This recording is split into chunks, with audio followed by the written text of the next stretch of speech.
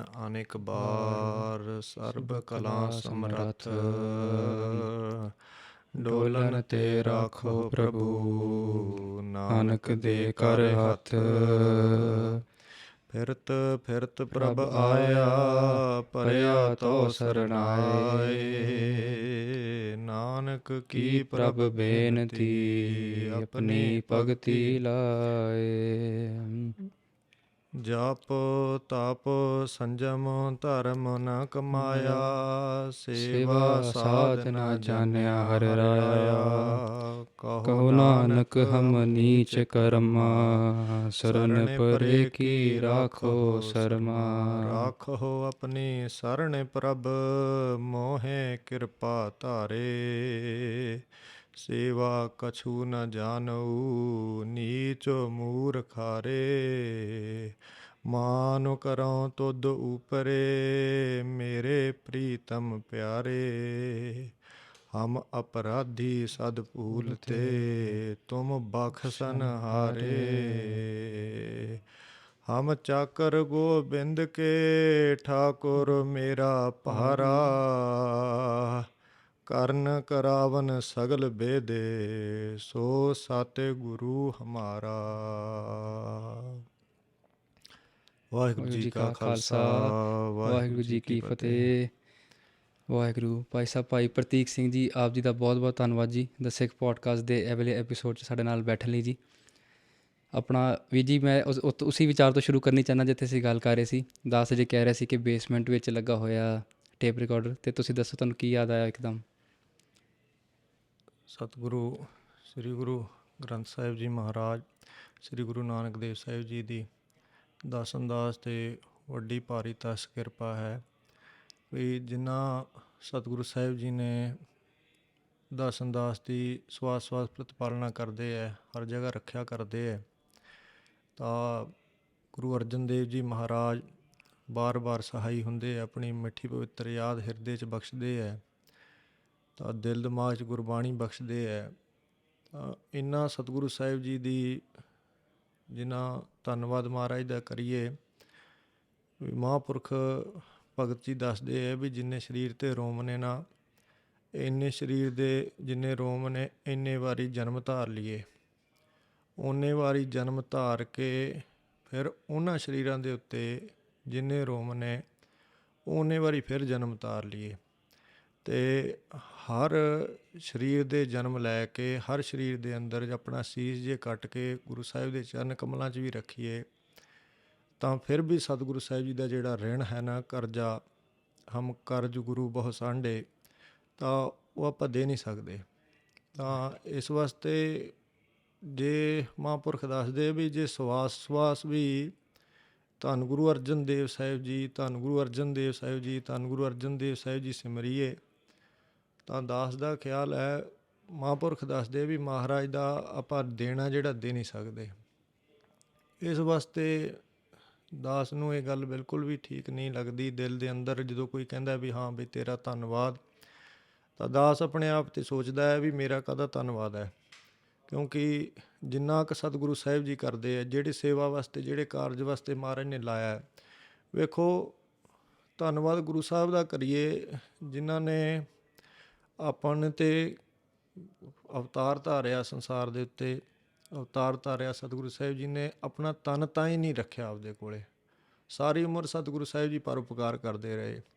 ਤਾਂ ਫਿਰ ਆਪਣਾ ਤਨ ਜਿਹੜਾ ਹੈ ਉਹ ਵੀ ਮਹਾਰਾਜ ਨੇ ਸ਼ਹੀਦੀ ਦੇ ਦਿੱਤੀ। ਅਤੇ ਤੱਤੀ ਤਵੀ 'ਤੇ ਖੜ੍ਹੇ ਰੇਤਾ ਸਿਰ 'ਤੇ ਪਵਾਇਆ ਗਰਮ, ਉਹ ਕਾਹਦੇ ਵਾਸਤੇ ਪਵਾਇਆ? ਇਸ ਵਾਸਤੇ ਵੀ ਆਪਣੇ ਕੰਨਾਂ 'ਚ ਮਹਾਂਪੁਰਖ ਕਹਿੰਦੇ ਵੀ ਕੰਨਾਂ 'ਚ ਗੁਰਬਾਣੀ ਲੱਗ ਸਕੇ, ਕਿਉਂਕਿ ਇਹ ਸਭ ਤੋਂ ਸੌਖਾ ਸਾਧਨ ਹੈ। ਤਾਂ ਜਦੋਂ ਹੁਣ ਫਿਰ ਸਤਿਗੁਰੂ ਸਾਹਿਬ ਜੀ ਨੇ ਇਤਨੇ ਪਰਉਪਕਾਰ ਕੀਤੇ ਹੈ, 9ਵੇਂ ਪਾਤਸ਼ਾਹ ਨੇ ਸ਼ਹਾਦਤ ਦਿੱਤੀ ਹੈ, ਤਾਂ 10ਵੇਂ ਪਾਤਸ਼ਾਹ ਨੇ ਸਰਬੰਸ ਕੁਰਬਾਨ ਕੀਤਾ ਹੈ, 4 ਸਾਹਿਬਜ਼ਾਦੇ ਕੁਰਬਾਨ ਕੀਤੇ, ਮਾਤਾ ਪਿਤਾ ਹਾਥੀ ਘੋੜੇ ਸਭ ਕੁਰਬਾਨ ਕੀਤਾ ਹੈ। ਤਾਂ ਮਹਾਰਾਜ ਦੇ ਇਤਨੇ ਜ਼ਿਆਦਾ ਪਰਉਪਕਾਰ ਨੇ, ਤਾਂ ਹੁਣ ਵੀ ਜਿਹੜੇ ਉਹ ਪਰਉਪਕਾਰ ਕਰਨੇ ਬੰਦ ਨਹੀਂ ਕਰਤੇ। ਹੁਣ ਆਪਾਂ ਨੂੰ ਸਵਾਸ ਸਵਾਸ ਪ੍ਰਤਿਪਾਲਨਾ ਕਰਦੇ, ਜੇ ਸਾਹ ਆ ਰਿਹਾ ਹੈ ਤਾਂ ਮਹਾਰਾਜ ਦੀ ਕਿਰਪਾ ਨਾਲ ਆ ਰਿਹਾ, ਅਤੇ ਪ੍ਰਾਣਾਂ ਦੇ ਆਸਰੇ ਹੋ ਕੇ ਵਸੇ ਹੈ। ਤਾਂ ਪ੍ਰਾਣ ਦੇ ਆਧਾਰ ਨੇ ਵੀ ਪ੍ਰਾਣ ਟਿਕੇ ਹੀ ਮਹਾਰਾਜ ਕਰਕੇ ਹੈ। ਤਾਂ ਸੰਸਾਰ 'ਤੇ ਕੋਈ ਐਸੀ ਚੀਜ਼ ਹੈ ਹੀ ਨਹੀਂ ਗੀ ਜਿਹੜੀ ਗੁਰੂ ਸਾਹਿਬ ਤੋਂ ਇਲਾਵਾ ਹੈ, ਤਾਂ ਮਹਾਰਾਜ ਦੀ ਕਿਰਪਾ ਤੋਂ ਬਿਨਾਂ ਹੋ ਰਹੀ ਹੈ। ਤਾਂ ਇਸ ਵਾਸਤੇ ਦਾਸ ਨੂੰ ਬੜੀ ਜ਼ਿਆਦਾ ਸ਼ਰਮ ਆਉਂਦੀ ਹੈ ਜਦੋਂ ਕੋਈ ਧੰਨਵਾਦ ਕਹਿੰਦਾ ਹੈ। ਤਾਂ ਆਪ ਜੀ ਨੇ ਕਿਹਾ ਸੀ ਵੀ ਖੁੱਲੀਆਂ ਵਿਚਾਰਾਂ ਕਰ ਸਕਦੇ ਹਾਂ, ਤਾਂ ਦਾਸ ਨੇ ਜੋ ਚਿੱਤ 'ਚ ਆਇਆ ਉਹ ਉੱਥੋਂ ਸ਼ੁਰੂ ਕਰ ਲਿਆ ਪੜ੍ਹਨ। ਤੁਸੀਂ ਕਿਹਾ ਸੀ ਵੀ ਸੱਤ ਹੈ ਜੀ। ਉੱਥੋਂ ਗੱਲ ਸ਼ੁਰੂ, ਕਿਉਂਕਿ ਉਹ ਗੱਲ ਥੋੜ੍ਹੀ ਹਾਸ ਰਸ ਜਿਹੀ ਵਾਲੀ ਸੀਗੀ। ਅਤੇ ਉਹ ਸਤਿਗੁਰੂ ਜੀ ਦੀ ਬਾਣੀ ਪੜ੍ਹਨ ਤੋਂ ਬਾਅਦ ਉੱਧਰਲੇ ਪਾਸੇ ਇੱਕਦਮ ਪੈਣ ਨੂੰ ਚਿੱਤ ਨਹੀਂ ਕੀਤਾ।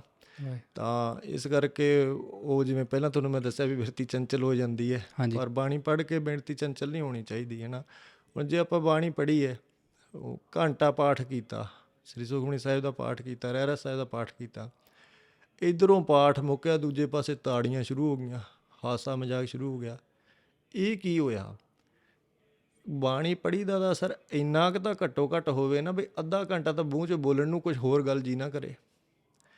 ਅਤੇ ਤਾਂ ਕਰਕੇ ਜਿਹੜਾ ਹੈ ਸਤਿਗੁਰੂ ਸਾਹਿਬ ਜੀ ਦੇ ਪਰਉਪਕਾਰ ਦਾਸ ਕਹਿ ਰਿਹਾ ਸੀ ਵੀ ਇੰਨੇ ਜ਼ਿਆਦਾ ਹੈ ਵੀ ਜੇ ਆਪਾਂ ਹੁਣ ਕਾਹਦੇ ਵਾਸਤੇ ਸ਼ਹੀਦੀ ਦਿੱਤੇ ਮਹਾਰਾਜ?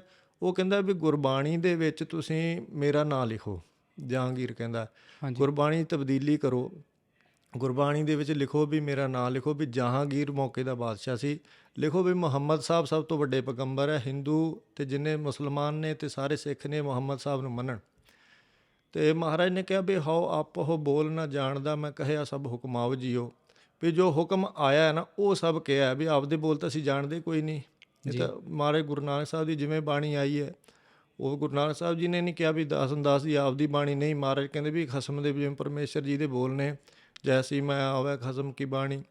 ਤਾਂ ਉਹ ਜਿਵੇਂ ਮਹਾਰਾਜ ਨੇ ਉਹਨੂੰ ਜਹਾਂਗੀਰ ਕਹਿੰਦਾ ਵੀ ਤੁਸੀਂ ਬਾਣੀ ਦੇ ਵਿੱਚ ਤਬਦੀਲੀ ਕਰੋ, ਅਤੇ ਬਾਣੀ 'ਚ ਮਹਾਰਾਜ ਕਹਿੰਦੇ ਵੀ ਬਾਣੀ ਤਬਦੀਲੀ ਨਹੀਂ ਕਰਨੀ। ਉਹ ਕਹਿੰਦਾ ਫਿਰ ਤੁਹਾਨੂੰ ਸ਼ਹੀਦ ਕਰ ਦਾਂਗੇ। ਚਲੋ ਕਹਿੰਦੇ ਤਬਦੀਲੀ ਨਹੀਂ ਕਰਨੀ, ਤੁਸੀਂ ਜੁਰਮਾਨਾ ਭਰ ਦਿਓ। ਉਹ ਕਾਹਦੇ ਵਾਸਤੇ? ਵੀ ਤੁਹਾਨੂੰ ਪਾਣੀ ਪੀਣ ਨੂੰ ਦੇਵਾਂਗੇ। ਗਰਮੀ ਬੜੀ ਹੈ, ਗਰਮੀ ਇੰਨੀ ਜ਼ਿਆਦਾ, ਹਾੜ੍ਹ ਦਾ ਜੇਠ ਦਾ ਮਹੀਨਾ, ਇੰਨੀ ਜ਼ਿਆਦਾ ਗਰਮੀ ਹੈ ਜੀ। ਅਤੇ ਉਹਦੇ ਵਿੱਚ ਹੁਣ ਉਹ ਮਹਾਰਾਜ ਨੂੰ ਭੁੱਖੇ ਰੱਖਿਆ। 5 ਰਾਤਾਂ ਸੀਗੀਆਂ। ਭਾਈ ਗੁਰਦਾਸ ਜੀ ਨੇ ਸਾਰੀ ਵਾਰ ਲਿਖੀ ਹੈ, ਅਤੇ ਜਿਹਦੇ ਵਿੱਚ ਅਖੀਰ 'ਤੇ ਆਉਂਦਾ ਵੀ ਗੁਰ ਅਰਜਨ ਵਿਟਹੁ ਕੁਰਬਾਣੀ। ਤਾਂ ਇਹ ਸਾਰੀ ਵਾਰ ਮਹਾਰਾਜ ਦੀ ਸ਼ਹੀਦੀ 'ਤੇ ਲਿਖੀ ਵੀ ਹੈ। ਅਤੇ ਹੁਣ ਇਹ ਸਾਰੀ ਦੀ ਸਾਰਾ ਮਹਾਰਾਜ ਦੀ ਸ਼ਹੀਦੀ ਦੀ ਗਵਾਹੀ ਭਾਈ ਗੁਰਦਾਸ ਜੀ ਨੇ ਭਰੀ ਹੈ। ਜਿਵੇਂ ਨਵੇਂ ਪਾਤਸ਼ਾਹ ਦੀ ਸ਼ਹੀਦੀ ਦੀ ਗਵਾਹੀ ਗੁਰੂ ਗੋਬਿੰਦ ਸਿੰਘ ਜੀ ਮਹਾਰਾਜ ਭਰਦੇ। ਸਾਰਾ ਸ਼ਬਦ ਤਿਲਕ ਜੰਝੂ ਰਾਖਾ ਪ੍ਰਭ ਤਾਕਾ, ਕੀਨੋ ਵੱਡੋ ਕਲੂ ਮਹਿਸਾਕਾ। ਇਹ ਸਾਰਾ ਸ਼ਬਦ ਦੀ ਗਵਾਹੀ ਜਿਹੜੀ ਮਹਾਰਾਜ 5ਵੇਂ ਪਾਤਸ਼ਾਹ ਦੀ ਸ਼ਹੀਦੀ ਹੈ, ਇਹਦੀ ਗੁਰੂ ਅਰਜਨ ਦੇਵ ਜੀ ਦੀ ਭਾਈ ਗੁਰਦਾਸ ਜੀ ਭਰਦੇ ਆ ਜੀ। ਤਾਂ ਉਹ ਸਾਰੀ ਦੀ ਸਾਰੀ ਜਿਹੜੀ ਵਾਰ ਹੈ ਸਤਿਗੁਰੂ ਸਾਹਿਬ ਜੀ ਦੀ, ਉਹ ਸ਼ਹੀਦੀ ਦੇ ਵਰਤਾਏ ਹੈ। ਉਹਦੇ ਵਿੱਚ ਮਹਾਰਾਜ ਨੇ ਦੱਸਿਆ ਵੀ ਉਹਦੇ ਵਿੱਚ ਜਿਹੜੀ ਰਾਤ ਸੀ ਨਾ ਗੁਰੂ ਸਾਹਿਬ ਦੇ ਵਿੱਚ, ਉਹ ਬੜੀ ਕਸ਼ਟਾਂ ਵਾਲੀ ਸੀਗੀ। ਅਤੇ ਉਹ ਕਸ਼ਟਾਂ ਵਾਲੀ ਕਿਉਂ ਸੀਗੀ? ਹੁਣ ਮਹਾਰਾਜ ਨੂੰ ਕਹਿੰਦੇ ਵੀ ਤੁਹਾਨੂੰ ਅਸੀਂ ਭੁੱਖੇ ਰੱਖਾਂਗੇ, ਤੁਹਾਨੂੰ ਤੁਸੀਂ ਇਹ ਦੇਵਾਂਗੇ। ਕਾਹਦੇ ਵਾਸਤੇ?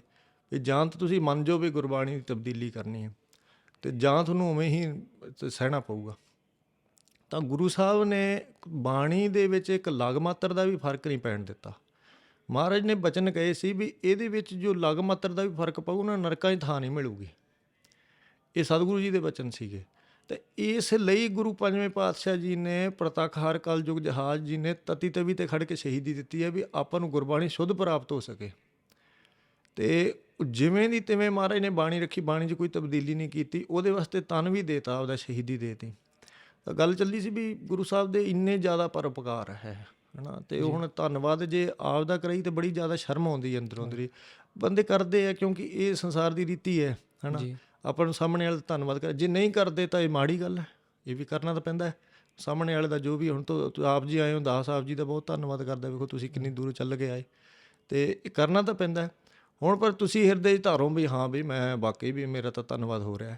ਜਿਹੜਾ ਗੁਰਸਿੱਖ ਹੋਣਾ ਚਾਹੀਦਾ ਹੈ, ਉਹਦੀ ਅਵਸਥਾ ਕੀ ਹੋਣੀ ਚਾਹੀਦੀ? ਮਹਾਂਪੁਰਖ ਹੋਣ, ਉਹਦੀ ਅਵਸਥਾ ਇਹ ਹੋਣੀ ਵੀ ਧੰਨਵਾਦ ਮੇਰਾ ਕਾਹਦਾ? ਧੰਨਵਾਦ ਤਾਂ ਗੁਰੂ ਸਾਹਿਬ ਦਾ ਹੈ। ਵੀ ਪਹਿਲਾਂ ਤਾਂ ਸਵਾਸ ਹੀ ਉਹਨਾਂ ਦੇ ਆਸਰੇ ਚੱਲ ਰਹੇ, ਅੱਖਾਂ ਦੇਖ ਰਹੀਆਂ ਉਹਨਾਂ ਦੇ ਆਸਰੇ ਦੇਖ ਰਹੀਆਂ, ਅਤੇ ਧੰਨਵਾਦ ਕਾਹਦਾ ਫਿਰ ਹੋਇਆ? ਇਸ ਵਾਸਤੇ ਉਹਨੇ ਲਿਖਿਆ ਨਾ, ਸਾਈਂ ਸਭ ਕੋ ਦੇਤ ਹੈ, ਅਤੇ ਉਹ ਕਵੀ ਰਹੀਮ ਹੋਏ ਹੈ। ਤਾਂ ਉਹ ਕਹਿੰਦੇ ਵੀ ਅਤੇ ਤੁਹਾਡੇ ਨੈਣ ਨੀਚੇ ਕਿਉਂ ਹੈ? ਅਤੇ ਸਾਈਂ ਸਭ ਕੋ ਦੇਤ ਹੈ, ਸਾਈਂ ਸਭ ਕੋ ਦੇਤ ਹੈ, ਪੋਕਤ ਹੈ ਦਿਨ ਰੈਣ। ਵੀ ਪੋਕਤ ਹੈ ਸਾਰਿਆਂ ਨੂੰ ਰਿਜ਼ਕ ਪਹੁੰਚਾਉਂਦੇ ਦਿਨ ਰਾਤ, ਹੈ ਨਾ। ਲੋਕ ਨਾਮ ਮੇਰੋ ਕਹੈ ਤਾਂ ਤੇ ਨੀਚੇ ਨੈਣ। ਅਤੇ ਵੀ ਲੋਕ ਨਾਮ ਮੇਰਾ ਕਹਿ ਦਿੰਦੇ, ਇਸ ਵਾਸਤੇ ਮੈਂ ਨੀਵੀਂ ਪਾ ਲੈਂਦਾ ਸ਼ਰਮ ਦੇ ਵਿੱਚ ਜੀ ਵੀ ਤਾਂ ਤੇ ਨੀਚੇ ਨੈਣ ਵੀ ਨੀਚੇ। ਉਹ ਕਹਿੰਦੇ ਵੀ ਤੁਸੀਂ ਦਾਨ ਕਰਕੇ ਆਏ ਹੋ ਤੇ ਸ਼ਰਮ ਪਾਉਣ ਦੇਣ ਕਿਉਂ ਤੁਰੇ ਹੋਣੇ ਹੋ। ਵਾਹਿਗੁਰੂ ਤਾਂ ਉਹ ਕਹਿੰਦੇ ਵੀ ਦਾਣਾ ਪਾਣੀ ਗੁਰੂ ਸਾਹਿਬ ਦਾ ਹੈ ਸਾਈਂ ਸਭ ਕੋ ਦੇਤ ਹੈ ਪੋਖਤ ਹੈ ਦਿਨ ਰੈਣ। ਅਤੇ ਲੋਕ ਨਾਮ ਮੇਰੋ ਕਹੇ ਤਾਂ ਜਾਂ ਤੇ ਨੀਚੇ ਨੈਣ, ਵੀ ਇਸ ਵਾਸਤੇ ਨੈਣ ਨੀਚੇ ਕੀਤੇ। ਤਾਂ ਉਹ ਗੱਲ ਹੈ ਵੀ ਗੁਰੂ ਸਾਹਿਬ ਦਾ ਜਿਤਨਾ ਪਰਉਪਕਾਰ ਹੈ, ਜਿੰਨਾ ਗੁਰੂ ਸਾਹਿਬ ਦਾ ਵੱਡਾ ਕਾਰਜ ਮਹਾਰਾਜ ਨੇ ਦਿੱਤਾ ਹੈ, ਆਪਾਂ ਤਾਂ ਕਰਦੇ ਕੁਛ ਨਹੀਂ। ਤਾਂ ਜਿੰਨੀ ਕੁ ਸੇਵਾ ਘੱਟੋ ਘੱਟ ਆਪਾਂ ਇਹ ਤਾਂ ਕਹਿ ਦਿੰਦੇ ਆ ਬੰਦੇ ਵੀ ਜੀ ਗੁਰੂ ਤੇਗ ਬਹਾਦਰ ਸਾਹਿਬ ਜੀ ਨੇ ਹਿੰਦੂ ਮੱਤ ਵਾਸਤੇ ਸ਼ਹੀਦੀ ਦਿੱਤੀ ਅਤੇ ਉਹ ਆਸਾਨ ਨਹੀਂ ਜਾਣਦੇ। ਇਹ ਤਾਂ ਵਿਚਾਰੀ ਵੀ ਆਪਾਂ ਕਿੰਨਾ ਕੁ ਆਸਾਨ ਜਾਣਦੇ ਵੀ ਆਪਣੇ ਵਾਸਤੇ ਨਹੀਂ ਸ਼ਹੀਦੀ ਦਿੱਤੀ, ਧਰਮ ਦਾ ਪ੍ਰਕਾਸ਼ ਕਰਨ ਵਾਸਤੇ ਅਤੇ ਜ਼ੁਲਮ ਦਾ ਨਾਸ਼ ਕਰਨ ਵਾਸਤੇ ਸ਼ਹੀਦੀ ਦਿੱਤੀ ਹੈ। 10ਵੇਂ ਪਾਤਸ਼ਾਹ ਨੇ ਆਪਾਂ ਨੂੰ ਰਾਜ ਬਖਸ਼ਿਆ, ਬਿਨਾਂ ਪ੍ਰਿਥਵੀ ਦੇ ਰਾਜੇ ਬਣਾਏ ਨਾ। ਜੇ ਸੁਨਾਮ ਹਿਰਦੈ ਸੋਈ ਵੱਡ ਰਾਜਾ, ਵੀ ਜੇ ਨਾਮ ਬਖਸ਼ ਕੇ ਬਿਨਾਂ ਪ੍ਰਿਥਵੀ ਤੋਂ ਹੀ ਰਾਜੇ ਬਣਾਤੇ, ਵੀ ਪ੍ਰਿਥਵੀ ਦੇ ਵੀ ਮੁਹਤਾਜ ਨਾ ਹੋਣ, ਵੀ ਪ੍ਰਿਥਵੀ ਹੋਊਗੀ ਤਾਂ ਫਿਰ ਰਾਜੇ ਹੋਣਗੇ। ਇਹ ਤਾਂ ਜਿੱਥੇ ਜਿਹੜਾ ਖਾਲਸਾ ਬੈਠੋ ਰਾਜਾ ਹੈ। ਅਤੇ ਇੰਨਾ ਵੱਡਾ ਪਰਉਪਕਾਰ ਸਰਬੰਸ ਕੁਰਬਾਨ ਮਹਾਰਾਜ ਨੇ ਕੀਤਾ, ਆਪਾਂ ਕੀ ਦਾ ਆਸਾਨ ਜਾਣਦੇ ਹਾਂ। ਤਾਂ ਇਹ ਬੜੀ ਲੋਕਾਂ ਦੀ ਗੱਲ ਹੈ ਵੀ ਦੂਜੇ ਨੂੰ ਕਹਿਣਾ ਵੀ ਤੂੰ, ਇਹ ਆਪਣਾ ਵਿਚਾਰ ਕਰਨਾ ਚਾਹੀਦਾ ਹੈ ਵੀ ਅਸੀਂ ਵੀ ਮਹਾਰਾਜ ਦਾ ਆਸਾਨ ਕੋਈ ਨਹੀਂ ਜਾਣਦੇ। ਤਾਂ ਇਸ ਵਾਸਤੇ ਤਾਂ ਜਿੰਨੇ ਵੀ ਰੋਮ ਨੇ ਸਰੀਰ ਦੇ, ਇੰਨਾ ਕੁ ਵਾਰੀ ਜਨਮ ਧਾਰੀਏ, ਤਾਂ ਇੰਨੇ ਕੁ ਵਾਰੀ ਜਨਮ ਧਾਰ ਕੇ ਬਾਰ-ਬਾਰ ਗੁਰੂ ਸਾਹਿਬ ਨੂੰ ਸੀਸ ਅਰਪਦੀਏ, ਧੰਨ ਗੁਰੂ ਅਰਜਨ ਦੇਵ ਜੀ ਨੂੰ ਅਤੇ ਗੁਰੂ ਪਰਮੇਸ਼ਰ ਗੁਰੂ ਨਾਨਕ ਦੇਵ ਜੀ, ਗੁਰੂ ਗ੍ਰੰਥ ਸਾਹਿਬ ਜੀ ਨੂੰ। ਫਿਰ ਵੀ ਮਹਾਰਾਜ ਦਾ ਧੰਨਵਾਦ ਨਹੀਂ ਹੋ ਸਕਦਾ। ਇਸ ਵਾਸਤੇ ਸਦਾ ਲਈ ਧੰਨਵਾਦ ਗੁਰੂ ਸਾਹਿਬ, ਗੁਰੂ ਗ੍ਰੰਥ ਸਾਹਿਬ ਦਾ ਹੈ, ਤਾਂ ਗੁਰੂ ਨਾਨਕ ਦੇਵ ਜੀ ਦਾ, ਗੁਰੂ ਅਰਜਨ ਦੇਵ ਜੀ ਦਾ ਹੈ। ਤਾਂ ਦੱਸਦਾ ਸੀ ਵੀ ਮਹਾਂਪੁਰਖ ਕਹਿੰਦੇ ਨੇ ਵੀ ਜਿੰਨੇ ਕੁ ਪਰਉਪਕਾਰ ਆਪਾਂ ਮਹਾਰਾਜ ਨੇ ਆਪਣੇ 'ਤੇ ਕੀਤੇ ਨੇ, ਤਾਂ ਫਿਰ ਵੀ ਆਪਾਂ ਸਵਾਸ ਧੰਨ ਗੁਰੂ ਅਰਜਨ ਦੇਵ ਜੀ, ਧੰਨ ਗੁਰੂ ਅਰਜਨ ਦੇਵ ਜੀ, ਧੰਨ ਗੁਰੂ ਅਰਜਨ ਦੇਵ ਜੀ ਸਿਮਰਨਾ ਛੱਡ ਕੇ, ਮਹਾਰਾਜ ਨੂੰ ਜਪਣਾ ਛੱਡ ਕੇ ਆਪਾਂ ਸੰਸਾਰ 'ਚ ਪਰਚ ਜਾਂਦੇ ਹਾਂ। ਪਦਾਰਥ ਵੇਖ ਕੇ ਤਾਂ ਬਿਰਤੀ ਚੰਚਲ ਹੋ ਜਾਂਦੀ ਹੈ, ਭੁੱਲ ਹੀ ਜਾਂਦਾ ਖਿਲਾਰਾ ਹੀ, ਬਾਕੀ ਗੱਲ ਹੀ ਭੁੱਲ ਜਾਂਦੀ ਵੀ ਸਾਨੂੰ ਕਿਹੜੇ ਕੰਮ ਤਾਂ ਚਲੋ ਕਿਹੜੇ ਆਏ ਆ ਉਹ ਤਾਂ ਕਿੱਥੇ ਯਾਦ ਰਹਿਣਾ ਹੈ। ਇਹ ਹੀ ਭੁੱਲ ਜਾਂਦਾ ਵੀ ਅਸੀਂ ਨਾਮ ਜਪਣ ਵਾਸਤੇ ਚੋਲਾ ਪਾਇਆ, ਮਹਾਰਾਜ ਦਾ ਨਾਮ ਜਪਣ ਵਾਸਤੇ ਇੱਕ ਕਾਰ ਧਾਰਿਆ, ਉਹ ਭੁੱਲ ਜਾਂਦੇ ਅਤੇ ਖਿਆਲ ਹੀ ਭੁੱਲ ਜਾਂਦਾ। ਪਦਾਰਥ ਵੇਖ ਕੇ, ਪਦਾਰਥ ਤਾਂ ਚਲੋ ਵੀ ਛੋਟੀ ਜਿਹੀ ਜੇ ਕਿਸੇ ਨੇ ਗੱਲ ਹੈ ਨਾ ਵੀ ਸਾਹਮਣੇ ਬਰਫੀ ਦਾ ਟੁਕੜਾ ਆ ਗਿਆ, ਉਹਨੂੰ ਵੇਖ ਕੇ ਭੁੱਲ ਜਾਂਦਾ ਹੈ। ਉਹਨੂੰ ਕਿਹਾ ਜਾਵੇ ਵੀ ਤੂੰ 2 ਮਿੰਟ ਬੈਠ ਇੱਥੇ ਅਤੇ ਹੁਣ ਮਹਾਰਾਜ ਦਾ ਨਾਮ ਲੈ, ਦਾਸ ਦਾ ਨਿਤ ਦਾ ਅਭਿਆਸ ਕਰਦਾ ਹੈ। ਉਹ ਮਹਾਂਪੁਰਖਾਂ ਨੇ ਕਿਹਾ ਸੀ ਵੀ ਜਦੋਂ ਵੀ ਕੋਈ ਅੰਨ ਦਾ ਦਾਣਾ ਛਕਣਾ ਹੈ ਨਾ, ਅੰਨ ਦਾ ਪਾਣੀ, ਉਹ 10ਵੇਂ ਪਾਤਸ਼ਾਹ ਨੂੰ ਅਰਪ ਕੇ ਛਕਣਾ। ਤਾਂ ਉਹਦੇ ਵਿੱਚ ਇਹ ਵੀ ਕੋਈ ਵੀ ਜਿਵੇਂ ਕੋਈ ਲੈ ਲਓ ਤੁਸੀਂ ਰੋਟੀ ਦੀ ਬੁਰਕੀ ਖਾਣੀ ਹੈ, ਮਹਾਂਪੁਰਖ ਕਹਿੰਦੇ ਵੀ ਬੁਰਕੀ ਤੋੜ ਕੇ ਅਤੇ 10 ਪਾਤਸ਼ਾਹ ਨੂੰ ਨਮਸਕਾਰ ਕਰਨੀ ਹੈ ਅਤੇ ਨਾਲ ਨਾਮ ਜਪ ਲੈਣਾ 10 ਪਾਤਸ਼ਾਹ, ਫਿਰ ਮੂੰਹ 'ਚ ਬੁਰਕੀ ਪਾਉਣੀ ਹੈ। ਮੂੰਹ 'ਚ ਬੁਰਕੀ ਪਾ ਕੇ ਫਿਰ ਬੁਰਕੀ ਜਿੰਨਾ ਚਿਰ ਚੱਬੀ ਜਾਣੀ, ਉਹਨਾਂ ਫਿਰ 10ਵੇਂ ਪਾਤਸ਼ਾਹ ਨਾਮ ਲੈ ਕੇ ਨਮਸਕਾਰ ਕਰ ਲੈਣੀ ਹੈ ਮਹਾਰਾਜ ਨੂੰ। ਐਂ ਸਿਮਰਨ ਕਰੀ ਜਾਣਾ, ਜਿਹਨੂੰ ਸਾਸ ਗਿਰਾਸ ਵੀ ਕਹਿੰਦੇ, ਗਿਰਾਸ ਨਾਮ ਬੁਰਕੀ ਦਾ ਵੀ ਹੁੰਦਾ। ਅਤੇ ਉਹ ਹਰ ਇੱਕ ਬੁਰਕੀ ਦੇ ਨਾਲ, ਹਰ ਇੱਕ ਅੰਨ ਦੇ ਨਾਲ ਤਾਂ ਉਸ ਵਾਸਤੇ ਵੀ ਜਿੰਨਾ ਕੁ ਹੁਣ ਇਹਦੇ ਵਿੱਚ ਦੱਸਦਾ ਸੀ ਵੀ ਅਭਿਆਸ ਦਾ ਇਹਦੇ ਵਿੱਚ ਕੀ ਹੈ ਵੀ ਬਿਰਤੀ ਇੰਨੀ ਚੰਚਲ ਹੋ ਜਾਂਦੀ ਹੈ ਵੀ ਉਹ ਥੋੜ੍ਹਾ ਜਿਹਾ ਸਮਾਂ, ਹੁਣ ਪਦਾਰਥ ਕਿੰਨਾ ਕੁ ਹੈ, ਸਵਾਦਲਾ ਪਦਾਰਥ ਸਾਹਮਣੇ ਰੱਖਿਆ, ਤਾਂ ਉਹ ਜਿੰਨਾ ਕੁ ਹੁਣ ਕੋਈ ਸਕਿੰਟਾਂ ਦਾ ਹਿਸਾਬ ਹੋਊਗਾ ਅਤੇ ਉਹਦੇ ਵਿੱਚ ਤੁਸੀਂ ਅਰਦਾਸ ਤਾਂ ਨਿੱਤ ਕਰਦਾ ਵੀ ਉਹਦੇ ਵਿੱਚ ਮਹਾਰਾਜ ਨੂੰ ਧਿਆਉਣ ਦੀ ਕੋਸ਼ਿਸ਼ ਕਰੋ। ਮੈਂ ਹੁਣ ਮਹਾਰਾਜ ਨੂੰ ਧਿਆਉਣਾ, ਚਲੋ ਇੱਕ ਦਿਨ ਹੱਠ ਕਰਕੇ ਧਿਆ ਲੈ, ਦੂਜੇ ਦਿਨ ਤਾਂ ਇੰਨੀ ਅੰਦਰ ਕਾਹਲ ਪੈ ਜਾਊਗੀ ਵੀ ਛੇਤੀ ਵੀ ਮਹਾਰਾਜ ਦਾ ਨਾਮ ਛੇਤੀ ਲਈਏ ਅਤੇ ਜਿਹੜੀ ਚੀਜ਼ ਹੈ ਨਾ ਬਣੀ, ਇਹਨੂੰ ਰੋਟੀ ਜੋ ਵੀ ਸਵਾਦ ਬਣੀ ਇਹਨੂੰ ਅੰਦਰ ਸੁੱਟੀਏ। ਅਤੇ ਉਹ ਗੱਲ ਹੈ ਵੀ ਆਪਾਂ ਨੂੰ ਤਾਂ ਯਾਦ ਹੀ ਨਹੀਂ ਕੁਛ ਰਹਿੰਦਾ। ਅਤੇ ਸਿਰਫ ਨਾਲੇ ਇਹ ਨਿਯਮ ਵੀ ਹੈ, ਨਾਲੇ ਰੋਜ਼ ਇਹ ਕੰਮ ਕਰਨਾ, ਤਾਂ ਰੋਜ਼ ਕਰਨਾ ਉਹਦੇ 'ਚ ਵੀ ਬਿਰਤੀ ਇੰਨੀ ਚੰਚਲ ਹੋ ਜਾਂਦੀ ਹੈ ਵੀ ਹਾਂ ਝਟਪਟ ਵੀ ਪਦਾਰਥ ਛਕੀਏ। ਨਾਲ ਪਦਾਰਥ ਛਕਦੇ ਵੀ ਤਾਂ ਉਹ ਗੁਰੂ ਸਾਹਿਬ ਦੇ ਕਨੀ ਮੂੰਹ 'ਚ ਤਾਂ ਪਦਾਰਥ ਆਈ ਜਾਂਦਾ, ਮੂੰਹ 'ਚ ਲਾਲਾਂ ਬਣੀ ਜਾਂਦੀਆਂ ਪਦਾਰਥ ਨੂੰ ਵੇਖ ਕੇ, ਅਤੇ ਧਿਆਨ ਗੁਰੂ ਸਾਹਿਬ ਵੱਲ ਕਿੱਥੇ ਜਾਣਾ। ਅਤੇ ਉਹ ਸਾਰੇ ਦੀ ਸਾਰੀ ਬਿਰਤੀ ਪਦਾਰਥ ਦੇ ਵਿੱਚ ਡਿੱਗੀ ਵੀ ਹੈ। ਅਤੇ ਇਸ ਕਰਕੇ ਤਾਂ ਜਿੰਨੀ ਵੀ ਹੈ ਹੁਣ ਸਵਾਸ ਮਹਾਰਾਜ ਨੂੰ ਸਿਮਰਨਾ ਚਾਹੀਦਾ ਹੈ, ਤਾਂ ਧੰਨਵਾਦ ਸਦਾ ਹੀ ਮਹਾਰਾਜ ਦਾ ਕਰਨਾ ਚਾਹੀਦਾ। ਅਤੇ ਪਰ ਆਪਾਂ ਭੁੱਲ ਜਾਂਦੇ, ਛੋਟੀ ਚੀਜ਼ ਵੇਖ ਕੇ ਮਨ ਚੰਚਲ ਹੋ ਜਾਂਦਾ। ਤਾਂ ਕੋਈ ਮਿੱਤਰ ਆ ਗਿਆ, ਮਿੱਤਰ ਦੇ ਨਾਲ ਬੈਠ ਗਏ, ਮਿੱਤਰ ਹੀ ਯਾਦ ਹੈ ਅਤੇ ਦੂਜੀ ਤਾਂ ਕੋਈ ਗੱਲ ਯਾਦ ਕੋਈ ਨਹੀਂ। ਅਤੇ ਹੁਣ ਹੈ ਨਾ ਵੀ ਮਹਾਰਾਜ ਕੋਈ ਪਰਉਪਕਾਰ ਮਹਾਰਾਜ ਹੈ। ਹੁਣ ਕਿਉਂ ਕਿਹਾ ਵੀ ਗੁਰਸਿੱਖਾਂ ਨਾਲ ਬੈਠੋ, ਕਿਉਂ ਕਿਹਾ ਗੁਰਸਿੱਖਾਂ ਸੰਗਤ, ਬਈ ਤੂੰ ਨਹੀਂ ਕੋਈ ਗੱਲ ਕਰੇਗਾ ਤਾਂ ਸਾਹਮਣੇ ਵਾਲਾ ਤਾਂ ਮਹਾਰਾਜ ਦੀ ਗੱਲ ਛੇੜੂਗਾ, ਅਤੇ ਕੋਈ ਤਾਂ ਗੱਲ ਮਹਾਰਾਜ ਦੀ ਚੱਲੂਗੀ। ਤਾਂ ਇਸ ਕਰਕੇ ਉਹ ਫਿਰ ਸਾਰੀਆਂ ਗੱਲਾਂ ਵਿੱਚ ਜੁੜ ਜਾਂਦੀਆਂ। ਤਾਂ ਹੀ ਮਹਾਰਾਜ ਕਿਹਾ ਵੀ ਸੰਗਤ ਕਰਨੀ ਹੈ ਤਾਂ ਗੁਰਸਿੱਖਾਂ ਦੀ ਕਰਨੀ ਹੈ, ਰਹਿਣਾ ਨਾਲ ਗੁਰਸਿੱਖਾਂ ਦੇ ਰਹਿਣਾ, ਅਤੇ ਖਾਣ ਪਾਣ ਰੱਖਣਾ ਗੁਰਸਿੱਖਾਂ ਦੇ ਨਾਲ ਸਾਂਝਾ ਰੱਖਣਾ। ਤਾਂ ਹੁਣ ਜਿਵੇਂ ਇਹ ਬੰਦੇ ਦੇ ਵਿੱਚ ਪੁਰਾਣੀਆਂ ਵੀ ਚੀਜ਼ਾਂ ਫਸੀਆਂ ਹੁੰਦੀਆਂ, ਕਿਉਂਕਿ ਕੋਈ ਕਿੱਧਰਲੇ ਪਾਸੇ ਜ਼ਿੰਦਗੀ 'ਚ ਆਇਆ ਹੁੰਦਾ, ਕੋਈ ਕਿੱਧਰਲੇ ਪਾਸੇ ਆਇਆ ਹੁੰਦਾ, ਤਾਂ ਉਹਦੇ ਕਰਕੇ ਕੀ ਹੈ ਵੀ ਉਹ ਪਿਛਲੇ ਜਿਹੜੇ ਬੇਲੀ ਮਿੱਤਰ ਉਹ ਖਹਿੜਾ ਛੱਡਦੇ ਨਹੀਂ ਹੁੰਦੇ, ਉਹ ਨਾਲ ਤੁਰੇ ਹੁੰਦੇ। ਪਰ ਹੁਣ ਜਿਸ ਰਸਤੇ 'ਤੇ ਆਪਾਂ ਪੈਰ ਧਰਿਆ ਹੈ, ਗੁਰੂ ਸਾਹਿਬ ਨੇ ਧਰਵਾਇਆ ਹੈ ਬਲ ਦੇ ਕੇ ਆਪਣਾ, ਅਤੇ ਉਸ ਦੇ ਨਾਲ ਉਹਦਾ ਕੋਈ ਸੰਬੰਧ ਨਹੀਂ ਹੁੰਦਾ ਪਿਛਲੇ ਦਾ, ਪਰ ਉਹ ਪਿਛਲੇ ਪਿੱਛੇ ਖਿੱਚਣ ਵਾਲੇ ਹੁੰਦੇ ਜੀ, ਤਾਂ ਉਹਨਾਂ ਨੂੰ ਫਿਰ ਛੱਡਣਾ ਪੈਂਦਾ ਹੈ ਨਾ। ਅਤੇ ਕਿਉਂਕਿ ਜਿਵੇਂ ਦਾਸ ਨੇ ਕਿ ਵੀ ਜੇ ਉਹਨਾਂ ਨਾਲ ਬੈਠਾਂਗੇ ਤਾਂ ਉਹ ਮਹਾਰਾਜ ਦੀ ਗੱਲ ਥੋੜ੍ਹੀ ਚੇਤੇ ਆਊਗੀ ਉਹਨਾਂ ਨਾਲ ਬੈਠ ਕੇ।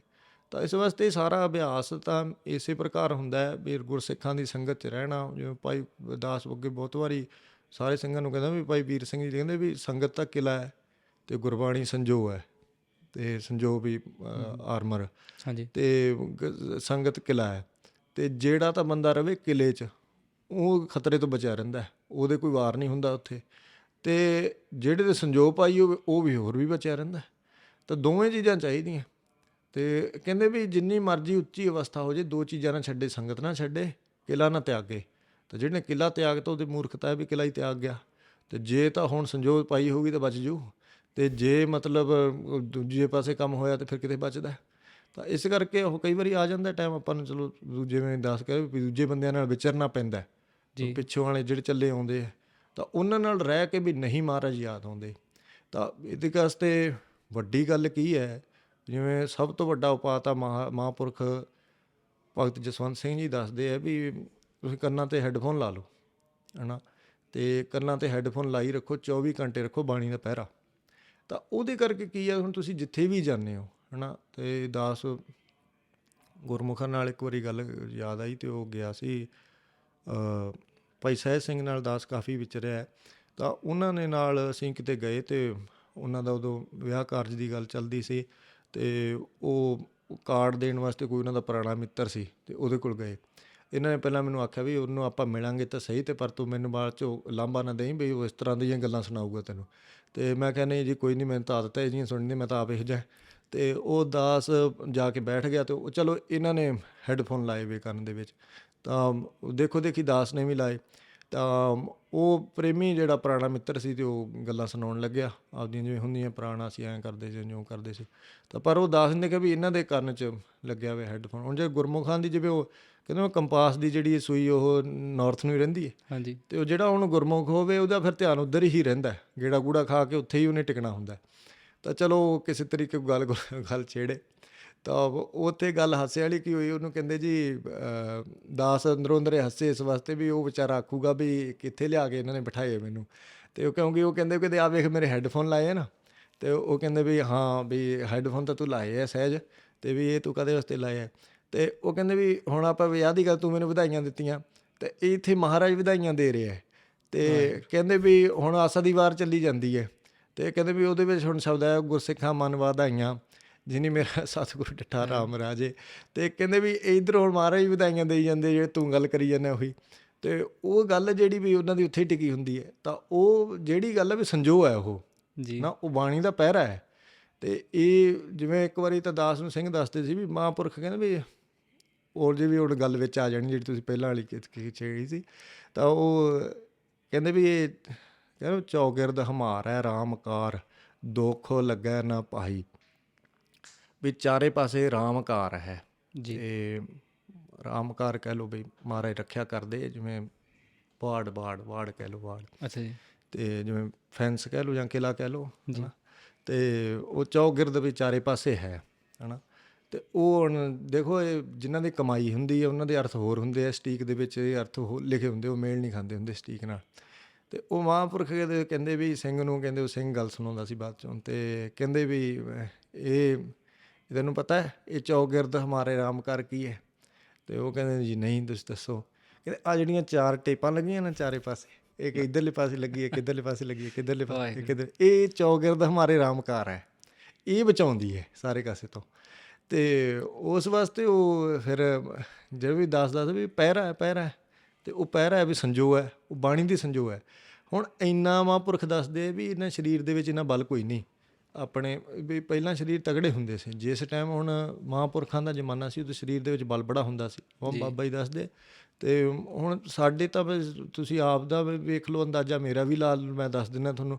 ਅਤੇ ਆਪਣੇ ਤੋਂ ਨਾ ਤਾਂ ਭੁੱਖ ਬਰਦਾਸ਼ਤ ਹੁੰਦੀ ਹੈ, ਨਾ ਸਾਡੇ ਤੋਂ ਨੀਂਦ ਬਰਦਾਸ਼ਤ ਹੁੰਦੀ ਹੈ, ਅਤੇ ਨਾ ਸਾਡੇ ਤੋਂ ਅਸੀਂ ਕਹੀਏ ਵੀ ਅਸੀਂ ਥੋੜ੍ਹਾ ਟਾਈਮ ਖੜ੍ਹ ਜਾਈਏ, ਨਾ ਸਾਡੇ ਤੋਂ ਖੜ੍ਹੀਦਾ। ਫਿਰ ਕਈ ਥੋੜ੍ਹਾ ਟਾਈਮ ਬੈਠ ਜਾਈਏ, ਨਾ ਬੈਠੀਦਾ। ਦਾਸ ਨੇ ਵੇਖਿਆ ਵੀ ਬੰਦੇ ਜਿਹੜੇ ਬਹਿ ਕੇ ਨੌਕਰੀ ਕਰਦੇ ਉਹ ਵੀ ਦੁਖੀ, ਕੋਈ ਮੇਰੇ ਢੂਈ ਦੁਖਦੀ ਹੈ ਜੀ, ਉਹ ਮੇਰੇ ਤਾਂ ਹੱਥ ਹੀ ਦੁਖਣ ਲੱਗ ਗਏ ਕੀਬੋਰਡ 'ਤੇ ਟਾਈਪ ਕਰਕੇ, ਤਾਂ ਹੁਣ ਹੱਥ ਹੀ ਜਵਾਬ ਦੇ ਗਿਆ। ਜਿਹੜੇ ਖੜ੍ਹ ਕੇ ਉਹ ਕਹਿੰਦੇ ਵੀ ਸਾਡੇ ਤਾਂ ਪੈਰ ਦੁਖਣ ਲੱਗ ਗਏ ਜਾਂ ਕੁਛ ਹੋਰ, ਵੀ ਸਰੀਰ 'ਚ ਬਲ ਕੋਈ ਨਹੀਂ। ਅਤੇ ਹੁਣ ਕਿਸੇ ਟਾਈਮ ਹੁਣ ਜਿਹੜੇ ਰਿਸ਼ੀ ਮੁਨੀ ਇੰਨਾ ਤਪ ਕਠਨ ਕਰਦੇ ਸੀਗੇ, ਤਾਂ ਉਹ ਸਰੀਰ ਦੇ ਵਿੱਚ ਬਲ ਹੁੰਦੇ ਸੀ। ਹੁਣ ਬਾਬਾ ਦੀਪ ਸਿੰਘ ਜੀ ਦੇ ਸਰੀਰ ਦੇ ਵਿੱਚ ਬਲ ਸੀ ਨਾ, ਤਾਂ ਹੀ 1.25 ਮਣ ਲੋਹਾ ਤਨ ਦੇ ਉੱਤੇ ਬੰਨਿਆ ਹੁੰਦਾ ਸੀ। ਅਤੇ ਉਹ 1.25 ਮਣ ਹੁਣ ਲਾ ਲਓ ਵੀ 40 ਕੁ ਦਾ ਮਣ ਹੁੰਦਾ।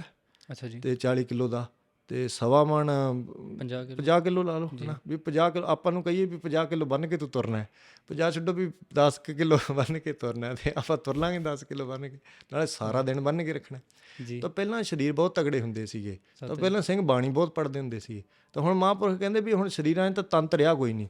ਤਾਂ ਇਸ ਵਾਸਤੇ ਜਿਹੜੇ ਸਾਧਨ ਇਹ ਗੁਰੂ ਨਾਨਕ ਸਾਹਿਬ ਜੀ ਨੇ ਆਪਾਂ ਨੂੰ ਸਾਧਨ ਦਿੱਤੇ ਹੈ ਹੈੱਡਫੋਨ ਦੇ। ਇਹ ਬਾਣੀ ਜਿਵੇਂ ਪਹਿਲੀ ਗੱਲ ਕੀਤੀ ਨਾ ਵੀ ਗੁਰੂ ਅਰਜਨ ਦੇਵ ਜੀ ਕਰਕੇ ਆਪਾਂ ਬਾਣੀ ਕੰਨਾਂ 'ਚ ਲਾ ਸਕਦੇ ਹਾਂ, ਮਹਾਰਾਜ ਨੇ ਸ਼ਹੀਦੀ ਦਿੱਤੀ ਹੈ। ਤਾਂ ਇਸ ਵਾਸਤੇ ਇਹ ਕੰਨਾਂ ਦੇ ਵਿੱਚ 24 ਘੰਟੇ ਰਵੇ ਬਾਣੀ ਦਾ ਪਹਿਰਾ, ਇਹ ਸੰਜੋਗ ਹੈ, ਇਹਨੇ ਬਚਾਉਣਾ। ਤਾਂ ਉਹ ਤੁਹਾਨੂੰ ਦੱਸ ਦਿੰਦਾ ਜਿਹੜੀ ਗੱਲ ਸੀ ਵਿੱਚੋਂ, ਜੇ ਤੁਸੀਂ ਸ਼ੁਰੂ ਵਾਲੀ ਸੋਚੀ। ਅਤੇ ਆਪਾਂ ਜਿਵੇਂ ਹੁਣ ਗੱਲ ਕਰਦੇ ਜਿਵੇਂ ਤੁਸੀਂ ਆਖਿਆ ਵੀ ਥੱਲੇ ਵੀ ਟੇਪ ਲੱਗੀ ਹੈ, ਤਾਂ ਦਾਸ ਨੇ ਆਖਿਆ ਹਾਂ ਭਾਈ ਥੱਲੇ ਵੀ ਟੇਪ ਲੱਗੀ ਹੈ। ਅਤੇ ਉੱਤੇ ਇਹਦੀ ਤਾਂ ਚਲੋ ਆਪਾਂ ਹੁਣ ਆਵਾਜ਼ ਘੱਟ ਕਰਤੀ, ਅਤੇ ਉੱਤੇ ਵੀ 2-3 ਟੇਪਾਂ ਲੱਗੀਆਂ, ਉਹ ਤੁਹਾਨੂੰ ਦੱਸਿਆ। ਅਤੇ ਉਹ ਤੋਂ ਮੈਨੂੰ ਗੱਲ ਇਹ ਯਾਦ ਆਈ ਸੀ, ਇਹ ਦਾਸ ਮਹਾਂਪੁਰਖਾਂ ਦੇ ਅਸਥਾਨ 'ਤੇ ਗਿਆ, ਅਤੇ ਉਦੋਂ ਨਵਾਂ ਜਾਣ ਲੱਗਿਆ ਸੀਗਾ। ਅਤੇ ਉੱਥੇ ਨਾ ਇੰਨਾ ਮੈਨੂੰ ਪਤਾ ਵੀ ਨਹੀਂ ਸੀ ਵੀ ਇੰਨੀਆਂ ਜ਼ਿਆਦਾ ਟੇਪਾਂ ਲਾ ਕੇ ਰੱਖਦੇ। ਅਤੇ ਉਹ ਸਿੰਘ ਨੇ ਕਹਿੰਦਾ ਵੀ, ਮੈਂ ਆਖਿਆ ਜੀ ਹੁਣ ਮੇਰੇ ਤਾਂ ਨੀਂਦ ਬੜੀ ਆਈ ਜਾਂਦੀ ਹੈ, ਅਤੇ ਮੈਂ ਹੁਣ ਕਿਤੇ ਪਾਸੇ ਮੈਨੂੰ ਦੱਸ ਦਿਓ ਵੀ ਕਿੱਥੇ ਪੈਣਾ, ਅਤੇ ਮੈਂ ਉੱਥੇ ਪੈ ਜਾਂਦਾ, ਸੌਣਾ ਹੈ। ਅਤੇ ਉਹ ਕਹਿੰਦੇ ਬੜੇ ਭਲੇ ਮਾਨਸ ਅਤੇ ਬੜੇ ਮਿੱਠ ਬੋਲੜੇ ਸਿੰਘ ਨੇ। ਅਤੇ ਉਹ ਇੰਨਾ ਤਾਂ ਦਾਸ ਦਾ ਤਾਂ ਉਹ ਇੰਨਾ ਤਾਂ ਹੁਣ ਵੀ ਨਹੀਂ ਗਾ, ਮੈਂ ਤਾਂ ਪਹਿਲਾਂ ਤਾਂ ਬਿਲਕੁਲ ਵੀ ਨਹੀਂ ਸੀਗਾ। ਅਤੇ ਉਹ ਉਹਨਾਂ ਦੇ ਨਾਲ ਤਾਂ ਉਹਨਾਂ ਦੇ ਤਾਂ ਹੁਣ ਸੁਣਨਗੇ ਤਾਂ ਬਾਅਦ 'ਚ ਮੈਨੂੰ ਕਹਿਣਗੇ ਵੀ ਤੂੰ ਕੀ ਇਹ ਸਾਡੇ ਬਾਰੇ ਲੱਗਿਆ ਸੀ ਪ੍ਰਚਾਰ ਕਰਨ। ਅਤੇ ਪਰ ਨਹੀਂ, ਬਹੁਤ ਜ਼ਿਆਦਾ ਮਿੱਠ ਬੋਲੜੇ। ਤਾਂ ਐਂ ਕਹੋ ਵੀ ਇਸ ਦੁਨੀਆ ਦੇ ਤਾਂ ਬੰਦੇ ਲੱਗਦੇ ਕੋਈ ਨਹੀਂ ਉਹ। ਅਤੇ ਉਹ ਕਿਤੇ ਹੋਰ ਗ੍ਰਹਿ ਦੇ, ਕੋਈ ਸੱਚਖੰਡ, ਕੋਈ ਦੂਜੇ ਕਿਤੇ ਗਿਆਨ ਖੰਡ ਦੇ, ਕੋਈ ਕਰਮ ਖੰਡ ਦੇ ਹੀ ਲੱਗਦੇ ਉਹ। ਤੁਸੀਂ ਉਹਨਾਂ ਦਾ ਨਾਂ ਨਾ ਲਿਓ। ਨਹੀਂ, ਨਾਂ ਨਹੀਂ ਦੱਸ ਲੈਂਦਾ, ਫਿਰ ਉਹ ਤਾਂ ਬਹੁਤ ਹੀ ਔਖੇ ਹੋ ਜਾਣਗੇ। ਅਤੇ ਪਰ ਪਤਾ ਹੀ ਹੈ ਸਾਰਿਆਂ ਨੂੰ ਜਿਹੜੇ ਉੱਥੇ ਪ੍ਰੇਮੀ ਰਹਿੰਦੇ ਆ, ਤਾਂ ਕੋਈ ਹੋਰ ਕੋਈ ਨਹੀਂ। ਅਤੇ ਉਹ ਅਤੇ ਬੜੇ ਚਲੋ ਉਹਨਾਂ ਨੇ ਦਾਸ ਨੂੰ ਕਿਹਾ ਵੀ ਇੱਥੇ ਤੂੰ ਸੌਂ ਜਾ। ਅਤੇ ਦਾਸ ਸੁੱਤਾ। ਪਹਿਲਾਂ ਤਾਂ ਮੈਂ ਸੋਚਾਂ ਵੀ ਇੱਥੇ ਹੁਣ ਸੌਣਾ ਕਿਵੇਂ ਹੈ, ਅਤੇ ਕਿਉਂਕਿ ਆਪਾਂ ਨੂੰ ਆਦਤ ਪਈ ਹੁੰਦੀ ਹੈ ਐਨ ਹਨੇਰਾ ਹੋਵੇ, ਘੁੱਪ, ਅਤੇ ਫਿਰ ਜੀ ਉਹ ਕਹਿੰਦੇ ਵੀ ਜੇ ਸਾਈਲੈਂਸ ਇੰਨਾ ਹੋਵੇ ਵੀ ਪਿੰਨ ਵੀ ਨਾ ਡਰੋਪ ਕੀਤੀ ਹੋਵੇ ਵੀ ਨਾ ਸੁਣੇ, ਪਿੰਨ ਡਰੋਪ ਸਾਈਲੈਂਸ ਹੋਵੇ। ਅਤੇ ਉਹ ਦਾਸ ਪੈਣ ਲੱਗਿਆ, ਅਤੇ ਮੈਨੂੰ ਚਲੋ ਖੇਸ ਜਿਹਾ ਦੇ ਗਏ, ਅਤੇ ਮੈਂ ਪੈ ਗਿਆ। ਮੈਂ ਸੋਚਿਆ ਵੀ ਪੈਣਾ ਹੁਣ ਕਿਵੇਂ, ਵੀ ਇੱਧਰ ਵੀ ਟੇਪ, ਇੱਧਰ ਵੀ ਟੇਪ, ਇੱਕ ਸਿਰ 'ਤੇ ਟੇਪ, ਅਤੇ ਇੱਕ ਜਮਾਂ ਨਾਲ 4 ਟੇਪਾਂ ਲੱਗੀਆਂ, ਇੱਥੇ ਸੌਣਾ ਕਿਵੇਂ। ਅਤੇ ਮੈਂ ਚਲੋ ਇੱਧਰ ਉੱਧਰ ਦੇਖਿਆ, ਮੈਂ ਕਿਹਾ ਵੀ ਕੋਈ ਬਾਕੀ ਤਾਂ ਹੈ ਨਹੀਂ ਗਾ, ਅਤੇ ਮੈਂ ਟੇਪਾਂ ਦੀ ਆਵਾਜ਼ ਘਟਾ ਦਿੰਦਾ, ਮੈਂ ਤਾਂ ਨੀਂਦ ਨਹੀਂ ਆਉਣੀ। ਅਤੇ ਚਲੋ ਮੈਂ ਟੇਪਾਂ ਦੀ ਆਵਾਜ਼ ਘਟਾਤੀ ਜੀ। ਅਤੇ ਉਹ ਸਾਰੇ ਕੋਈ ਪ੍ਰੇਮੀ ਪਹਿਲਾਂ ਤਾਂ 15 ਕੁ ਮਿੰਟਾਂ ਬਾਅਦ ਜਿਹੜਾ ਲੰਘੇ, ਉਹ ਵੇਖੇ ਵੀ ਟੇਪ ਦੀ ਆਵਾਜ਼ ਕਿਵੇਂ ਘੱਟ ਹੋਈ, ਟੇਪ ਦੀ ਆਵਾਜ਼ ਚੱਕਦੀ। ਮੈਨੂੰ 15 ਮਿੰਟਾਂ ਬਾਅਦ ਫਿਰ ਜਾਗ ਆ ਜੇ। ਮੈਂ ਕਿਹਾ ਵੀ ਕਮਾਲ ਦੀ ਗੱਲ ਹੈ ਵੀ ਟੇਪ ਦੀ ਆਵਾਜ਼ ਫਿਰ ਉੱਚੀ ਕਰਤੀ। ਅਤੇ ਉਹ ਇੰਨੇ ਨੂੰ ਦਾਸ ਨੇ ਦੇਖਿਆ ਵੀ ਉੱਧਰ ਗੁਰਮੁਖ ਆ ਕੇ ਨਾ ਇੱਕ ਸੌਂ ਗਿਆ ਨਾਲ। ਸੌਂ ਗਿਆ ਤਾਂ ਚਲੋ ਕਿ ਵੀ ਸੁੱਖ ਲੈਂਦੇ ਸੀ, ਉਹ ਦਾਸ ਸੌਂਦਾ ਤਾਂ ਮੈਂ ਸੀ ਵੀ ਉਹ ਤਾਂ ਸੌਂਦੇ ਤਾਂ ਕਿਹੜੇ ਸੁੱਖ ਲੈਂਦੇ ਸੀ। ਅਤੇ ਉਹ ਬਿਰਾਜੇ ਵੀ ਇੱਧਰ ਆ ਕੇ, ਅਤੇ ਉਹਨਾਂ ਨੇ ਕੰਨ ਦੇ ਕੋਲ ਟੇਪ ਲਾਈ ਵੀ। ਅਤੇ ਦਾਸ ਨੇ ਵੀ ਤਾਂ ਬੜਾ ਚੱਕਰ ਪੈ ਗਿਆ ਵੀ ਇਹਨਾਂ ਨੇ ਤਾਂ ਟੇਪ ਲਾ ਕੇ ਐਂ ਸੁੱਤੇ, ਮੈਨੂੰ ਨੀਂਦ ਨਹੀਂ ਆਉਣੀ। ਅਤੇ ਚਲੋ ਦਾਸ ਨੇ ਬੜਾ ਯਤਨ ਕੀਤਾ ਸਾਰੀ ਰਾਤ ਵੀ ਟੇਪਾਂ ਦੀ ਆਵਾਜ਼ ਮੈਂ ਘਟਾਈ ਗਿਆ, ਦੂਜਾ ਬੰਦਾ ਕੋਈ ਵਧਾਈ ਗਿਆ, ਅਤੇ ਮੈਨੂੰ ਪਤਾ ਕੋਈ ਨਹੀਂ ਲੱਗਿਆ ਵੀ ਸੀਗਾ ਕੌਣ। ਅਤੇ ਚਲੋ ਅੰਦਾਜ਼ਾ ਜਿਹਾ ਹੈ, ਮੈਨੂੰ ਸ਼ੱਕ ਜਿਹਾ ਵੀ ਕੌਣ ਹੈ, ਜੋ ਕਹੂੰਗਾ ਨਹੀਂ ਹੁਣ ਬਾਅਦ 'ਚੋਂ ਮੈਨੂੰ ਕਹਿਣਗੇ ਵੀ ਤੂੰ ਇਹ ਕੀ ਗੱਲਾਂ ਕਹੀਆਂ। ਅਤੇ ਚਲੋ ਉਹ ਤਾਂ ਸਾਰੀ ਰਾਤ ਟੇਪ ਦੀ ਆਵਾਜ਼ ਚੱਕੀ ਗਏ। ਤਾਂ ਗੱਲ ਕੀ ਹੈ ਵੀ ਮਹਾਂਪੁਰਖ ਕਹਿੰਦੇ ਵੀ ਇੱਕ ਤਾਂ ਇਹ ਗੱਲ ਹੈ ਵੀ ਨਵੀਂ ਆਦਤ ਨਹੀਂ ਹੁੰਦੀ ਆਪਾਂ ਨੂੰ ਜੀ ਟੇਪ ਲਾ ਕੇ ਸੌਣ ਦੀ। ਅਤੇ ਉਹ ਮਹਾਂਪੁਰਖਾਂ ਕੋਲ ਕੋਈ ਗੱਲ ਕਿਉਂਕਿ ਗੱਲਾਂ ਹੁਣ ਇੰਨੀਆਂ ਜ਼ਿਆਦਾ ਕਿਸ ਤੋਂ ਸੁਣ ਲਈ, ਕਦੇ ਤਾਂ ਕੋਈ ਪ੍ਰੇਮੀ ਆਇਆ ਸੀ, ਉਹ ਕਵੇ ਵੀ ਮੈਨੂੰ ਨੀਂਦ ਨਹੀਂ ਆਉਂਦੀ ਜੀ, ਅਤੇ ਉਹ ਗੁਰਬਾਣੀ ਲਾ ਕੇ ਮੈਂ ਪੈਂਦਾ ਜੋ ਰਾਤ ਨੂੰ। ਤਾਂ ਉਹਨੂੰ ਕਹਿਣ ਲੱਗੇ ਵੀ ਤੂੰ ਵੀ ਨੀਂਦ ਕਿਉਂ ਨਹੀਂ ਆਉਂਦੀ, ਤੂੰ ਲਾ ਕੇ ਸੋਇਆ ਕਰ, ਵੀ ਗੁਰਬਾਣੀ ਤਾਂ ਫੁੱਲਾਂ ਦੀ ਸੇਜ ਹੈ, ਫੁੱਲਾਂ ਦੀ ਸੇਜ, ਵੀ ਫੁੱਲਾਂ ਦੀ ਸੇਜ 'ਤੇ ਪੈ ਜਾਓ ਤਾਂ ਕੋਮਲ ਹੁੰਦੀ ਹੈ, ਤਾਂ ਤੁਸੀਂ ਜਾਗ ਕੇ ਤਾਂ ਬੰਦੇ ਨੂੰ ਆਉਣੀ ਹੈ। ਤਾਂ ਕਹਿੰਦੇ ਵੀ ਇਹ ਤਾਂ ਗੁਰਬਾਣੀ ਤਾਂ ਫੁੱਲਾਂ ਦੀ ਸੇਜ ਹੈ, ਅਤੇ ਤੈਨੂੰ ਕੋਈ ਫਿਕਰ ਕਰਨ ਦੀ ਲੋੜ ਨਹੀਂ, ਵੀ ਇਹ ਤਾਂ ਨੀਂਦ ਬੜੀ ਸੋਹਣੀ ਆਉਂਦੀ ਹੈ ਟੇਪ ਲਾ ਕੇ, ਬਾਣੀ ਲਾ ਕੇ। ਅਤੇ ਮਹਾਂਪੁਰਖ ਦੱਸਦੇ ਵੀ ਉਹਨੇ ਇੱਕ ਵਾਰੀ ਸ਼ੁਰੂ ਕਰ ਲਿਆ, ਅਤੇ ਚਲੋ ਥੋੜ੍ਹਾ ਟਾਈਮ ਬਾਅਦ ਉਹਨੂੰ ਆਦਤ ਪੈ ਜਾਂਦੀ, ਗੁਰੂ ਸਾਹਿਬ ਦੀ ਕਿਰਪਾ ਹੋ ਜਾਂਦੀ ਹੈ ਜੀ ਅਤੇ ਉਹਨੂੰ ਝਟਪਟ ਨੀਂਦ ਆਉਣ ਲੱਗ ਗਈ। ਤਾਂ ਫਿਰ ਉਹ ਤੋਂ ਪਤਾ ਨਹੀਂ ਲੱਗਿਆ ਘਰੇ ਵੀ ਟੇਪਾਂ ਲੱਗੀਆਂ ਕਿ ਨਹੀਂ ਲੱਗੀਆਂ। ਤਾਂ ਇਸੇ ਤਰੀਕੇ ਨਾਲ ਦਾਸ ਦਾ ਖਿਆਲ ਉਹ ਪਹਿਲੇ ਦਿਨ ਦੀ ਗੱਲ ਦੱਸਦਾ ਵੀ ਉਹ ਪਹਿਲੇ ਦਿਨ ਤਾਂ ਲੱਗੇ ਵੀ ਇਹ ਕੀ ਲਾਈਆਂ ਹੋਈਆਂ ਟੇਪਾਂ। ਤਾਂ ਹੁਣ ਤੱਕ ਦਾਸ ਕੋਲ ਵੀ ਗੁਰਪ੍ਰਸਾਦ ਟੇਪਾਂ ਲੱਗੀਆਂ ਹੁੰਦੀਆਂ, 2 ਲੱਗੀਆਂ ਹੁੰਦੀਆਂ, 3 ਲੱਗੀਆਂ। ਪਹਿਲਾਂ ਦਾਸ 1 ਟੇਪ ਲਾਉਂਦਾ ਹੁੰਦਾ ਸੀ ਅਤੇ ਇੱਕ ਵਾਰੀ ਇਹ ਕਿਉਂਕਿ ਇਹਨਾਂ ਨੇ ਗੁਰਮੁਖ ਬੜੇ ਕਿਰਪਾਲੂ ਹੈ ਸਾਰੇ ਦੇ ਸਾਰੇ ਜਿਹੜੇ ਬਾਬਾ ਜੀ ਕੋਲ ਰਹੇ ਹੈ। ਅਤੇ ਕਿਉਂਕਿ ਦਾਸ ਤਾਂ ਬੜਾ ਛੋਟਾ ਹੈ ਅਤੇ ਨਾ ਹੀ ਮੈਂ ਕੋਈ ਬਾਬਾ ਜੀ ਕੋਲ ਬਹੁਤਾ ਰਿਹਾ ਵੀ ਨਹੀਂ ਗਾ, ਅਤੇ ਇਸ ਕਰਕੇ ਇਹਨਾਂ ਨੇ ਬੜਾ ਟਾਈਮ, ਜਿੰਨੇ ਨੇ ਕਿਸੇ ਨੇ ਕੋਈ 7 ਸਾਲ ਰਿਹਾ ਹੈ, ਕੋਈ 3 ਸਾਲ ਕੇ ਰਿਹਾ, ਕੋਈ ਕਿੰਨਾ ਸਮਾਂ ਰਹੇ ਹੈ। ਅਤੇ ਇਹਨਾਂ ਨੇ ਇੱਕ ਬੜਾ ਵੱਡਾ ਕੰਮ ਕੀਤਾ, ਇਹਨਾਂ ਨੇ ਬੜੇ ਵਚਨ ਰਿਕਾਰਡ ਕੀਤੇ ਹੋਏ ਆ। ਮੈਂ ਕਹਾਂ ਵੀ 90% ਗੱਲਾਂ ਰਿਕਾਰਡ ਕੀਤੀਆਂ ਹੋਈਆਂ ਜੀ ਤਾਂ ਉਹਨਾਂ ਕੋਲ ਪਈਆਂ। ਅਤੇ ਹੌਲੀ ਹੌਲੀ ਇਹਨਾਂ ਨੇ ਜਿਵੇਂ ਸਾਊਂਡ ਕਲਾਊਡ 'ਤੇ ਪਾ ਵੀ ਦੇਣੀਆਂ ਸਾਰਿਆਂ ਨੇ ਗੁਰਮੁਖਾਂ ਨੇ। ਅਤੇ ਇਹ ਕਈ ਪ੍ਰੇਮੀਆਂ ਕੋਲ ਹੈਗੀਆਂ ਵੀ ਸ਼ਾਇਦ ਉਹਨਾਂ ਦੇ ਕਈਆਂ ਦਾ ਹੁੰਦਾ ਹੈ ਨਾ ਵੀ ਜਿਵੇਂ ਮਹਾਂਪੁਰਖਾਂ ਨੇ ਉਹਨਾਂ ਬਾਰੇ ਪਰਸਨਲ ਕੋਈ ਗੱਲ ਕੀਤੀ ਹੁੰਦੀ ਹੈ ਜਾਂ ਪਰਸਨਲ ਬਚਨ ਕੀਤੇ ਹੁੰਦੇ ਤਾਂ ਉਹ ਨਾ ਵੀ ਦੇਣ ਜਾਂ ਕਟਾ ਕੇ ਦੇ ਦੇਣ। ਤਾਂ ਪਰ ਦਾਸ ਨੂੰ ਖਿਆਲ ਹੈ ਵੀ ਸਾਰੀਆਂ ਹੀ ਨਾ ਇਹ ਸੰਗਤ ਦੇ ਵਾਸਤੇ ਵੀ ਸੰਗਤ ਨੂੰ ਲਾਭ ਹੋ ਸਕੇ, ਇਹ ਸਾਰੀਆਂ ਰਿਕਾਰਡਿੰਗਾਂ ਆ ਜਾਣਗੀਆਂ ਕਿਉਂਕਿ ਸੇਵਾ ਬੜੀ ਜ਼ਿਆਦਾ ਹੈ। ਮਹਾਂਪੁਰਖਾਂ ਦੇ ਆਗਿਆ ਅਨੁਸਾਰ ਜਿਵੇਂ ਉਹ ਕਹਿੰਦੇ ਉਵੇਂ ਸੇਵਾ ਚੱਲਦੀ ਹੈ। ਤਾਂ ਉੱਧਰ ਛੇੜਨ ਦਾ ਤਾਂ ਟਾਈਮ ਹੀ ਨਹੀਂ ਲੱਗਦਾ ਨਾ ਵੀ ਕੋਈ ਕੱਟੇ ਉਹਨਾਂ ਨੂੰ, ਕੋਈ ਐਡਿਟ ਕਰੇ, ਪਹਿਲਾਂ ਸੁਣੂਗਾ ਸਾਰੀਆਂ। ਤਾਂ ਉਹ ਹੈ ਹੀ ਬਹੁਤ ਜ਼ਿਆਦਾ, ਪਤਾ ਨਹੀਂ ਹੁਣ ਕਿੰਨੇ ਘੰਟਿਆਂ ਦੀਆਂ ਹੋਣਗੀਆਂ। ਅਤੇ ਪਰ ਇਹਨਾਂ ਗੁਰਮੁਖਾਂ ਨੇ ਸਾਰੀਆਂ ਰੱਖੀਆਂ ਹੋਈਆਂ, ਉਹ ਬੜਾ ਚੰਗੀ ਗੱਲ ਹੈ। ਤਾਂ ਦਾਸ ਨੇ ਜਿਹੜੀ ਗੱਲ ਦੱਸਦਾ ਸੀ ਵੀ ਉਹ ਟੇਪਾਂ ਦੀ 4 ਲਾਉਣ ਦੀ ਨਾ, ਅਤੇ ਇਹਨਾਂ ਨੇ ਟੇਪਾਂ ਮਹਾਂਪੁਰਖਾਂ ਦੀ ਇੱਕ ਵਾਰੀ ਆਡੀਓ ਕੋਈ ਸਾਊਂਡ ਕਲਾਊਡ 'ਤੇ ਆਈ ਅਤੇ ਉਹ ਪਈ ਸੀ, ਪੁਰਾਣੀ ਪਈ ਸੀ। ਅਤੇ ਦਾਸ ਦੀ ਆਦਤ ਨਹੀਂ ਪੁਰਾਣੀਆਂ ਰਿਕਾਰਡਿੰਗਾਂ ਨੂੰ ਕਈ ਵਾਰੀ ਸੁਣ ਲੈਣਾ। ਅਤੇ ਜਿਵੇਂ ਜਦੋਂ ਐਂ ਲੱਗਣਾ ਵੀ 1-2 ਰਿਕਾਰਡਿੰਗਾਂ ਤਾਂ ਇਹੋ ਜਿਹੀਆਂ ਹੈ ਵੀ ਜਦੋਂ ਮਨ ਲੱਗਣਾ ਨਾ ਵੀ ਆਹ ਕੁਝ ਕਿਸੇ ਹੋਰ ਚੀਜ਼ 'ਚ ਨਹੀਂ ਲੱਗਦਾ, ਅਤੇ ਉਦੋਂ ਚਲੋ ਭਗਤ ਜੀ ਦੀ ਆਡੀਓ ਜਿਹੜੀ ਕਿਸੇ ਨੂੰ ਬਚਨ ਕਰਨੇ ਉਹ ਲਾ ਲੈਣੀ ਅਤੇ ਉਹ ਨਾਲੇ ਸੁਣੀ ਜਾਣੀ। ਬਾਬਾ ਜੀ ਨੇ ਬਚਨ ਸੁਣਾਈ ਜਾਣੇ, ਫਲਾਣੇ ਸਿੰਘ ਦਾ ਐਂ ਹੋ ਗਿਆ। ਅਤੇ ਉਹ ਬਾਬਾ ਜੀ ਖੁੱਲ੍ਹੇ ਬਚਨ ਕਰਦੇ ਹੁੰਦੇ ਸੀ। ਕਥਾ ਤਾਂ ਬਾਬਾ ਜੀ ਨੇ ਇੰਨੇ ਸਾਲ ਕੀਤੀ ਹੈ, ਸਾਰੀ ਉਮਰ ਕਥਾ ਕੀਤੀ ਹੈ, ਵਿੱਦਿਆ ਪੜ੍ਹਾਈ ਹੈ ਸਾਰੇ ਬੱਚਿਆਂ ਨੂੰ ਅਤੇ ਵਿਦਿਆਰਥੀਆਂ ਨੂੰ, ਗੁਰੂ ਸਾਹਿਬ ਦਿਆਂ ਨੂੰ। ਅਤੇ ਇੰਨੇ ਸਾਰੀ ਉਮਰ ਟਕਸਾਲ 'ਚ ਰਹੇ ਹੈ ਅਤੇ ਸਾਰੀ ਉਮਰ ਵਿੱਦਿਆ ਹੀ ਪੜ੍ਹਾਈ ਹੈ ਅਤੇ ਸਾਰੀ ਉਮਰ ਕਥਾ ਕੀਤੀ ਹੈ। ਹੁਣ ਦੇ ਤਾਂ ਉਹ ਦਾਸ ਨੇ ਵੇਖਿਆ ਵੀ ਖੁੱਲ੍ਹੇ ਬਚਨ ਕਰਦੇ ਸੀ ਇਹ ਹੈ ਨਾ, ਕਿਉਂਕਿ ਦਾਸ ਨੂੰ ਪਰਸਨਲੀ ਐਂ ਲੱਗਦਾ ਵੀ ਅਧਿਕਾਰੀ ਵੀ ਨਹੀਂ ਕੋਈ ਵੀ ਕਥਾ ਦਾ ਕਹੀਏ ਵੀ ਕੋਈ ਅਧਿਕਾਰੀ ਹੋਊਗਾ। ਅਤੇ ਕਿਉਂਕਿ ਤਾਂ ਵਿਰਲਾ ਕੋਈ ਪ੍ਰੇਮੀ ਹੈ ਜਿਹੜਾ ਕੋਈ ਕਥਾ ਦਾ ਅਧਿਕਾਰੀ। ਹੁਣ ਕਹੀਏ ਵੀ ਵੱਡੇ ਸੰਤਾਂ ਦੀ ਕਥਾ ਦਾ, ਤਾਂ ਵੱਡੇ ਸੰਤਾਂ ਦੀ ਕਥਾ ਤਾਂ ਮੇਰੇ ਤੋਂ ਨਹੀਂ ਸੁਣੀ, ਮੈਂ ਕਹਿਣ ਕੋ ਨੂੰ ਕਥਾ ਕਰਦਾ। ਤਾਂ ਹੁਣ ਮੇਰਾ ਤਾਂ ਵੀ ਥੋੜ੍ਹਾ ਚਿਰ ਸੁਣ ਲਈਏ ਅਤੇ ਸਿਰ ਭਾਰਾ ਹੋਣਾ ਵੀ ਚਲੋ ਹੁਣ ਥੋੜ੍ਹਾ ਟਾਈਮ ਰੋਕੀਏ ਅਤੇ ਫਿਰ ਕੋਈ ਇਤਿਹਾਸ ਦੀ ਕਥਾ ਸੁਣ ਲਈਏ ਤਾਂ ਉਹਦੇ ਨਾਲ ਥੋੜ੍ਹਾ ਜਿਹਾ ਬ੍ਰੇਕ ਮਿਲ ਜਾਂਦਾ ਅਤੇ ਦਿਮਾਗ ਨੂੰ ਸਾਹ ਆ ਜਾਂਦਾ ਅਤੇ ਫਿਰ ਹੁਣ ਦੁਬਾਰੇ ਫਿਰ ਸੁਣ ਲਾਂਗੇ। ਤਾਂ ਇਹਨਾਂ ਦਾ ਤਾਂ ਹੁਣ ਸੁਭਾਅ ਬਣਿਆ ਹੋਇਆ ਸੀ ਵੀ 8-8 ਘੰਟੇ 9-9 ਘੰਟੇ ਕਥਾ ਹੀ ਸੁਣੀ ਜਾਣੀ। ਅਤੇ ਉਹ ਕੋਈ ਇਸ ਤਰ੍ਹਾਂ ਸੰਤ ਗਿਆਨੀ ਸੁੰਦਰ ਸਿੰਘ ਜੀ ਮਹਾਂਪੁਰਖ ਬ੍ਰਹਮ ਗਿਆਨੀ, ਅਤੇ ਉਹਨਾਂ ਨੇ ਇੱਕ ਵਾਰੀ 40 ਦਿਨਾਂ ਦੇ ਵਿੱਚ ਵੱਡੇ ਸੰਤਾਂ ਤੋਂ ਕਥਾ ਵੀ ਦਿਨ ਚਲੋ ਅੱਗੇ ਪਿੱਛੇ ਵੀ ਹੋ ਸਕਦੇ, ਪਰ 40 ਦਿਨਾਂ ਦੇ ਵਿੱਚ ਸਾਰੀ ਕਥਾ ਸੁਣੀ ਸੀ ਗੁਰੂ ਗ੍ਰੰਥ ਸਾਹਿਬ ਜੀ ਦੀ ਅਤੇ ਸਾਰੀ ਆਦਬਾਣੀ ਦੀ ਕਥਾ। ਅਤੇ ਉਹ ਕਹਿ ਲਓ ਵੀ 8-9 ਘੰਟੇ ਤਾਂ ਕਥਾ ਹੁੰਦੀ ਹੋਊਗੀ ਜੀ ਸਾਰੇ ਜਥੇ ਨੇ ਬਹਿ ਕੇ ਸੁਣੀ ਸੀ। ਤਾਂ ਉਹ ਫਿਰ ਐਂ ਤਾਂ ਨਹੀਂ ਵੀ ਕਥਾ ਜਥੇ ਅਤੇ ਸਿੰਘਾਂ ਦਾ ਬਹੁਤ ਜ਼ਿਆਦਾ ਅਭਿਆਸ ਸੀ। ਬਾਬਾ ਜੀ ਕਹਿੰਦੇ ਸਤਿਯੁਗ ਦਾ ਟਾਈਮ, ਸਤਿਯੁਗ ਦਾ, ਅਤੇ ਉਹ ਇੰਨਾ ਸਰੀਰ ਕਿਹੜਾ ਹੈ ਵੀ ਇੰਨਾ ਟਾਈਮ ਹੋਏ। ਪਰ ਹੁਣ ਜਿਵੇਂ ਕੱਲ੍ਹ ਐਂ ਨਹੀਂ ਵੀ ਹੈ ਨਹੀਂ ਗੇ, ਖਤਮ ਹੋ ਗਿਆ, ਪਰ ਬਹੁਤੇ ਨਹੀਂ ਗੇ ਪਰ ਹੈਗੇ ਨੇ। ਅਤੇ ਹੈਨ ਵਿਰਲੇ ਨਾ ਹੀ ਕਰਨੇ ਫੈਲ ਫੱਕੜ ਸੰਸਾਰ। ਤਾਂ ਉਹ ਕੱਲ੍ਹ ਸਿੰਘ ਕਹਿ ਰਿਹਾ ਸੀਗਾ ਇੱਕ, ਉਹ ਕਹਿੰਦਾ ਵੀ ਜਿਵੇਂ ਅਖੰਡ ਕੀਰਤਨ ਹੁੰਦਾ ਨਾ ਵੀ ਸਾਰੇ ਰਹਿਣ ਸਭਾ ਹੀ ਕੀਰਤਨ ਹੁੰਦਾ, ਕਹਿੰਦਾ ਅਖੰਡ ਕਥਾ ਹੋਣੀ ਚਾਹੀਦੀ ਹੈ। ਅਤੇ ਕਹਿੰਦਾ ਵੀ ਹੁਣ ਤੋਂ ਚੱਲੇ, ਕਹਿੰਦਾ ਵੀ ਆਹ ਕੀ ਤੂੰ ਘੰਟਾ ਕਥਾ ਕਰਕੇ ਤੂੰ ਸਮਾਪਤੀ ਕਰਕੇ ਥੱਲੇ ਆ ਗਿਆ। ਮੈਂ ਥੱਲੇ ਕਥਾ ਕਰਵਾਈ ਮਹਾਰਾਜ ਨੇ ਅਤੇ ਦਾਸ ਥੱਲੇ ਸਟੇਜ 'ਤੇ ਉੱਤੇ, ਕਹਿੰਦਾ ਇਹ ਕੀ ਹੈ ਹੋਏ ਲੱਗਿਆ ਰਹਿੰਦਾ ਅੱਧਾ ਘੰਟਾ। ਅਤੇ ਮੈਂ ਕਿਹਾ, ਕਹਿੰਦਾ ਹਜੇ ਤਾਂ ਸ਼ੁਰੂ ਹੋਇਆ ਸੀ ਕੰਮ। ਮੈਂ ਕਿਹਾ ਵੀ ਜਿੰਨਾ ਕੁ ਸਮਾਂ ਉਹਦੇ ਹਿਸਾਬ ਅਨੁਸਾਰ ਹੀ ਹੈ।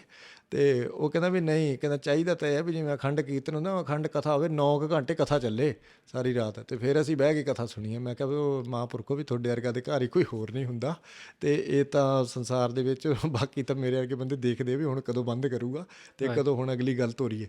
ਤਾਂ ਉਹ ਇੱਕ ਹੋਰ ਗੁਰਮੁਖ ਸੀ ਅਤੇ ਉਹ ਚਲੋ ਉਹਦੇ ਵੀ ਗੱਲ ਹੋਈ, ਕਹਿੰਦਾ ਵੀ ਕਥਾ ਦਾ ਟਾਈਮ ਜ਼ਿਆਦਾ ਹੋਣਾ ਚਾਹੀਦਾ ਹੈ, ਕਿਸੇ ਦਿਨ ਸਾਰਾ ਸਮਾਗਮ ਨਾ ਕਥਾ ਦਾ ਰੱਖੀਏ ਜੇ 4 ਕਥਾਵਾਚਕ ਸੱਦੀਏ ਅਤੇ ਜਿਵੇਂ 4-4 ਲੋਕ ਕੀਰਤਨੀ ਸੱਦੇ ਨਾ, 4 ਕਥਾਵਾਚਕ ਸੁਣ ਕੇ ਅਤੇ ਫਿਰ 4 ਕਥਾਵਾਚਕ ਵੱਖਰੋ ਵੱਖਰੇ 2-2 ਘੰਟੇ ਲਾਉਣ, 8 ਘੰਟਿਆਂ ਦੀ ਕਥਾ ਹੋਵੇ। ਅਤੇ ਉਹ ਕਹਿੰਦਾ ਵੀ ਫਿਰ ਤਾਂ ਘੰਟੇ ਬਾਅਦ ਚਾਹ ਵਰਤਾਉਣੀ ਪੈਣੀ ਅਤੇ ਚਾਹ ਪੀਣ ਅਤੇ ਫਿਰ ਇਹਨਾਂ ਦਾ ਦਿਮਾਗ ਤਰ ਰਹਿਣ। ਅਤੇ ਪਰ ਚਲੋ ਜੀ ਰਹੋ ਵਿਚਾਰ। ਅਤੇ ਉਹ ਗੱਲ ਜਿਹੜੀ ਤੁਹਾਨੂੰ ਮੈਂ ਦੱਸਦਾ ਸੀ ਵੀ ਉਹ ਕਥਾ ਤਾਂ ਬੜੀ ਉਹਨਾਂ ਨੇ ਕੀਤੀ ਅਤੇ ਅਭਿਆਸ ਬਹੁਤ ਜ਼ਿਆਦਾ ਸੀ, ਬੜੀ ਕਮਾਈ ਸਰੀਰ ਦੇ ਅੰਦਰ ਵੀ ਬਹੁਤ ਜ਼ਿਆਦਾ, ਇੰਨੀ ਤਾਂ ਕੋਈ ਆਪਾਂ ਸੋਚ ਵੀ ਨਹੀਂ ਸਕਦੇ। ਜਿਹੜੇ ਉਹ ਜਥੇ ਦੇ ਸਿੰਘਾਂ ਦੀ ਕਮਾਈ ਸੀ ਉਹਦਾ ਤਾਂ ਅੰਦਾਜ਼ਾ ਵੀ ਨਹੀਂ ਗਾ।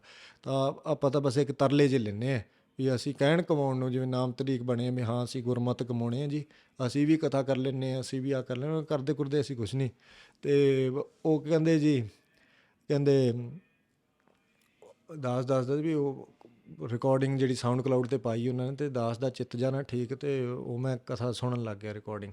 ਜੀ। ਅਤੇ ਉਹ ਸੁਣੀ ਅਤੇ ਉਹਦੇ 'ਚੋਂ ਉਹ ਕਹਿੰਦੇ ਵੀ ਖੁਸ਼ਖਬਰੀ ਹੈ ਬੜੀ ਵੱਡੀ। ਫੋਨ ਕਾਲ ਸੀ ਕਿਸੇ ਸਿੰਘ ਨਾਲ, ਅਤੇ ਭਾਈ ਅੰਤਰਜੋਤ ਸਿੰਘ ਨਾਲ। ਅੱਛਾ ਜੀ। ਅਤੇ ਉਹ ਕਹਿੰਦੇ ਖੁਸ਼ਖਬਰੀ ਹੈ ਬੜੀ ਵੱਡੀ। ਅਤੇ ਉਹ ਕਹਿੰਦੇ ਹਾਂਜੀ ਬਾਬਾ ਜੀ। ਅਤੇ ਕਹਿੰਦੇ ਹੁਣ ਖੁਸ਼ਖਬਰੀ ਇਹ ਹੈ ਵੀ 1-2 ਟੇਪਾਂ ਨਾਲ ਨਹੀਂ ਸਰਨਾ।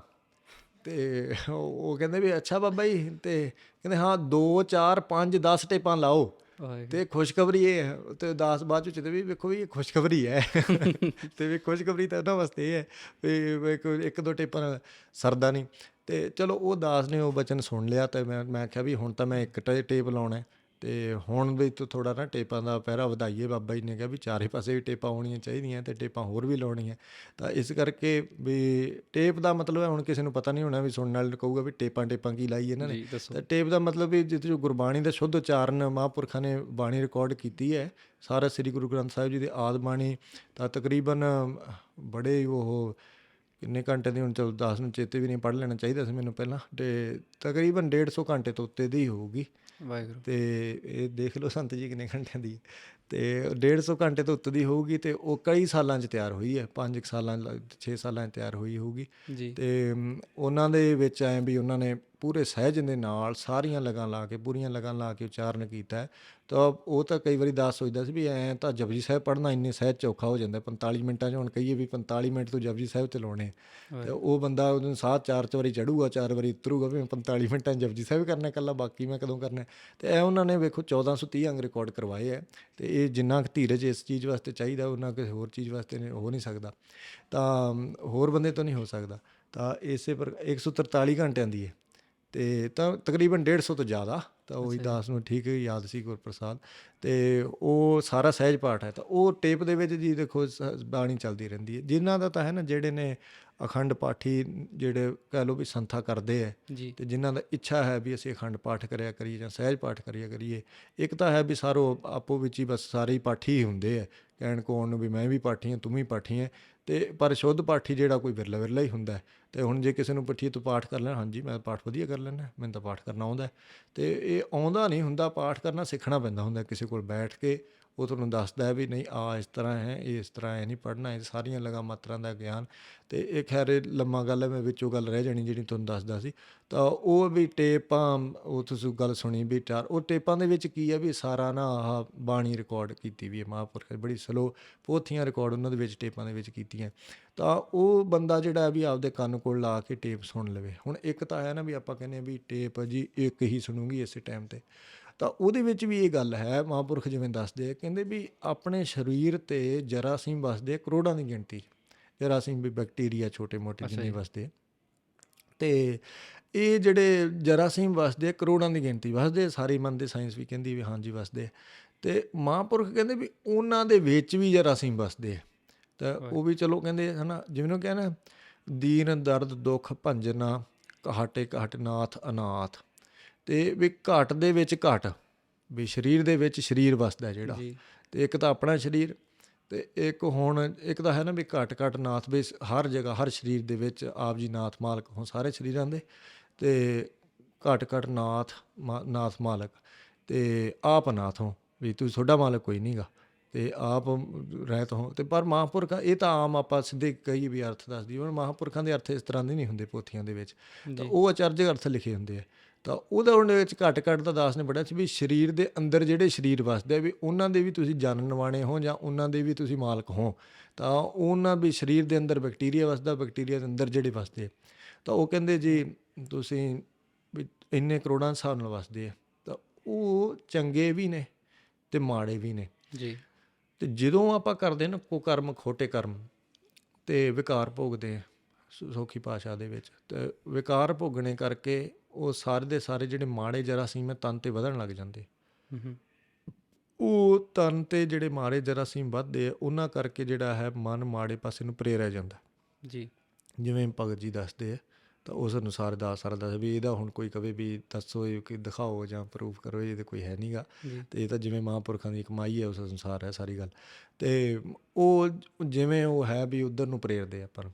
ਅਤੇ ਫਿਰ ਕਹਿੰਦੇ ਵੀ ਉਹਦੇ ਚੰਗੇ ਜਰਾਸੀਮ ਵਾਸਤੇ ਮਹਾਂਪੁਰਖ ਕਹਿੰਦੇ ਵੀ ਜਿਹੜੀ ਬਾਣੀ ਤੁਸੀਂ ਬੋਡੀ ਨੂੰ ਦੇਈ ਜਾਣੀ ਹੈ ਨਾ, ਸਾਊਂਡ ਦੇਈ ਜਾਣੀ ਦੇਈ ਜਾਣੀ ਦੇਈ ਜਾਣੀ, ਇਹਨੇ ਜਿਹੜਾ ਉਹ ਸਾਰੇ ਜਰਾਸੀਮ ਤ੍ਰਿਪਤ ਕਰ ਦੇਣੇ ਵੀ ਇਹਨੇ ਰਜਾ ਦੇਣੀ ਹੈ ਜਰਾਸੀਮ।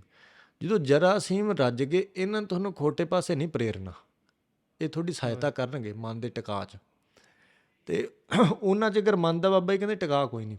ਇੱਕ ਕਹਿੰਦੇ ਵੀ ਇਕੱਲੇ ਦਾ ਟਿਕਾ ਕੋਈ ਨਹੀਂ, ਵਰਕਾ ਹੀ ਪਾੜ ਦਿਓ ਵੀ ਇਕੱਲੇ ਦਾ ਟਿਕਾ ਹੋਊਗਾ। ਅਤੇ ਉਹ ਦੂਸਰਾ ਹੈ ਵੀ ਉਹ ਬਾਣੀ ਬੰਦਾ ਇੰਨੀ ਪੜ੍ਹ ਨਹੀਂ ਸਕਦਾ, ਤਾਂ ਉਸ ਕਰਕੇ ਜੋ ਮਹਾਂਪੁਰਖ ਨੇ ਸਾਧਨ ਦੱਸਿਆ ਵੀ ਤੁਸੀਂ ਭਾਈ ਟੇਪਾਂ ਲਾ ਕੇ 2 3 4 ਪੈ ਜਾਓ। ਤਾਂ ਉਹਦੇ ਨਾਲ ਕੀ, ਇੱਕ ਤਾਂ ਜਿਹੜੇ ਆਪਣੇ ਖਲਾਅ ਦੇ ਵਿੱਚ ਵਾਤਾਵਰਨ ਦੇ ਵਿੱਚ ਹੀ ਜਰਾਸੀਮ ਫਿਰਦੇ ਹੈ, ਘਰ ਦੇ ਵਿੱਚ ਫਿਰਦੇ ਹੈ।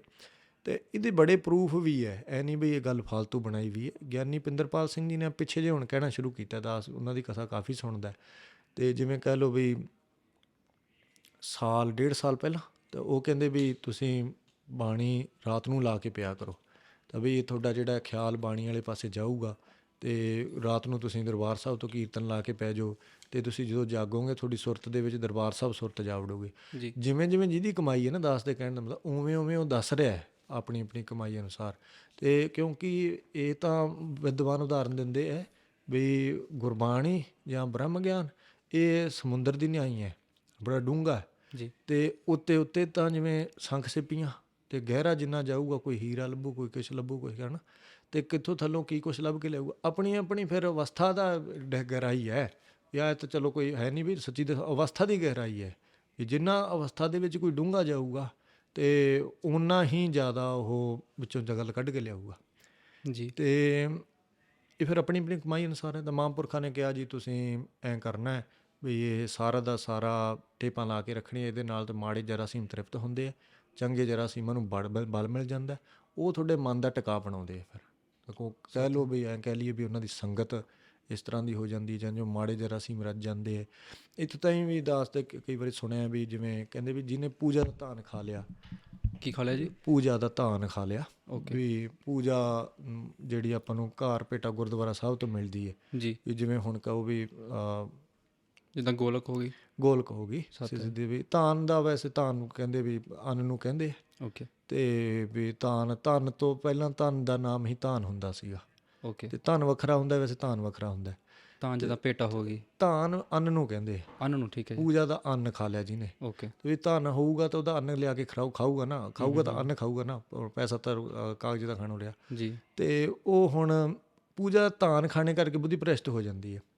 ਅਤੇ ਜਾਂ ਹੁਣ ਕਹਿ ਲਓ ਵੀ ਪੂਜਾ ਦਾ ਪਹਿਲਾਂ ਵੀ ਧਾਨ ਤਾਂ ਕਹਿ ਦਿੰਦੇ ਸੀਗੇ ਵੀ ਕਿਉਂਕਿ ਪਹਿਲਾਂ ਜਿਹੜਾ ਲੈਣ ਦੇਣ ਦੇ ਵਿੱਚ ਅੰਨ ਹੀ ਆਉਂਦਾ ਹੁੰਦਾ ਸੀਗਾ। ਰੁਪਈਏ ਤਾਂ ਚਲੋ ਹੁਣ ਥੋੜ੍ਹੇ ਜਿਹੇ ਜ਼ਿਆਦਾ ਚੱਲੇ ਗਏ, ਨਹੀਂ ਤਾਂ ਪਹਿਲਾਂ ਤਾਂ ਕਿੱਥੇ ਹੁੰਦਾ ਸੀ। ਇੱਥੋਂ ਤਾਂ ਹੀ ਵੀ ਜ਼ਿਆਦਾ ਨਹੀਂ ਲੰਮੀ ਪੁਰਾਣੀ ਗੱਲ ਨਹੀਂ, ਵੀ ਦਾਸ ਨੂੰ ਚੇਤਿਆ ਵੀ ਦਾਸ ਦੇ ਬਚਪਨ ਦੇ ਵਿੱਚ ਵੀ ਅਸੀਂ ਦੁਕਾਨ 'ਤੇ ਜਾਈਦਾ ਸੀ, ਅਤੇ ਉਹਨੂੰ ਨਾ ਵੀ ਕਣਕ ਦੇ ਦਿੰਦੇ, ਅਤੇ ਉਹਨੇ ਵੱਟੇ ਵਿੱਚ ਕੁਛ ਨਾ ਕੁਛ ਦੇ ਦੇਣਾ। ਤਾਂ ਉਹ ਇੱਕ ਤਰ੍ਹਾਂ ਦਾ ਧਾਨ ਹੁੰਦਾ ਸੀ, ਵੀ ਵਰਤੋਂ ਵਿੱਚ ਉਹੀ ਹੁੰਦਾ ਸੀਗਾ। ਅਤੇ ਉਹਨੇ ਜੀ ਕਹੋ ਮਹਾਂਪੁਰਖ ਕਹਿੰਦੇ ਵੀ ਜਿਹਨੇ ਪੂਜਾ ਦਾ ਧਾਨ ਖਾ ਲਿਆ ਨਾ, ਅਤੇ ਉਹਦੇ ਜਰਾਸੀਮ ਮਾੜੇ ਬਣਨ ਲੱਗ ਗਏ। ਨਾ ਪਹਿਲੀ ਵਾਰੀ ਤਾਂ ਜਿਹੜਾ ਹੈ ਵੀ ਉਹਨੂੰ ਜ਼ੋਰ ਪਊਗਾ ਵੀ ਮੈਂ ਨਹੀਂ ਖਾਣਾ ਸੀ, ਗਲਤੀ ਹੋ ਗਈ ਮੇਰੇ ਤੋਂ ਜੀ। ਫਿਰ ਉਹਦੇ ਜਦੋਂ ਬਾਰ-ਬਾਰ ਕਰੀ ਜਾਊਗਾ, ਖਾਈ ਜਾਊਗਾ, ਉਹਦੇ 'ਤੇ ਫਿਰ ਨਾ ਉਹ ਬਹੁਤ ਜ਼ਿਆਦਾ ਪ੍ਰਭਾਵ ਪਾ ਲੈਣਗੇ ਜਰਾਸੀਮ, ਕਹਿ ਲਓ ਉਹਦੇ ਤੋਂ ਜੋ ਪੈਦਾ ਹੋਏ ਹੈ ਨਾ ਜੀ। ਇਹਦੇ ਤੋਂ ਐਂ ਵੀ ਲਾ ਲੈਂਦੇ ਆ ਕਈਆਂ ਦਾ, ਦਾਸ ਨੇ ਕਈ ਵਿਦਵਾਨਾਂ ਦਾ ਖਿਆਲ ਵੇਖਿਆ। ਅਤੇ ਜਿਵੇਂ ਹੁਣ ਮਹਾਂਪੁਰਖਾਂ ਨੇ ਜਰਾਸੀਮ ਹੀ ਸ਼ਬਦ ਵਰਤਿਆ ਤਾਂ ਦਾਸ ਜਰਾਸੀਮ ਵੀ ਵਰਤੀ, ਵੀ ਕਈਆਂ ਦਾ ਹੋਰ ਵਿਦਵਾਨਾਂ ਦਾ ਜਾਂ ਮਹਾਂਪੁਰਖਾਂ ਗਿਆਨੀਆਂ ਦਾ ਇਹ ਖਿਆਲ ਹੁੰਦਾ ਵੀ ਉਹ ਜਰਾਸੀਮ ਦੀ ਥਾਂ 'ਤੇ ਕਹਿੰਦੇ ਵੀ ਵਿਚਾਰ ਪੈਦਾ ਹੋਣਗੇ, ਅਤੇ ਵੀ ਉਹ ਮਾੜੇ ਵਿਚਾਰ ਪੈਦਾ ਹੋਣਗੇ, ਤਾਂ ਉਹ ਫਿਰ ਕਹਿੰਦੇ ਵੱਧਦੇ ਆ ਵੀ ਹਜ਼ਾਰ ਹੋ ਜਾਂਦੇ, ਜਿੰਨੇ ਜ਼ਿਆਦਾ ਹੋ ਜਾਂਦੇ ਹੈ ਨਾ। ਅਤੇ ਚਲੋ ਮਹਾਂਪੁਰਖ ਜਾਣਦੇ, ਤਾਂ ਉਹ ਕਹਿੰਦੇ ਵੀ ਜਿਵੇਂ ਕਹਿੰਦੇ ਉਸ ਅਨੁਸਾਰ ਵੀ ਉਹ ਪੂਜਾ ਧਾਨ ਖਾਣੇ ਕਰਕੇ ਜਾਂ ਕੋਈ ਵੀ ਕਰਮ ਕਰੇ, ਵਿਕਾਰ ਭੋਗਿਆ ਆਪਾਂ, ਤਾਂ ਉਹਦੇ ਕਰਕੇ ਉਹ ਜ਼ਿਆਦਾ ਹੋ ਗਿਆ ਹੈ ਨਾ। ਪਰਾਇਆ ਰੂਪ ਦੇਖ ਲਿਆ, ਅਤੇ ਉਹਦੇ ਕਰਕੇ ਅੱਜ ਜ਼ਿਆਦਾ ਹੈ, ਕੱਲ੍ਹ ਨੂੰ ਹੋਰ ਜ਼ਿਆਦਾ ਦੇਖ ਲਿਆ, ਹੋਰ ਜ਼ਿਆਦਾ ਵੱਧਦੇ ਜਾਂਦੇ। ਪਰ ਜੋ ਗੁਰਬਾਣੀ ਦੀ ਆਪਾਂ ਨੂੰ ਸਾਊਂਡ ਦੇਈ ਜਾਣੀ ਹੈ, ਸ਼ੁੱਧ ਉਚਾਰਨ ਦੀ ਸਾਊਂਡ, ਤਾਂ ਵਿਸ਼ੇਸ਼ ਕਰਕੇ ਸ਼ੁੱਧ ਉਚਾਰਨ ਦੀ ਸਾਊਂਡ ਇੱਕ ਤਾਂ ਹੈ ਨਾ ਗੁਰਬਾਣੀ ਦੀ ਸਾਊਂਡ, ਜੀ। ਉਹ ਵੀ ਚੰਗੀ ਹੈ, ਉਹਦਾ ਹੈ ਹੀ ਬਹੁਤ ਚੰਗੀ, ਪਰ ਉਹਦੇ ਤੋਂ ਵੀ ਵਿਸ਼ੇਸ਼ ਹੈ ਵੀ ਸ਼ੁੱਧ ਉਚਾਰਨ ਦੀ ਸਾਊਂਡ, ਵੀ ਜਿਹਦੇ 'ਚ ਪੂਰੀਆਂ ਲਗਾਂ ਲੱਗੀਆਂ, ਕੋਈ ਬਾਣੀ 'ਚ ਗਲਤੀ ਨਹੀਂ, ਕਿਉਂਕਿ ਗੁਰੂ ਸਾਹਿਬ ਪੂਰੀਆਂ ਬਾਣੀ ਦੀ ਸ਼ੁੱਧ ਉਚਾਰਨ ਦੇ ਨਾਲ ਖੁਸ਼ ਹੁੰਦੇ ਆ। ਦਾਸ ਨੂੰ ਚੰਗੀ ਤਰ੍ਹਾਂ ਚੇਤੇ ਹੈ ਵੀ ਦਾਸ ਕਈ ਵਾਰੀ ਪ੍ਰੇਮੀਆਂ ਨੂੰ ਵੀ ਸੁਣਾਉਂਦਾ ਹੁੰਦਾ, ਜਿਹੜੇ ਸੰਥਾ ਕਰਦੇ, ਵੀ ਉਤਸ਼ਾਹ ਪੈਦਾ ਹੋਵੇ, ਵੀ ਫਿਰ ਹੀ ਬੰਦਾ ਕਹੂਗਾ ਵੀ ਉਹ ਕਹੇ ਵੀ ਸਾਡਾ ਜ਼ੋਰ ਵੀ ਇੰਨਾ ਲਵਾਈ ਜਾਂਦਾ, ਬਾਕੀ ਵੀ ਦੁਨੀਆ ਪਾਠ ਕਰਦੀ, ਕੀ ਫਾਇਦਾ। ਤਾਂ ਉਹਦਾ ਫਿਰ ਫਾਇਦਾ ਕੀ ਹੈ, ਮਹਾਂਪੁਰਖਾ ਕਹਿੰਦੇ ਹੈ ਵੀ ਜਦੋਂ ਤੁਸੀਂ ਸ਼ੁੱਧ ਉਚਾਰਨ ਕਰਦੇ ਹੋ, ਗੁਰੂ ਸਾਹਿਬ ਸਰਗੁਣ ਰੂਪ ਧਾਰ ਕੇ ਤੁਹਾਡੀ ਬਾਣੀ ਸੁਣਨ ਆਉਂਦੇ, ਤਾਂ ਇੱਥੋਂ ਤਾਂ ਹੀ ਸ਼ੁੱਧ ਉਚਾਰਨ ਦੇ ਤਾਂ ਬੜੇ ਲਾਭ ਨੇ। ਤਾਂ ਸ਼ੁੱਧ ਉਚਾਰਨ ਟੇਪ ਦੇ ਵਿੱਚ ਚੱਲੀ ਜਾਂਦਾ, ਤਾਂ ਉਹ ਹੁਣ ਸ਼ੁੱਧ ਉਚਾਰਨ ਦੀ ਬਰਕਤ ਇੰਨੀ ਹੈ ਵੀ ਉਹਨੇ ਤੁਹਾਡੇ 'ਤੇ ਸੁਤੇ ਅਸਰ ਕਰੀ ਜਾਣਾ, ਆਪੇ ਉਹਨੇ ਅਸਰ ਕਰਨਾ, ਐਂ ਵੀ ਨਹੀਂ ਤੁਹਾਨੂੰ ਵੀ ਉਹਦੇ ਵਿੱਚ ਤੁਹਾਨੂੰ ਕੋਈ ਯਤਨ ਵੀ ਕਰਨਾ ਪੈਣਾ, ਤਾਂ ਉਹਦਾ ਤੁਹਾਡੇ 'ਤੇ ਅਸਰ ਹੋਊਗਾ ਹੀ ਹੋਊਗਾ, ਐ ਨਹੀਂ ਵੀ ਉਹ ਵਾਧੂ ਲਾਇਆ ਹੋਇਆ।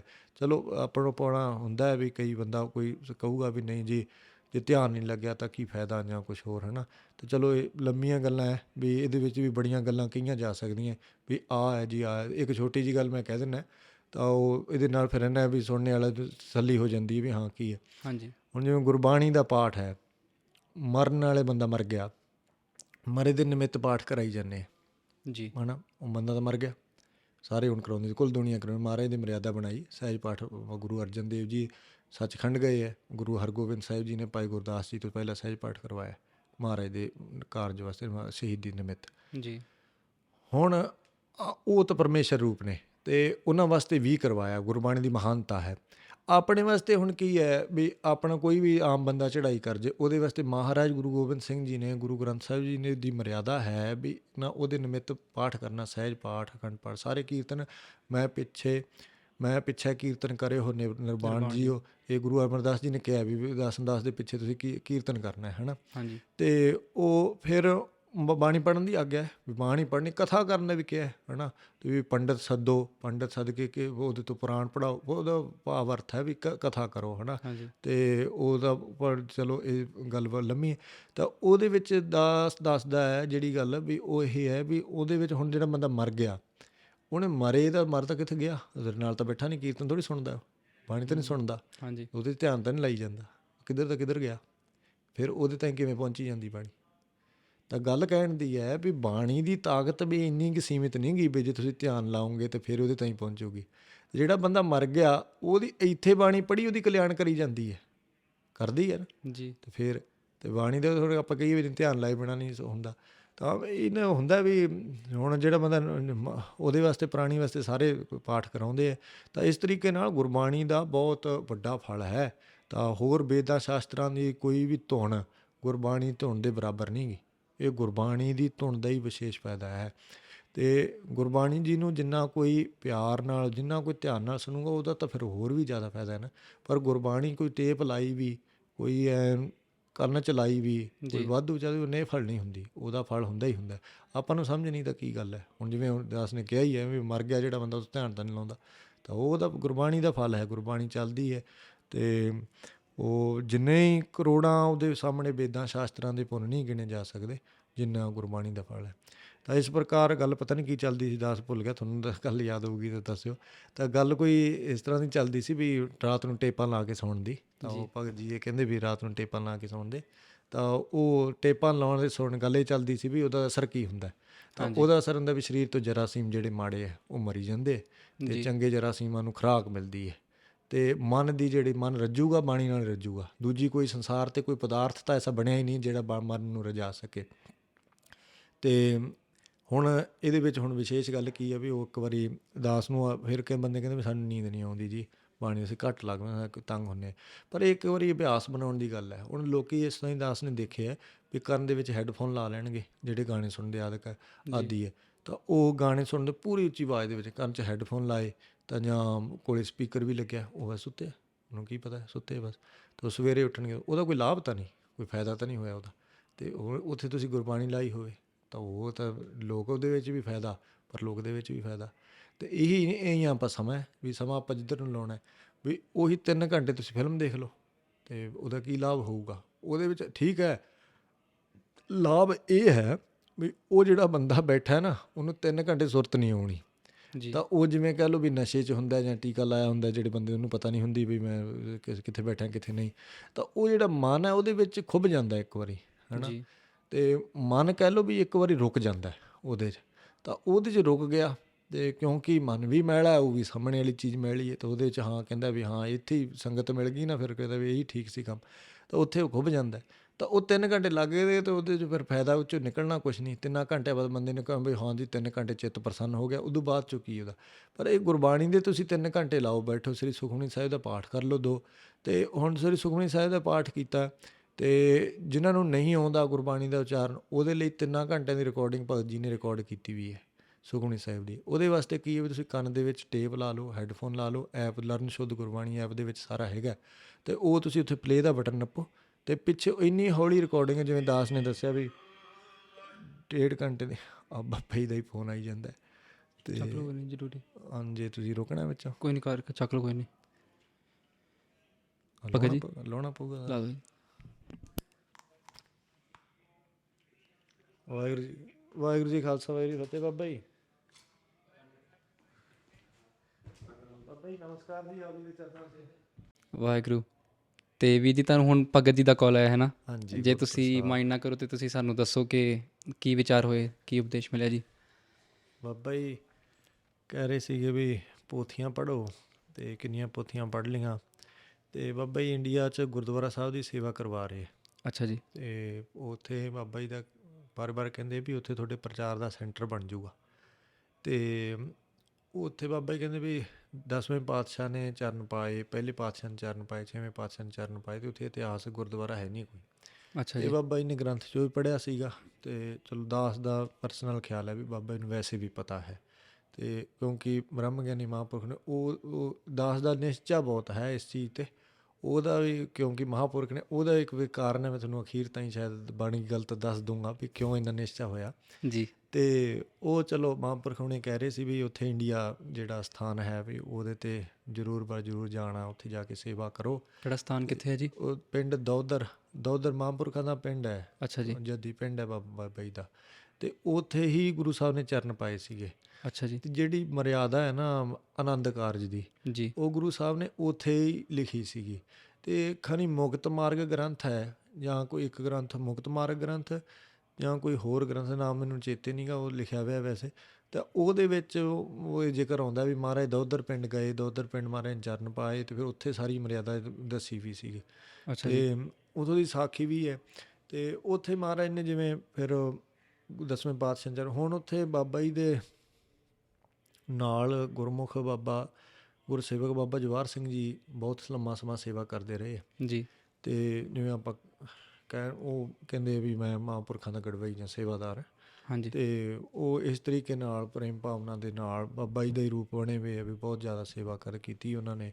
ਹੁਣ ਫਿਰ ਉਹਨਾਂ ਨੂੰ ਬਾਬਾ ਜੀ ਨੇ ਵੀ ਇੰਡੀਆ ਭੇਜਿਆ ਵੀ ਤੁਸੀਂ ਇੰਡੀਆ ਜਿਹੜੀ ਅਸਥਾਨ ਜਾ ਕੇ ਬਣਾਓ, ਜੀ। ਉੱਥੇ ਪੰਜਾਬ 'ਚ ਗੁਰਮਤਿ ਦਾ ਸੈਂਟਰ ਹੋਣਾ ਚਾਹੀਦਾ ਪ੍ਰਚਾਰ ਵਾਸਤੇ, ਅਤੇ ਉੱਥੇ ਜਾ ਕੇ ਤੁਸੀਂ ਸੇਵਾ ਕਰਨੀ ਹੈ। ਉਹ ਬਾਬਾ ਜੀ ਹੁਣ ਜਿਵੇਂ ਉਮਰ ਤਾਂ ਚਾਹੇ ਬਿਰਧ ਹੋਈ, ਮੈਨੂੰ ਲੱਗਦਾ 60-65 ਸਾਲ ਹੋ ਗਈ ਹੋਣੀ ਹੈ, 65 ਕੁ ਸਾਲ ਤਾਂ ਲਾਜ਼ਮੀ ਹੋ ਗਈ ਹੋਣੀ।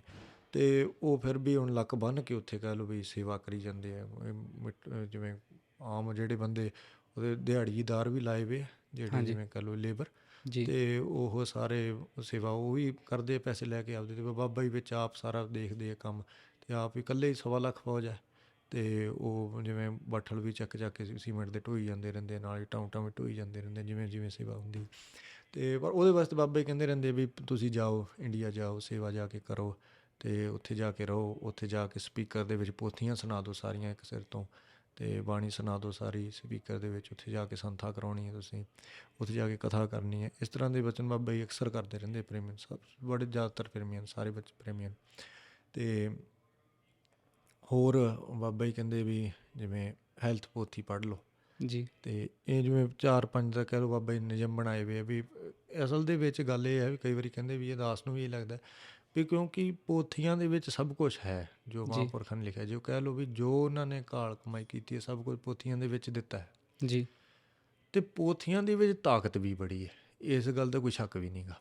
ਅਤੇ ਉਹਦੇ ਤੁਹਾਨੂੰ ਦੱਸ ਦਿੰਦਾ ਵੀ ਕਿਵੇਂ ਵੀ ਹੈ। ਅਤੇ ਜਿਵੇਂ ਇਹਨਾਂ ਨੇ ਕੋਈ ਵੀ ਬੰਦਾ ਜਾਊਗਾ ਨਾ, ਹੁਣ ਤੁਸੀਂ ਕੱਲ੍ਹ ਨੂੰ ਜਾਇਓ ਦਰਸ਼ਨ ਕਰਨ ਲਈ, ਅਤੇ ਜਾਂ ਜਿੱਦਣ ਤੁਹਾਡੀ ਛੁੱਟੀ ਹੋਈ, ਅਤੇ ਤੁਸੀਂ ਜਾ ਕੇ ਉਹਨਾਂ ਜ਼ਰੂਰ ਜਾਇਓ ਜਿੰਨਾ ਚਿਰ ਤੁਹਾਨੂੰ ਮਿਲਿਆ। ਅਤੇ ਇਹਨਾਂ ਵੀ ਵਚਨ ਜੋ ਬਾਬਾ ਜੀ ਕਹਿੰਦੇ ਸੁਣੀ ਜਾਇਓ, ਰਿਕਾਰਡ ਕਰ ਲਿਓ ਆਪਦੇ ਕੋਲ, ਹੈ ਨਾ। ਅਤੇ ਉਹਦੇ ਵਿੱਚ ਹੁਣ ਤੁਹਾਨੂੰ ਕਹਿਣਗੇ ਵੀ ਪੋਥੀਆਂ ਪੜ੍ਹ ਲਓ, ਹੈ ਨਾ। ਹਾਂਜੀ। ਪੋਥੀਆਂ ਵਿੱਚ ਸਭ ਕੁਛ ਆ ਜਾਂਦਾ। ਅਤੇ ਉਹ ਹੁਣ ਆਮ ਜਿਹੜਾ ਬੰਦਾ ਹੈ ਵੀ ਉਹ ਕਹਿੰਦਾ ਵੀ ਇਹ ਤਾਂ ਕੋਈ ਖਾਸ ਗੱਲ ਤਾਂ ਮੈਨੂੰ ਦੱਸੀ ਕੋਈ ਨਹੀਂ, ਸਾਨੂੰ ਵੀ ਐਂ ਲੱਗਦਾ ਆਮ ਬੰਦੇ 'ਤੇ ਛੱਡੋ ਵੀ ਸਾਨੂੰ ਆਪ ਨੂੰ ਵੀ ਐਂ ਲੱਗਦਾ ਜੀ ਵੀ ਤਾਂ ਕਹਿ ਦਿੰਦੇ ਪੋਥੀਆਂ ਪੜ੍ਹ ਲਓ ਵੀ ਕੋਈ ਹੋਰ ਦੱਸੋ ਸਾਨੂੰ ਕੁਛ ਹੋਰ, ਹੈ ਨਾ। ਅਤੇ ਹੁਣ ਆਪਾਂ ਕੋਈ ਹੋਰ ਬਿਰਤੀ ਨਾਲ ਸੋਚਦੇ ਹਾਂ, ਉਹ ਮਹਾਂਪੁਰਖ ਨੇ ਉਹਨਾਂ ਦੀ ਬਿਰਤੀ ਹੋਰ ਹਿਸਾਬ ਨਾਲ, ਤਾਂ ਉਹ ਕਹਿਣਗੇ ਵੀ ਤੁਸੀਂ ਪੋਥੀਆਂ ਪੜ੍ਹ ਲਓ, ਪੋਥੀਆਂ ਦੇ ਵਿੱਚ ਸਭ ਕੁਛ ਆ ਜਾਂਦਾ। ਜੀ ਅਤੇ ਹੁਣ ਪੋਥੀਆਂ ਦੇ ਵਿੱਚ ਇਹ ਹੈ ਵੀ ਜਿਹੜੇ ਬੰਦੇ ਨੇ ਪੋਥੀਆਂ ਪੜ੍ਹ ਲਈਆਂ ਅਤੇ ਉਹ ਤਾਂ ਕਹਿ ਲਓ ਵੀ ਉਹਦੀ ਬਿਰਤੀ ਸੰਸਾਰੀ ਨਹੀਂ ਰਹਿੰਦੀ, ਸੰਸਾਰ ਤੋਂ ਉਥਾਨ ਬਿਰਤੀ ਹੋ ਜਾਂਦੀ ਉਹਦੀ, ਅਤੇ ਉਹ ਸੰਸਾਰ ਤੋਂ ਉੱਤੇ ਉੱਠ ਜਾਂਦੀ ਹੈ। ਉਦਾਸ ਹੋ ਜਾਂਦਾ ਸੰਸਾਰ ਤੋਂ, ਉਹਨੂੰ ਪਤਾ ਲੱਗ ਜਾਂਦਾ ਵੀ ਇਹ ਚੀਜ਼ਾਂ ਕਾਹਦੇ ਵਾਸਤੇ, ਸੰਸਾਰ 'ਤੇ ਆਏ ਕਾਹਦੇ ਵਾਸਤੇ, ਕਿਉਂਕਿ ਉਹਦੇ ਪੋਥੀਆਂ ਦੇ ਵਿੱਚ ਇੱਕ ਤਾਂ ਹੈ ਨਾ ਵੀ ਦਾਸ ਦਾ ਇਹ ਨਿੱਜੀ ਤਜਰਬਾ ਹੈ, ਐਂ ਇਕੱਲਾ ਇਸ ਕਰਕੇ ਨਹੀਂ ਵੀ ਮੈਂ ਕਿਉਂਕਿ ਬਾਬਾ ਜੀ ਕੋਲ ਜਾਂਦਾ ਰਹਿੰਦਾ ਜਾਂ ਸ਼ਰਧਾ ਹੈ ਬਾਬਾ ਜੀ 'ਤੇ ਤਾਂ ਨਹੀਂ, ਇਹ ਤੁਸੀਂ ਆਮ ਕਰ ਲਿਓ ਵੀ ਹੁਣ ਕੋਈ ਸਟੀਕ ਲੈ ਲਿਓ, ਪੁਰਾਣੇ ਲਿਖੇ ਹੋਏ ਹੈ ਜਾਂ ਪ੍ਰਸਿੱਧ ਸਟੀਕ ਹੈ ਦਰਪਣ ਜੀ ਗੁਰੂ ਗ੍ਰੰਥ ਸਾਹਿਬ, ਉਹ ਖੁਸ਼ਕ ਜਿਹੀਆਂ ਗੱਲਾਂ ਉਹਦੇ ਵਿੱਚ ਲਿਖੀਆਂ ਹੋਣਗੀਆਂ, ਹੈ ਨਾ। ਅਤੇ ਵੀ ਇਹਦਾ ਮਤਲਬ ਇਹ ਨਹੀਂ ਗਾ ਵੀ ਉਹਨਾਂ ਦੀ ਸੇਵਾ ਨੂੰ ਘੱਟ ਆਪਾਂ ਕਹਿੰਦੇ ਹਾਂ, ਉਹਨਾਂ ਨੇ ਬਹੁਤ ਵੱਡੀ ਸੇਵਾ ਸਾਰੀ ਉਮਰ ਲਾਈ ਪ੍ਰੋਫੈਸਰ ਸਾਹਿਬ ਸਿੰਘ ਜੀ ਨੇ ਸੇਵਾ ਕਰਨ ਵਾਸਤੇ, ਪਰ ਉਹਦੇ ਤੁਸੀਂ ਵੇਖਿਓ ਵੀ ਕਿਆ ਹੋਊਗਾ, ਹੇ ਨਾਨਕ ਆਖ ਵੀ ਆਹ ਗੱਲ ਇਸ ਤਰ੍ਹਾਂ ਮਹਾਰਾਜ ਦੇ ਨਾਮ ਹੇ ਨਾਨਕ ਲੋਕ ਵਿਆਕਰਨ ਦੇ ਹਿਸਾਬ ਨਾਲ ਕੀਤਾ, ਉਹ ਵਿਦਵਾਨ ਜਾਣਦੇ ਜਿਹੜੇ ਬੰਦੇ ਪੜ੍ਹੇ ਲਿਖੇ, ਉਹ ਵੱਖਰੀ ਗੱਲ ਹੈ। ਅਤੇ ਪਰ ਉਹ ਉਹਦੇ ਵਿੱਚ ਪ੍ਰੇਮ ਭਾਵਨਾ ਬਣੇ ਹਿਰਦੇ ਦੀ ਪੜ੍ਹ ਕੇ, ਜੀ ਇਹ ਔਖਾ ਹੈ ਕੰਮ, ਹੈ ਨਾ। ਕਿਸੇ ਦੀ ਬਣੇ ਤਾਂ ਨਮਸਕਾਰ ਹੈ, ਅਰਦਾਸ ਨੂੰ ਜੋ ਲੱਗਦਾ ਵੀ ਉਹ ਔਖਾ ਹੈ ਉੱਥੋਂ ਕੰਮ। ਹਾਂ ਗਿਆਨ ਜ਼ਰੂਰ ਹੋ ਜਾਊਗਾ, ਬਾਣੀ ਦੇ ਅਰਥ ਪੜ੍ਹਿਆਂ ਦਾ ਫਾਇਦਾ ਹੈ ਬਹੁਤ ਜ਼ਿਆਦਾ, ਜੀ ਜੇ ਕੋਈ ਅਰਦਾਸ ਆਪ ਪੜ੍ਹਦਾ ਰਿਹਾ ਇੰਨੇ ਸਾਲ, ਪ੍ਰੋਫੈਸਰ ਸਾਹਿਬ ਸਿੰਘ ਦੀ ਸਟੀਕ ਪਹਿਲਾਂ ਅਤੇ ਉਹ ਅਤੇ ਫਿਰ ਇਹਨਾਂ ਨੇ ਬਾਬਾ ਜੀ ਨੇ ਜਿਹੜੀਆਂ ਪੋਥੀਆਂ ਨੇ ਉਹਦੀ ਵਿਸ਼ੇਸ਼ਤਾ ਤੁਹਾਨੂੰ ਦੱਸਦਾ ਵੀ ਸਾਰੀਆਂ ਹੁਣ ਗੱਲਾਂ ਉਹਨੇ ਪੋਥੀਆਂ ਦੀ ਮੇਨ ਕਰਦੇ, ਜਦੋਂ ਕਿਸੇ ਨਾਲ ਪ੍ਰੇਮ ਨੇ ਗੱਲ ਉਹ ਕਹੋਗੇ ਵੀ ਪੋਥੀਆਂ ਪੜ੍ਹ ਲਓ, ਉਹ ਕਹੋ ਵੀ ਸਾਨੂੰ ਕੋਈ ਗੱਲ ਤਾਂ ਦੱਸੀ ਨਹੀਂ ਵੀ ਪੋਥੀਆਂ ਪੜ੍ਹਨ 'ਚ ਕੀ ਹੈ। ਇੱਥੋਂ ਤਾਈਂ ਬਾਬਾ ਜੀ ਬਰੈਂਪਟਨ ਦੇ ਵਿੱਚ ਜਦੋਂ ਜਾਂ ਹੋਰ ਕਿਤੇ ਜਿੱਥੇ ਵੀ ਬਾਬਾ ਜੀ ਰਹੇ ਆ, ਕੈਲਗਰੀ ਜਿੱਥੇ ਵੀ ਗਏ ਆ ਨਾ, ਅਤੇ ਉੱਥੇ BC ਵਿੱਚ ਗਏ, ਉਹ ਸਭ ਬਾਬਾ ਜੀ ਨਾਲ ਪੋਥੀਆਂ ਹੁੰਦੀਆਂ, ਪੋਥੀਆਂ ਜਿੱਥੇ ਜਾਣ ਲੈ ਜਾਣੀਆਂ, ਉਹ ਭਾਈ ਤੁਸੀਂ ਪੋਥੀਆਂ ਪੜ੍ਹੋ, ਪੋਥੀਆਂ ਰੱਖ ਲਓ ਆਪਦੇ ਕੋਲ, ਆਹ ਪੋਥੀਆਂ ਬਾਰੇ ਦੱਸਣ ਲੱਗ ਜਾਣਾ, ਪੋਥੀਆਂ ਦਾ ਬੜਾ ਪ੍ਰਚਾਰ ਕਰਨਾ। ਜਿਹਦੇ ਤਾਂ ਭਾਗ ਕਹਿ ਲਓ ਵੀ ਸ੍ਰੇਸ਼ਟ ਹੋਏ, ਜੀ ਉਹ ਤਾਂ ਬਚਨ ਮੰਨ ਕੇ ਪੋਥੀਆਂ ਪੜ੍ਹਨ ਲੱਗ ਜਾਊਗਾ, ਹੈ ਨਾ। ਦੂਸਰੇ ਨੇ ਮੇਰੇ ਅੱਗੇ ਕਹਿਣਾ ਵੀ ਇਹਦੇ ਵਿੱਚ ਤਾਂ ਕੋਈ ਖਾਸ ਗੱਲ ਨਹੀਂ, ਸਾਨੂੰ ਕੁਛ ਖਾਸ ਨਹੀਂ, ਤਾਂ ਇਹਨਾਂ ਨੇ ਤਾਂ ਪੋਥੀਆਂ ਪੜ੍ਹਨ ਦੱਸਿਆ।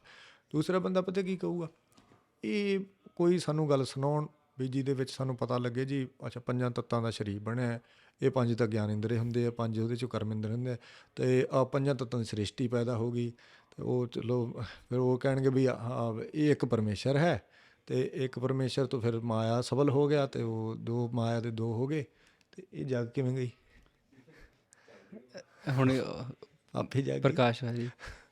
ਅਤੇ ਉਹ ਫਿਰ ਚਲੋ ਜੀ ਉਹ ਕੱਲ੍ਹ ਕੀ ਵਿਗਿਆਨ ਦੀਆਂ ਗੱਲਾਂ ਚੰਗੀਆਂ ਹੈ ਨਾ, ਵਾਹਿਗੁਰੂ। ਅਤੇ ਪਰ ਮੈਂ ਉਹ ਵੈਸੇ ਸੋਚ ਰਿਹਾ ਸੀ ਵੀ ਜੀ ਜਿੰਨਾ ਕਿ ਕਿੰਨੇ ਘੱਟ ਸਮੇਂ ਦੇ ਵਿੱਚ ਵੀ ਕਿੰਨਾ ਕੁ ਗਿਆਨ ਇੱਕ ਪ੍ਰਾਣੀ ਦੂਜੇ ਪ੍ਰਾਣੀ ਤੇ ਨੂੰ ਦੇ ਸਕਦਾ ਹੈ, ਇਹ ਵੀ ਬਾਕਮਾਲ ਗੱਲ ਹੈ। ਇੱਕ ਚੀਜ਼ ਜਿਹੜੀ ਤੁਸੀਂ ਬਾਰ-ਬਾਰ ਮੈਂਸ਼ਨ ਕੀਤੀ, ਮੈਂ ਤਾਂ ਤੁਹਾਨੂੰ ਰੋਕ ਕੇ ਪੁੱਛਣਾ ਚਾਹ ਰਿਹਾ ਕਿ ਅਸੀਂ ਬਾਰ-ਬਾਰ ਭਗਤ ਜੀ ਦੀ ਗੱਲ ਕਰਦੇ ਪਏ ਹਾਂ। ਪਿਛਲੇ ਥੋੜ੍ਹੇ ਸਮੇਂ 'ਚ ਪੋਡਕਾਸਟ ਵੀ ਜਸਕਰਨ ਸਿੰਘ ਵਿਨੋਦ ਵੀਰ ਜੀ ਨਾਲ ਇੱਕ ਜਿਹੜੀ ਚੀਜ਼ ਕਾਮਨ ਰਹੀ ਉਹ ਭਗਤ ਜੀ ਦਾ ਨਾਮ ਹੈ। ਸੋ ਜੇ ਆਪ ਜੀ ਥੋੜ੍ਹਾ ਜਿਹਾ ਕੱਢ ਕੇ ਭਗਤ ਜੀ ਬਾਰੇ ਜ਼ਰੂਰ ਦੱਸਿਓ ਕਿ ਉਹਨਾਂ ਦਾ ਨਾਮ ਕੀ ਹੈ ਅਤੇ ਉਹ ਇਹ ਵਾਲੀ ਸੇਵਾ 'ਚ ਪਏ ਕਿੱਦਾਂ, ਕਿਉਂਕਿ ਭਗਤ ਜੀ ਬਾਰੇ ਸ਼ਾਇਦ ਲਿਸਨਰਸ ਨੂੰ ਇੰਨਾ ਨਾ ਪਤਾ ਹੋਏ ਜਿੰਨਾ ਸ਼ਾਇਦ ਤੁਹਾਨੂੰ ਪਤਾ, ਸੋ ਉਹਦੇ ਬਾਰੇ ਵੀ ਦੱਸਿਓ ਜੀ। ਜੀ ਜ਼ਰੂਰ। ਤਾਂ ਆਹ ਗੱਲ ਜਿਹੜੀ ਚੱਲਦੀ ਸੀ ਇਹ ਪੂਰੀ ਕਰ ਲਈਏ, ਪੋਥੀਆਂ ਦੀ। ਹਾਂਜੀ ਹਾਂ ਪੋਥੀਆਂ ਦੀ, ਅਤੇ ਉਹ ਵੀ ਆਮ ਜਿਹੜੀ ਗੱਲ ਹੈ ਵੀ ਜਿਵੇਂ ਬਾਬਾ ਜੀ ਕੋਲ ਬੰਦੇ ਜਿਹੜੇ ਆਉਂਦੇ ਆ, ਜੀ ਹੈ ਨਾ, ਤਾਂ ਉਹਨਾਂ ਨੇ ਵੀ ਕੋਈ ਆਮ ਆਪਾਂ ਕੀ ਕਰੀਏ ਵਿਦਵਾਨ ਕੋਲ ਜਾਈਏ, ਗਿਆਨੀ ਸਿੰਘ ਕੋਲ, ਪੜ੍ਹੇ ਲਿਖੇ ਕੋਲ ਜਾਈਏ ਚੰਗੇ, ਉਹ ਤੁਹਾਨੂੰ ਗੱਲਾਂ ਸੁਣਾਊਗਾ, ਤਾਂ ਉਹ ਚਲੋ ਭਾਗਾਂ ਵਾਲੇ ਇਹ ਗੱਲਾਂ ਸੁਣਾਉਂਦੇ, ਉਹ ਇਸ ਤਰ੍ਹਾਂ ਦੀਆਂ ਗੱਲਾਂ ਸੁਣਾ ਤੁਹਾਨੂੰ ਵੀ ਆ ਜੀ ਇਹ ਕੀ ਹੈ, ਤੁਸੀਂ ਕਹੋਗੇ ਵੀ ਇਹ ਕੀ ਇੱਕ ਹੈ, ਅਤੇ ਉਹ ਕੋ ਵੀ ਇੱਕ ਕੀ ਹੁੰਦਾ ਹੈ, ਇੱਕ ਦਾ ਜਨਾਇਕ ਹੈ, ਪਰਮੇਸ਼ਰ ਦਾ ਜਨਾਇਕ ਹੈ, ਅਤੇ ਉਹ ਫਿਰ ਉਹ ਚਲੋ ਇਹ ਗਿਆਨ ਦੀਆਂ ਗੱਲਾਂ, ਫਿਰ ਉਹ ਕਹਿਣਗੇ ਵੀ ਆਹ ਕੀ ਹੈ, ਤੂੰ ਕਹਿੰਦੇ ਦੋ ਕਹਿੰਦੇ ਦੋ ਨਹੀਂ ਵੀ ਇਹ ਦੋ ਅਤੇ ਦੂਜੀ ਦੁਤੀ ਆ ਜਿਹੜੀ ਹੈ ਨਾ, ਆਪ ਪੀਨਾ ਆਪ ਸਾਜਿਓ, ਆਪ ਪੀਨਾ ਰਚਿਓ ਨਾਓ, ਅਤੇ ਦੋਈ ਕੁਦਰਤ ਸਾਜੀ ਹੈ, ਘਰ ਆਸਣ ਨੂੰ ਡਿੱਠੋ ਚਾਓ, ਤਾਂ ਵੀ ਦੂਜੀ ਕੁਦਰਤ ਵੀ ਮਾਇਆ ਸਾਜਤੀ, ਜਾਂ ਕਹਿ ਲਓ ਕੁਦਰਤ ਸ੍ਰਿਸ਼ਟੀ ਮਾਇਆ ਸਾਜਤੀ, ਚਲੋ ਕਹਿ ਲਓ, ਹੈ ਨਾ। ਅਤੇ ਉਹ ਮਾਇਆ ਦੂਜੀ ਮਾਇਆ ਬਣਾਤੀ, ਤਾਂ ਮਾਇਆ ਦੇ ਵਿੱਚ ਨਾਲ ਹੁਣ ਉਹ ਮਾਇਆ ਤੋਂ ਜਿਹੜੀ ਹੈ ਵੀ ਤੀਜੀ ਆ ਕੀ ਹੈ, ਤਾਂ ਉਹ ਕਹਿਣਗੇ ਵੀ ਤੀਜੀ ਵੀ ਚਲੋ ਇਹ ਸਮਝਣ ਦਾ ਤਰੀਕਾ ਦਾਸ ਪਿੱਛੇ ਜੀ ਯਾਦ ਕਰੀ ਜਾਂਦਾ ਸੀ, ਅਤੇ ਉਹ ਤੀਜੀ ਕਹਿਣਗੇ ਵੀ ਚਲੋ ਇਹ ਸ੍ਰਿਸ਼ਟੀ ਹੁਣ ਤਿੰਨਾਂ ਗੁਣਾਂ ਵਾਲੀ ਰਜੋ ਤਮੋ ਸਤੋ ਵਾਲੀ ਮਾਇਆ ਹੋ ਗਈ, ਮਾਇਆ ਅਤੇ ਪਰਮੇਸ਼ਰ ਦੋਨਾਂ ਦੇ ਕਰਕੇ ਸ੍ਰਿਸ਼ਟੀ ਪੈਦਾ ਹੋ ਗਈ, ਤਿੰਨ ਹੋ ਗਏ ਦੋਵਾਂ ਕਰਕੇ। ਜੀ ਹਾਂਜੀ ਪਹਿਲਾਂ ਇੱਕ ਸੀ, ਇੱਕ ਕਰਕੇ ਦੋ ਹੋ ਗਏ, ਅਤੇ ਦੋਵਾਂ ਕਰਕੇ ਹੁਣ ਤਿੰਨ ਹੋ ਗਏ, ਤਿੰਨ ਵੀ ਤਿੰਨਾਂ ਗੁਣਾਂ ਵਾਲੀ ਰਜੋ ਤਮੋ ਸਤੋ ਵਾਲੀ ਸ੍ਰਿਸ਼ਟੀ ਹੋ ਗਈ, ਤਿੰਨਾਂ ਗੁਣਾਂ ਤੋਂ ਪੈਦਾ। ਅਤੇ ਫਿਰ ਉਹ ਕਹਿਣਗੇ ਵੀ ਇਹ ਚਾਰ ਹੈ, ਹੁਣ ਫਿਰ ਤਿੰਨਾਂ ਤੋਂ ਚਾਰ ਹੋ ਗਏ, ਤੇ ਵਿਚਾਰ ਤੋਂ ਵੀ ਇਹ ਹੋ ਗਏ ਵੀ 4 ਖਾਣੀਆਂ ਹੋ ਗਈਆਂ ਅੱਗੇ, 4 ਖਾਣੀਆਂ ਤੋਂ ਸ੍ਰਿਸ਼ਟੀ ਪੈਦਾ ਹੋ ਗਈ। ਤੇ ਫਿਰ ਉਹ ਕਹਿਣਗੇ ਜੀ ਵੀ ਹੁਣ ਫਿਰ 5 ਹੋ ਗਏ, ਤੇ ਫਿਰ 5 ਹੋ ਗਈ ਵੀ 5 ਤੱਤ ਪੈਦਾ ਹੋ ਗਏ ਅੱਗੇ, ਤੇ 5 ਤੱਤਾਂ ਦੀ ਸ੍ਰਿਸ਼ਟੀ ਹੋ ਗਈ, 4 ਖਾਣੀਆਂ 'ਚੋਂ ਹੋ ਗਈ ਸ੍ਰਿਸ਼ਟੀ, ਤੇ 3 ਗੁਣਾਂ ਦੀ ਸ੍ਰਿਸ਼ਟੀ ਹੋ ਗਈ, ਦੂਜੀ ਮਾਇਆ ਤੋਂ ਗਾਂ ਪੈਦਾ ਹੋ ਗਈ, ਤੇ ਇੱਕ ਪਰਮੇਸ਼ਰ ਤੋਂ ਗਾਂ ਸਾਰਾ ਪਸਾਰਾ ਫੈਲ ਗਿਆ। ਚਲੋ ਗਿਆਨ ਦੀਆਂ ਗੱਲਾਂ ਹੈ। ਤੇ ਦੂਜਾ ਬੰਦਾ ਜਿਹੜਾ ਜਾਊਗਾ ਉਹ ਬੜਾ ਪ੍ਰਸੰਨ ਹੋ ਜਾਵੇ ਵੀ ਬੜੀਆਂ ਸਾਨੂੰ ਚੰਗੀਆਂ ਗੱਲਾਂ ਅਸੀਂ ਗਿਆਨ ਦੀਆਂ ਦੱਸੀਆਂ, ਸਾਨੂੰ ਦੱਸਿਆ ਵੀ ਅਸੀਂ ਜੀਵ ਹੈ ਤੇ ਮਹਾਰਾਜ ਬ੍ਰਹਮ ਸਰੂਪ ਨੇ, ਉਹ ਪ੍ਰਸੰਨ ਹੋ ਜਾਓ। ਬਾਬਾ ਜੀ ਕੋਲ ਕੋਈ ਜਾਊਗਾ, ਉਹ ਬਾਬਾ ਜੀ ਕਹਿਣਾ ਵੀ ਤੂੰ ਚਾਹ ਨਹੀਂ ਪੀਣੀ, ਤੂੰ ਤੜਕਾ ਨਹੀਂ ਖਾਣਾ, ਤੇ ਤੂੰ ਕੈਨਡ ਫੂਡ ਨਹੀਂ ਖਾਣਾ, ਤੇ ਉਹ ਸੋਚ ਕੇ ਆਊਗਾ ਵੀ ਇਸ ਤਾਂ ਆਏ ਸੀਗੇ ਵੀ ਕੋਈ ਸਾਨੂੰ ਇਹੋ ਜਿਹੀ ਗੱਲ ਦੱਸਣਗੇ ਵੀ ਸ੍ਰਿਸ਼ਟੀ ਕਿੱਥੋਂ ਪੈਦਾ ਹੋਈ, ਜਾਂ ਕੋਈ ਬ੍ਰਹਮ ਗਿਆਨ ਦੀ ਗੱਲ ਸੁਣਾਉਣਗੇ। ਅਤੇ ਇਹ ਤਾਂ ਸਾਨੂੰ ਤੁਸੀਂ ਇਵੇਂ ਚਾਹ ਨਹੀਂ ਪੀਣੀ ਵੀ, ਤੇ ਡਾਈਟ ਚਾਰਟ ਸਾਨੂੰ ਦੱਸੀ ਜਾਂਦੇ ਵੀ ਆਹ ਨਹੀਂ ਖਾਣਾ, ਆਹ ਕਰਨਾ। ਅਤੇ ਉਹਨੂੰ ਪੁੱਛ ਲੈਣਗੇ ਵੀ ਤੂੰ ਕੀ ਕਰਦਾ ਹੁੰਦਾ, ਅਤੇ ਤੜਕਾ ਨਹੀਂ ਖਾਣਾ, ਤੂੰ ਤੜਕਾ ਖਾਣ ਵਾਲਾ ਹੋ ਜਾਂਦਾ। ਤਾਂ ਉਹ ਜਿਹੜਾ ਤਾਂ ਹੁਣ ਹੈ ਵੀ ਸ਼ੁਰੂ ਵਾਲਾ ਉਹਦੇ ਤਾਂ ਬੰਦਾ ਜਿਹਨੇ ਨਾ ਵੀ ਬਸ ਇੱਕੋ ਵਾਰੀ ਵੇਖਿਆ, ਉਹ ਤਾਂ ਭਰਮ ਜਾਊਗਾ। ਉਹ ਕਹੂ ਵੀ ਇਹਨਾਂ ਨੂੰ ਪਤਾ ਕੁਛ ਨਹੀਂ ਗਾ, ਅਤੇ ਬਈ ਬਸ ਇਹਨਾਂ ਨੂੰ ਤਾਂ ਆਹੀ ਪਤਾ ਹੈ ਵੀ ਇਹ ਬਸ ਭਗਤੀ ਜਾਂ ਤਾਂ ਐਂ ਸੋਚੂਗਾ ਵੀ ਇਹਨਾਂ ਨੂੰ ਤਾਂ ਵਿੱਦਿਆ ਤਾਂ ਹੈ ਹੀ ਨਹੀਂ ਇਹਨਾਂ ਕੋਲ, ਅਤੇ ਕਹੂਗਾ ਵੀ ਇਹ ਤਾਂ ਬਸ ਇਸ ਤਰੀਕੇ ਨਾਲ ਕਿਸੇ ਤਰੀਕੇ ਭਗਤੀ ਕਰਕੇ ਬਣ ਗਏ ਹੈ, ਅਤੇ ਪਰ ਉਹ ਇਹਨਾਂ ਦੀ ਕੋਲ ਆਹੀ ਗੱਲਾਂ ਆਮ ਸੰਸਾਰ ਦੀਆਂ ਜਿਹੜੀਆਂ ਗੱਲਾਂ। ਅਤੇ ਜਾਂ ਉਹਨੂੰ ਬਾਬਾ ਜੀ ਕਹਿ ਦੇਣੇ ਵੀ ਤੂੰ ਚਲੋ ਜੀ ਇਹ ਕਰ, ਐਕਸਰਸਾਈਜ਼ ਕਰਿਆ ਕਰ, ਵੀ ਅੱਖਾਂ ਜ਼ੋਰ ਦੀ ਬੰਦ ਕਰ ਲਿਆ ਕਰ ਇੰਨੀ ਵਾਰੀ, ਹੈ ਨਾ, ਅਤੇ ਜਾਂ ਹੂਲਾ ਹੂ ਕਰਿਆ ਕਰ, ਅੱਜ ਕੱਲ੍ਹ ਕਹੀ ਜਾਂਦੇ ਵੀ ਉਹ ਕਹੂਗਾ ਵੀ ਇਹ ਤਾਂ ਹੋਰ ਹੀ ਪਾਸੇ ਤੁਰੀ ਜਾਂਦੇ। ਜਾਂ ਚਲੋ ਹੋਰ ਵੀ ਗੱਲਾਂ ਹੈ, ਹੁਣ ਗੱਲ 'ਚੋਂ ਗੱਲ ਗਾਂਹ ਹੀ ਤੁਰੀ ਜਾਂਦੀ ਹੈ, ਤੁਸੀਂ ਪਤਾ ਨਹੀਂ ਤੁਹਾਡੇ ਕੋਲ ਸਮਾਂ ਵੀ ਹੁਣ ਕਿੰਨਾ ਕੁ ਅੱਗੇ ਤੁਰੀ ਜਾਂਦਾ। ਕੋਈ ਨਹੀਂ ਜਾਣਦੀ। ਅਤੇ ਉਹ ਹੁਣ ਨਾ ਜਿਵੇਂ ਬਾਬਾ ਜੀ ਕੈਂਪ 'ਤੇ ਗਏ, ਹੁਣ ਜਿਹੜਾ ਕੋਈ ਸੁਣੂਗਾ ਉਹ ਵੀ ਆਖੂਗਾ ਵੀ ਆਹ ਸਾਡੀਆਂ ਗੱਲਾਂ 2016 ਕਿ 17 ਵਾਲਾ ਇੱਥੇ ਦਾ ਕੈਂਪ ਸੀਗਾ। ਅੱਛਾ ਜੀ। ਅਤੇ ਉੱਥੇ ਬਾਬਾ ਜੀ ਵੀ ਗਏ ਸੀ, ਅਤੇ ਸਾਰੇ ਪ੍ਰੇਮੀ ਹੋਰ ਵੀ, ਭਾਈ ਜਗਰਾਜ ਸਿੰਘ ਵੀ ਉੱਥੇ ਆਏ, ਅਤੇ ਹੋਰ 2-4 ਜਿਵੇਂ ਮੈਨੂੰ ਲੱਗਦਾ ਗਿਆਨੀ ਸੁੱਖਾ ਸਿੰਘ ਵੀ ਉਸੇ, ਅਤੇ ਕੋਈ 2-3 ਵੱਖਰੇ ਵੀ ਕੈਂਪ ਸੀਗੇ। ਮੈਂ ਸਾਰਿਆਂ ਨੂੰ ਕਨਫਿਊਜ਼ ਵੀ ਕਰਦਾ, ਮੈਨੂੰ ਕਿਸੇ ਨੇ ਗੱਲ ਵੀ ਸੁਣਾਈ ਸੀਗੀ। ਅਤੇ ਉਹ ਫਿਰ ਉੱਥੇ ਹੁਣ ਬਾਬਾ ਜੀ ਨੇ ਸਾਰਿਆਂ ਨੂੰ ਕਹਿਣਾ ਵੀ ਐਕਸਰਸਾਈਜ਼ ਕਰੋ, ਤੁਸੀਂ ਐਕਸਰਸਾਈਜ਼ ਕਰੋ, ਬਾਬਾ ਗੋਡੇ ਫੜ ਕੇ, ਅਤੇ ਸਾਰਿਆਂ ਨੇ ਹੱਸੀ ਜਾਣਾ ਬਈ ਉਹ ਤੋਂ ਭੁਲੇਖਾ ਬੜਾ ਪੈ ਜਾਂਦਾ। ਅਤੇ ਵੀ ਹਾਂ ਵੀ ਇਹ ਤਾਂ ਕੀ ਐਕਸਰਸਾਈਜ਼ ਦੀਆਂ ਗੱਲਾਂ ਦੱਸੀ ਜਾਂਦੇ, ਸਾਨੂੰ ਫੂਡ ਦੀਆਂ ਗੱਲਾਂ ਦੱਸੀ ਜਾਂਦੇ, ਆਹ ਕੀ ਇਹ ਉਹ ਗੱਲਾਂ 'ਚੋਂ ਗੱਲਾਂ ਸਾਨੂੰ ਦੱਸਣ ਵਾਲੀਆਂ, ਵੀ ਉਹ ਗਿਆਨ ਦੀ ਕੋਈ ਗੱਲ ਤਾਂ ਕੋਈ ਸਾਨੂੰ ਦੱਸਦੇ ਨੇ। ਤਾਂ ਪਰ ਇਹ ਆਮ ਬੰਦੇ ਨੂੰ ਸ਼ੁਰੂ 'ਚ ਦੱਸ ਰਿਹਾ ਵੀ ਉਹਨੂੰ ਭੁਲੇਖਾ ਨਾ ਪੈ ਜੇ ਬਈ ਹਾਂ ਵੀ ਇਹ ਤਾਂ ਬਸ ਆਹੀ ਗੱਲਾਂ। ਉਹ ਬੰਦੇ ਸਾਰੇ ਹੱਸੀ ਜਾਣ, ਵੀਡੀਓ ਦੇਖ ਲਓ ਤੁਸੀਂ ਇੱਥੇ ਕੈਂਪ ਦੀ ਕੱਢ ਕੇ, ਉਹ ਸਾਰੇ ਜਿਹੜੇ ਐਕਸਰਸਾਈਜ਼ ਨਾਲੇ ਹੱਸੀ ਜਾਂਦੇ ਵੀ ਆਹ ਬਾਬਾ ਜੀ ਨੇ ਸਾਨੂੰ ਮਾਹੌਲ ਬਣਾਇਆ ਹੋਇਆ। ਜਿਹੜੀ ਬਾਹਰ ਗਾਰਡਨ 'ਚ ਹੋ ਰਹੀ ਹੈ ਸ਼ਾਇਦ,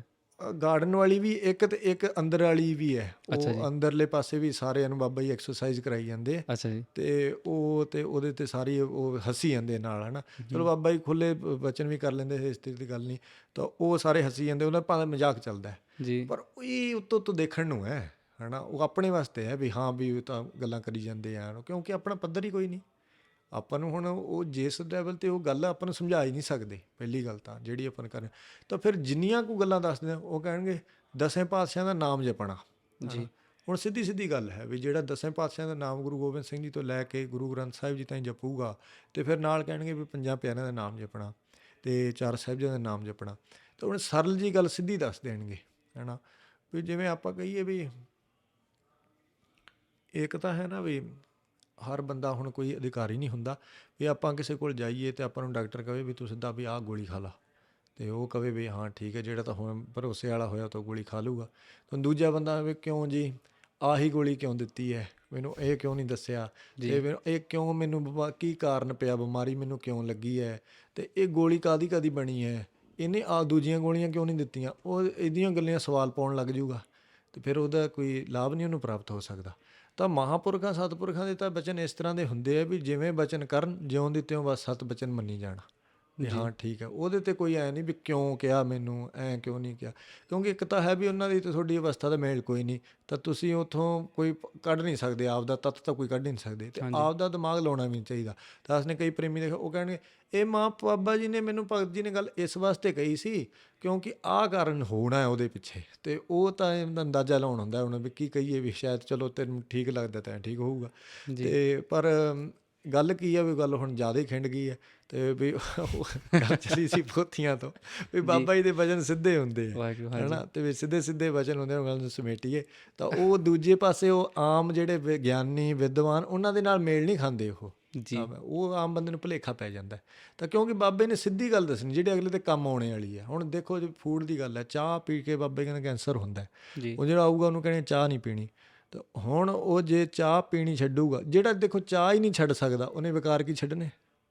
ਜਿਹੜਾ ਮਨ ਤੇ ਇੰਨਾ ਹੀ ਨਹੀਂ ਜ਼ੋਰ, ਗੱਲ ਤਾਂ ਸੋਚਣ ਵਾਲੀ ਹੈ ਨਾ, ਪਰ ਹਾਂਜੀ ਉਹ ਤਾਂ ਭਰਮ ਜੂਗਾ ਵੀ ਲੈ ਇਹ ਕੀ ਤੇ ਚਾਹ ਛੱਡਣ ਨੂੰ ਕਹਿੰਦੇ, ਕਹਿੰਦੇ ਫੇਰ ਆਈ ਮੇਰੇ ਕੋਲ ਚਾਹ ਛੱਡੇਗਾ ਤਾਂ ਉਪਦੇਸ਼ ਦੇਊਂਗਾ।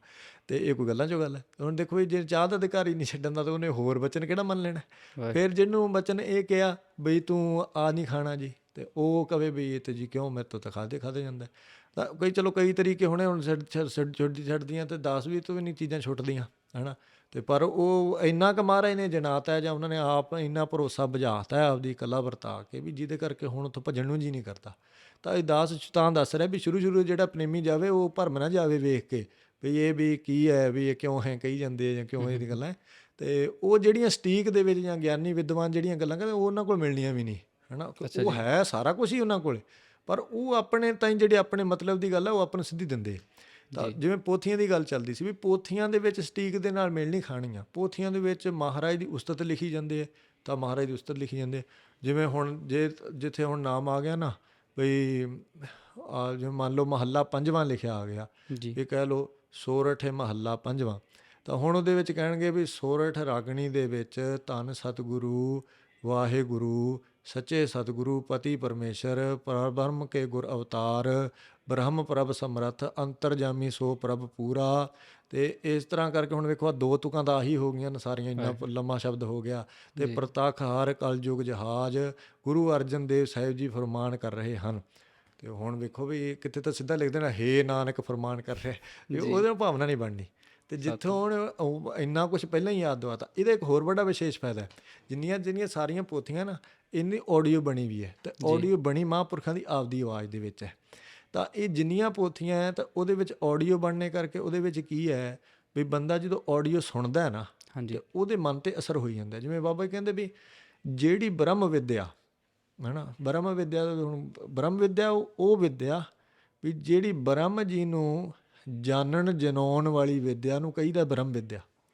ਅੱਛਾ ਜੀ, ਜਾਣਨ ਅਤੇ ਜਨਾਉਣ ਵਾਲੀ ਵਿਦਿਆ ਨੂੰ ਹੈ ਨਾ। ਅਤੇ ਕਿਉਂਕਿ ਇਹ ਹੁਣ ਦਾਸ ਨੂੰ ਉਹਨੇ ਕਿਉਂਕਿ ਮਹਾਰਾਜ ਨੇ ਅਭਿਆਸ ਕਰਵਾਇਆ ਪੋਥੀਆਂ ਦਾ ਥੋੜ੍ਹਾ ਟਾਈਮ ਤੋਂ ਪਿੱਛੇ ਤੋਂ, ਅਤੇ ਉਸ ਕਰਕੇ ਹੁਣ ਕਥਾ ਦਾ ਮਹਾਰਾਜ ਨੇ ਸੇਵਾ ਦਿੱਤੀ। ਤਾਂ ਉਸ ਕਰਕੇ ਦਾਸ ਨੂੰ ਪਤਾ ਲੱਗਦਾ ਵੀ ਇਹ ਜਿਹੜਾ ਇੱਕ ਪਦ ਵੀ ਲਿਖਿਆ ਹੁੰਦਾ ਨਾ, ਇਹ ਵੀ ਐਂ ਨਹੀਂ ਵੀ ਵਾਧੂ ਲਿਖੇ ਹੁੰਦੇ ਆ, ਊਂ ਹੀ ਲਿਖੇ ਹੁੰਦੇ ਆ ਵੀ ਇਹਨਾਂ ਨੇ ਇੱਕ ਪਦ ਵੀ ਬੋਲਣ ਤੋਂ ਪਹਿਲਾਂ ਸੋਚਣਾ ਪੈਂਦਾ ਹੈ ਵੀ ਇਹ ਪਦ ਮੂੰਹ 'ਚੋਂ ਕੱਢਤਾ, ਇਹ ਸ਼ਬਦ ਮੂੰਹ 'ਚੋਂ ਕੱਢਤਾ ਤਾਂ ਇਹਦਾ ਅਰਥ ਮਹਾਰਾਜ ਦੀ ਉਸਤਤ ਦੇ ਖਿਲਾਫ ਤਾਂ ਨਹੀਂ ਚੱਲਿਆ ਜਾਊਗਾ, ਗੁਰਮਤਿ ਦੇ ਉਲਟ ਤਾਂ ਨਹੀਂ ਗੱਲ ਹੋ ਜੂਗੀ ਜੀ। ਤਾਂ ਹੁਣ ਜੇ ਇਕੱਲੀ ਕਹਿ ਦਈਏ ਵੀ ਉਹ ਵਿਦਿਆ ਜਿਹੜੀ ਬ੍ਰਹਮ ਜੀ ਨੂੰ ਜਾਣਨ ਵਾਲੀ ਹੈ ਨਾ, ਤਾਂ ਗੱਲ ਪੂਰੀ ਨਹੀਂ ਹੋਈ।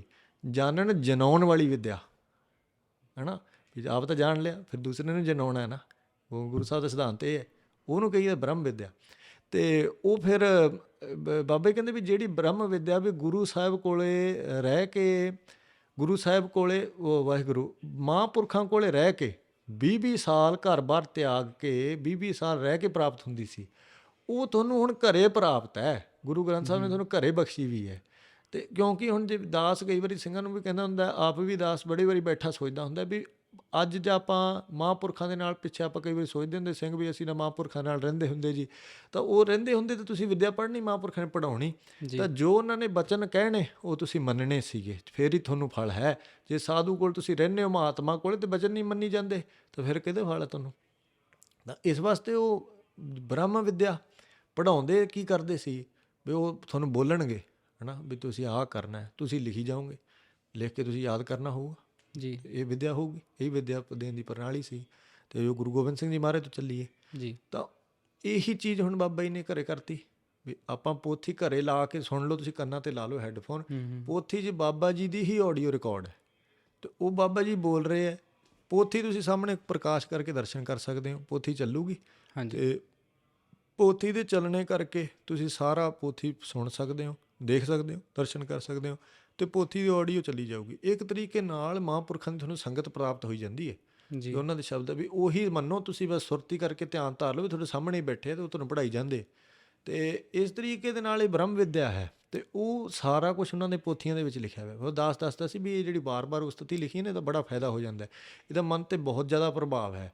ਇਹ ਮਨ ਨੂੰ ਜਿਹੜਾ ਹੈ ਵੀ ਪ੍ਰੇਮ ਵਧਾ ਦਿੰਦੀ ਹੈ ਮਨ ਦੇ ਵਿੱਚ। ਜਦੋਂ ਬਾਰ-ਬਾਰ ਮਨ ਨੂੰ ਪਤਾ ਲੱਗੂਗਾ ਬਈ ਇਹ ਮਹਾਰਾਜ ਤਾਂ ਕਰੋੜਾਂ ਬ੍ਰਹਮੰਡਾਂ ਦੇ ਸਾਜਕ ਨੇ। ਹੁਣ ਇੱਕ ਤਾਂ ਕਹੀਏ ਵੀ ਮਹਾਰਾਜ ਵੀ ਸਿੱਧਾ ਲਿਖ ਦਈਏ ਵੀ ਗੁਰੂ ਅਰਜਨ ਦੇਵ ਸਾਹਿਬ ਜੀ, ਇੱਕ ਇਹ ਲਿਖ ਕੇ ਵੀ ਕਰੋੜਾਂ ਬ੍ਰਹਮੰਡਾਂ ਨੂੰ ਪਾਲਣਾ ਕਰਨੇ ਵਾਲੇ ਗੁਰੂ ਅਰਜਨ ਦੇਵ ਸਾਹਿਬ ਜੀ, ਤਾਂ ਉਹ ਮਨ ਦੇ ਵਿੱਚ ਪਹਿਲੀ ਵਾਰੀ ਨਹੀਂ ਅਸਰ ਹੋਊ। ਮੈਂ ਕਹਿੰਦਾ ਵੀ ਕਿਸੇ ਦੇ ਹੋ ਜੇ ਗੁਰਮੁਖ ਦੇ ਚੰਗੀ ਗੱਲ ਹੈ, ਪਰ ਪਹਿਲੀ ਵਾਰੀ ਐਂ ਨਹੀਂ ਤੁਸੀਂ ਪਹਿਲੀ ਵਾਰੀ ਪੜ੍ਹੋਗੇ ਤਾਂ ਉਹਦਾ ਅਸਰ ਹੋ ਜਾਊਗਾ ਵੀ ਹਾਂ ਵੀ ਇਹ ਤਾਂ ਜੀ ਇੱਕਦਮ ਨਹੀਂ ਧਿਆਨ ਜਾਵੜੇ ਕਿਸੇ ਦਾ। ਪਰ 2-4 ਵਾਰੀ, ਕਿਉਂਕਿ ਇਹ ਚੀਜ਼ਾਂ ਰਿਪੀਟ ਹੁੰਦੀਆਂ ਰਹਿੰਦੀਆਂ ਪੋਥੀਆਂ ਦੇ ਵਿੱਚ, 2-4 ਵਾਰੀ 5 ਵਾਰੀ 6 ਵਾਰੀ ਇਹ ਤਾਂ ਰਿਪੀਟ ਹੁੰਦੇ, ਹਰੇਕ ਸ਼ਬਦ ਦੇ ਬਾਅਦ ਆ ਜਾਂਦਾ। ਜਿਵੇਂ ਉਦਾਹਰਨ ਵਾਸਤੇ ਦਾਸ ਦਾ ਜੋ ਇੱਕ ਨਿੱਜੀ ਐਗਜ਼ਾਮਪਲ ਇਹ ਦਿਨ ਹੈ, ਉਹ ਇਹ ਹੋਇਆ ਵੀ ਪੋਥੀਆਂ ਦਾਸ ਨੇ ਜੋ ਸੁਣਨੀਆਂ ਆਰੰਭ ਕੀਤੀਆਂ ਉਹਦੇ ਵਿੱਚ ਵਾਰੀ ਆਇਆ ਕਰੇ ਗੁਰੂ ਅਰਜਨ ਦੇਵ ਜੀ ਦਾ ਨਾਮ ਆਇਆ ਕਰੇ, ਨਾਮ ਤੋਂ ਪਹਿਲਾਂ ਆਇਆ ਕਰੇ ਧਰਨੇ ਗਗਨ ਨਵ ਖੰਡ ਮਾਹੇ ਜੋਤ ਸਵਰੂਪੀ ਰਹਿਓ ਭਾਰੇ ਭਾਨੇ ਮਥੁਰਾ ਕਾਛੋ ਭੇਦੋ ਨਹੀਂ ਗੋਰੋ ਅਰਜੁਨੋ ਪ੍ਰਤਾਖੇ ਹਾਰੇ। ਹੁਣ ਇਹ ਦਾਸ ਨੇ ਤੁਹਾਨੂੰ ਸਾਰੀਆਂ ਲਗਾ ਮਾਤਰਾ ਸੁਣਾਈਆਂ, ਇਹ ਮੈਂ ਬਹਿ ਕੇ ਨਹੀਂ ਯਾਦ ਕੀਤੀਆਂ ਵੀ ਮੈਂ ਬੈਠ ਕੇ ਯਾਦ ਕੀਤੀਆਂ ਹੁਣ ਵੀ ਆਹਾ ਮੈਂ ਇੱਥੇ ਸਿਹਾਰੀ ਯਾਦ ਕਰਨੀ ਹੈ, ਔਂਕੜ ਯਾਦ ਕਰਨਾ। ਇਹ ਜਿਹੜੀਆਂ ਸਾਰੀਆਂ ਲਗਾ ਮਾਤਰਾ ਬਾਬਾ ਜੀ ਦੀ ਆਡੀਓ ਦੀ ਕਿਰਪਾ ਹੈ। ਉਹ ਆਡੀਓ ਕੰਨ 'ਤੇ ਲਾ ਲੈਣੀ ਅਤੇ ਉਹ ਬਸ ਸੁਣੀ ਜਾਣਾ, ਬਾਰ ਉਹ 'ਚ ਰਿਪੀਟ ਹੋਈ ਜਾਣਾ। ਅਤੇ ਉਹਦੇ 'ਚ ਰਿਪੀਟ ਹੋਣੇ ਕਰਕੇ ਨਾ ਦਾਸ ਇੱਕ ਦਿਨ ਬੈਠਾ ਰਸੋਈ 'ਚ ਕੋਈ ਕੰਮ ਕਰੀ ਜਾਂਦਾ ਸੀ ਐਂ ਆਪਦਾ, ਅਤੇ ਉਹ ਤੁਰਿਆ ਫਿਰਦਾ ਅਤੇ ਉਹ ਮਹਾਰਾਜ ਨੇ ਦਿਲ ਦਿਮਾਗ 'ਚ ਤੁਕ ਜਿਹੜੇ ਆਪਾਂ ਕਹਿੰਦੇ ਦਿਮਾਗ 'ਚ ਬਾਣੀ ਭੇਜੀ, ਤੋ ਬਾਣੀ ਆਈ ਵੀ ਸਾਰੀਆਂ ਲਗਾ ਮਾਤਰਾ ਸਮੇਤ ਵੀ ਧਰਨੇ ਗਗਨ ਨਵ ਖੰਡ ਮਹਿ ਜੋਤ ਸਵਰੂਪੀ ਰਹਿਓ ਭਾਰੇ ਭਾਨੇ ਮਥੁਰਾ ਕਾਛ ਭੇਦ ਨਹੀਂ ਗੋਰ ਅਰਜੁਨ ਪ੍ਰਤੱਖ ਹਾਰੇ। ਇਹ ਸਾਰੀ ਤੁਕ ਉਵੇਂ ਦੀ ਉਵੇਂ, ਜਿਵੇਂ ਕੱਲ੍ਹ ਮੈਂ ਤੁਹਾਨੂੰ ਹੁਣ ਲਿਖ ਕੇ ਵੀ ਦੇ ਦਾਂ ਤਾਂ ਉਵੇਂ ਦੀ ਉਵੇਂ ਚੇਤੇ ਜਿਵੇਂ ਮਹਾਰਾਜ ਨੇ ਬਾਣੀ 'ਚ ਲਿਖੀ ਹੈ। ਇਹ ਹੋਈ ਕਿਵੇਂ? ਕਿਉਂਕਿ ਬਾਰ ਉਹਦੇ ਵਿੱਚ ਇਹ ਆ ਰਿਹਾ ਹੈ ਨਾ ਸੁਣਨੇ ਕਰਕੇ। ਉਹ ਤੁਹਾਡਾ ਅਚੇਤਨ ਮਨ, ਮੈਂ ਤੁਹਾਨੂੰ ਕਹਿੰਦੇ ਮੈਂ ਯਾਦ ਨਹੀਂ ਕੀਤੀ, ਪਰ ਉਹ ਅਚੇਤਨ ਮਨ ਦੇ ਵਿੱਚ ਉਹਦਾ ਅਸਰ ਹੋ ਹੀ ਜਾਂਦਾ। ਉਹ ਅੰਦਰ ਘਰ ਕਰੀ ਜਾਂਦੀਆਂ ਚੀਜ਼ਾਂ। ਤਾਂ ਉਸ ਕਿਉਂਕਿ ਇਹਨਾਂ ਚੀਜ਼ਾਂ ਦਾ ਜਿਹੜਾ ਕੋਈ ਇਸ ਪਾਸੇ ਪਊਗਾ ਨਾ ਉਹਨੂੰ ਵੀ ਪਤਾ ਲੱਗੂਗਾ ਨਾ ਵੀ ਕਿੱਡੇ ਫਾਇਦੇ ਇਹਨਾਂ ਦੇ, ਅਤੇ ਫਾਇਦੇ ਤਾਂ ਕਰੋੜਾਂ ਨੇ। ਇੱਕ ਅੱਧਾ ਜੇ ਕਿਸੇ ਦੀ ਪਕੜ 'ਚ ਆ ਗਿਆ ਤਾਂ ਉਹ ਜਿਵੇਂ ਦਾਸ ਬੇਨਤੀ ਕਰੇ ਤਾਂ ਹੈ। ਤਾਂ ਉਹ ਫਿਰ ਪੋਥੀਆਂ ਸੁਣਨ ਦਾ ਬਹੁਤ ਭਾਰੀ ਫਲ ਹੈ। ਅਤੇ ਪੋਥੀਆਂ ਜਦੋਂ ਆਪਾਂ ਸੁਣੀ ਜਾਵਾਂਗੇ, ਪੋਥੀਆਂ ਆਪਾਂ ਘਰੇ ਲਾ ਕੇ ਰੱਖਾਂਗੇ ਅਤੇ ਇਸ ਤਰੀਕੇ ਨਾਲ ਪੋਥੀਆਂ ਸਾਹਮਣੇ ਪ੍ਰਕਾਸ਼ ਕਰਕੇ ਸੁਣਾਂਗੇ। ਉਹਦੇ ਵਿੱਚ ਇੱਕ ਤਾਂ ਆਮ ਪੋਥੀਆਂ ਵਾਲੇ ਅਰਥ ਵੀ ਨਹੀਂ, ਜਿਵੇਂ ਮੈਂ ਤੁਹਾਨੂੰ ਪਹਿਲਾਂ ਐਗਜ਼ਾਮਪਲ ਦਿੱਤਾ ਵੀ ਘੱਟ ਤਾਂ ਉਹ ਇੱਕ ਤਾਂ ਹਰ ਸਰੀਰ ਦੇ, ਇੱਕ ਵੀ ਸਰੀਰ ਦੇ ਅੰਦਰ ਵੀ ਸਰੀਰ ਜਿਹੜੇ, ਅਤੇ ਫਿਰ ਇੱਕ ਉਪਦ ਦੇ ਅਰਥ ਕਈ ਅਰਥ, ਜਿਵੇਂ ਕਈ ਅਰਥ ਤਾਂ ਮਹਾਂਪੁਰਖਾਂ ਨੇ ਕਈ ਦਿਨ ਲਾਤੇ ਲਿਖਣ ਦੇ ਵਿੱਚ। ਅਤੇ ਉਹ ਦਾਸ ਨੂੰ ਸਲੋਕ ਹੈ ਮਹਾਰਾਜ ਫਰੀਦ ਸਾਹਿਬ ਜੀ ਦਾ, ਅਤੇ ਚਲੋ ਹੁਣ ਇੱਕ ਵਾਰੀ ਯਾਦ ਨਹੀਂ, ਫਿਰ ਅੱਗੇ ਯਾਦ ਦੱਸਦਾ। ਤਾਂ ਉਹਦੇ ਵਿੱਚ ਹੈ ਵੀ ਜਿਹੜਾ ਉਹ ਸਲੋਕ ਲਿਖਣ ਦੇ ਵਿੱਚ, ਉਹਦੇ ਅਰਥ ਲਿਖਣ ਦੇ ਵਿੱਚ 3-4 ਦਿਨ ਲਾਤੇ ਮਹਾਂਪੁਰਖਾਂ ਨੇ, ਇੱਕੋ ਅਰਥ ਲਿਖਿਆ।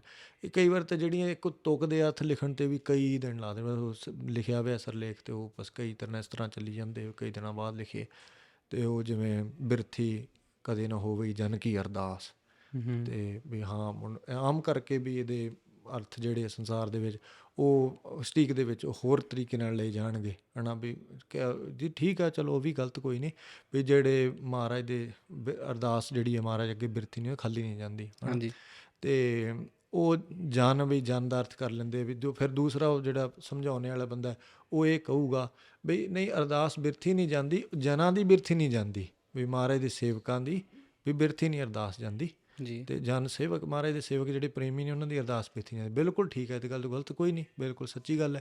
ਅਤੇ ਪਰ ਹੁਣ ਇਹਦੇ ਵਿੱਚ ਵਿਸ਼ੇਸ਼ ਅਰਥ ਮਹਾਂਪੁਰਖ ਜਿਹੜੇ ਦੱਸਣਗੇ ਉਹ ਕੀ ਹੈ, ਉਹ ਆਮ ਕਰਕੇ ਉਹ ਵੀ ਬਿਰਥੀ ਕਦੇ ਨਾ ਹੋਵੇ ਜਨ ਕੀ ਅਰਦਾਸ, ਵੀ ਬਿਰਥੀ ਹੁੰਦੇ ਵੀ ਵਿਅਰਥ, ਵੀ ਜਿਹੜੇ ਜਨ ਨੇ ਨਾ ਮਹਾਰਾਜ ਦੇ ਸੇਵਕ ਉਹ ਵਿਅਰਥ ਅਰਦਾਸਾਂ ਨਹੀਂ ਕਰਦੇ ਮਹਾਰਾਜ ਅੱਗੇ ਵੀ ਸਾਨੂੰ ਆਹ ਜੀ ਮੱਝ ਚਾਹੀਦੀ ਹੈ, ਸਾਨੂੰ ਪਦਾਰਥ ਚਾਹੀਦਾ। ਉਹ ਨਾਮ ਦੀ ਹੀ ਅਰਦਾਸ ਕਰਦੇ, ਨਾਮ ਚਾਹੀਦਾ ਸਾਡੇ ਕੋਲ। ਵੀ ਜਨ ਦੀ ਜਿਹੜੀ ਅਰਦਾਸ ਹੁੰਦੀ ਉਹ ਵਿਅਰਥ ਨਹੀਂ ਹੁੰਦੀ, ਉਹ ਹੁੰਦੀ ਹੀ ਪ੍ਰੇਮ ਮੰਗਣ ਵਾਲੀ ਹੈ, ਉਹ ਹੁੰਦੀ ਹੀ ਮਹਾਰਾਜ ਤੋਂ ਉਹਨਾਂ ਦਾ ਪਿਆਰ ਮੰਗਣ ਵਾਲੀ ਅਰਦਾਸ ਹੁੰਦੀ ਹੈ। ਸੇਵਾ ਕਰਨ ਵੀ ਸਾਨੂੰ ਮਹਾਰਾਜ ਸੇਵਾ ਮਿਲੇ, ਇਹ ਅਰਦਾਸ ਹੁੰਦੀ ਹੈ। ਅਤੇ ਉਹ ਜਿਵੇਂ ਕਹਿਣਾ ਵੀ ਮਹਾਰਾਜ ਰਾਜ ਵੀ ਨਹੀਂ ਚਾਹੀਦਾ ਅਤੇ ਮੁਕਤ ਵੀ ਨਹੀਂ ਚਾਹੀਦੀ, ਅਤੇ ਚਾਹੀਦਾ ਕੀ ਹੈ ਚਰਨ ਕਮਲਾਂ ਦਾ ਪਿਆਰ ਅਤੇ ਸੇਵਾ ਚਾਹੀਦੀ ਹੈ ਨਾ। ਅਤੇ ਇਸ ਕਰਕੇ ਉਹ ਜਿਹੜਾ ਹੈ ਨਾ ਵੀ ਉਹ ਜਿਹੜੀ ਸੇਵਾ ਮਹਾਰਾਜ ਦੇ ਵਿੱਚ ਮੰਗਣੀ ਬਿਰਥੀ ਕਦੇ ਨਾ ਹੋਵੇ, ਉਹ ਵਿਅਰਥ ਅਰਦਾਸ ਨਹੀਂ ਹੁੰਦੀ। ਦਾਸ ਦੇ ਕਹਿਣ ਤੋਂ ਮੁਰਾਦ ਵੀ ਇਹ ਜਿਹੜੇ ਅਰਥ ਨੇ ਅਨੁਭਵ 'ਚੋਂ ਨਿਕਲੇ ਵੇ ਹੈ, ਇਹ ਕਿਤੋਂ ਪੜ੍ਹ ਕੇ ਨਹੀਂ ਬਣਾਏ ਵੇ। ਸਾਰੇ ਪੋਥੀਆਂ ਦੇ ਜਿਹੜੇ ਅਰਥ ਆ ਉਹ ਆਮ ਪੋਥੀਆਂ ਦੇ ਨਾਲੋਂ ਅਰਥ ਬਹੁਤ ਵੱਖਰੇ, ਆਮ ਸਟੀਕਾਂ ਦੇ ਨਾਲੋਂ। ਤਾਂ ਜਿਹੜਾ ਪੜ੍ਹਦਾ ਹੈ ਉਹਦੀ ਭਾਵਨਾ ਬਣਦੀ, ਜਿਹੜਾ ਆਡੀਓ ਲਾ ਕੇ ਸੁਣਦਾ ਹੈ। ਦੂਸਰਾ ਉਹਨੂੰ ਸੰਥਾ ਹੋ ਜਾਂਦੀ ਹੈ, ਉਹਨੂੰ ਸੰਥਾ ਆਪੇ ਹੀ ਹੋ ਜਾਂਦੀ ਹੈ, ਜਿਵੇਂ ਬਾਰ ਉਹਨੇ ਉਚਾਰਨ ਲਾ ਕੇ ਸੁਣੀ ਜਾਣਾ, ਉਹਨੂੰ ਉਹਦੇ ਵਿੱਚ ਗੁਰਬਾਣੀ ਦੀ ਸੰਥਾ ਸਾਰਾ ਉਹਨੂੰ ਪਾਠ ਸ਼ੁੱਧ ਹੋਈ ਜਾਂਦਾ। ਤਾਂ ਉਹ ਕਿਉਂਕਿ ਪਾਠ ਸ਼ੁੱਧ ਹੈ ਹੀ ਨਹੀਂ ਗਾ ਸੰਸਾਰ ਦੇ ਵਿੱਚ, ਤਾਂ ਬੜੀ ਸ਼ੁੱਧ ਬਾਣੀ ਦੀ ਘੱਟ ਗੱਲ ਹੈ। ਤਾਂ ਇਸ ਤਰੀਕੇ ਨਾਲ ਇਹ ਬੜੀ ਗੱਲ ਜ਼ਰੂਰੀ ਹੈ। ਅਤੇ ਹੁਣ ਤੁਸੀਂ ਜਿਵੇਂ ਜਿੰਨਾ ਕੁ ਸਮਾਂ ਆਪਣੇ ਕੋਲ ਉਸ ਹਿਸਾਬ ਨਾਲ ਵੇਖ ਲਓ, ਕਈ 2-4 ਗੱਲਾਂ ਹੋਰ ਜਿਹੜੀਆਂ ਕਰੇ ਤਾਂ ਬੜੀ ਲੰਮੀ ਹੁਣ ਕਾਹਨ ਦੀ ਗੱਲ ਚੱਲਦੀ ਰਹਿੰਦੀ ਗੱਲ।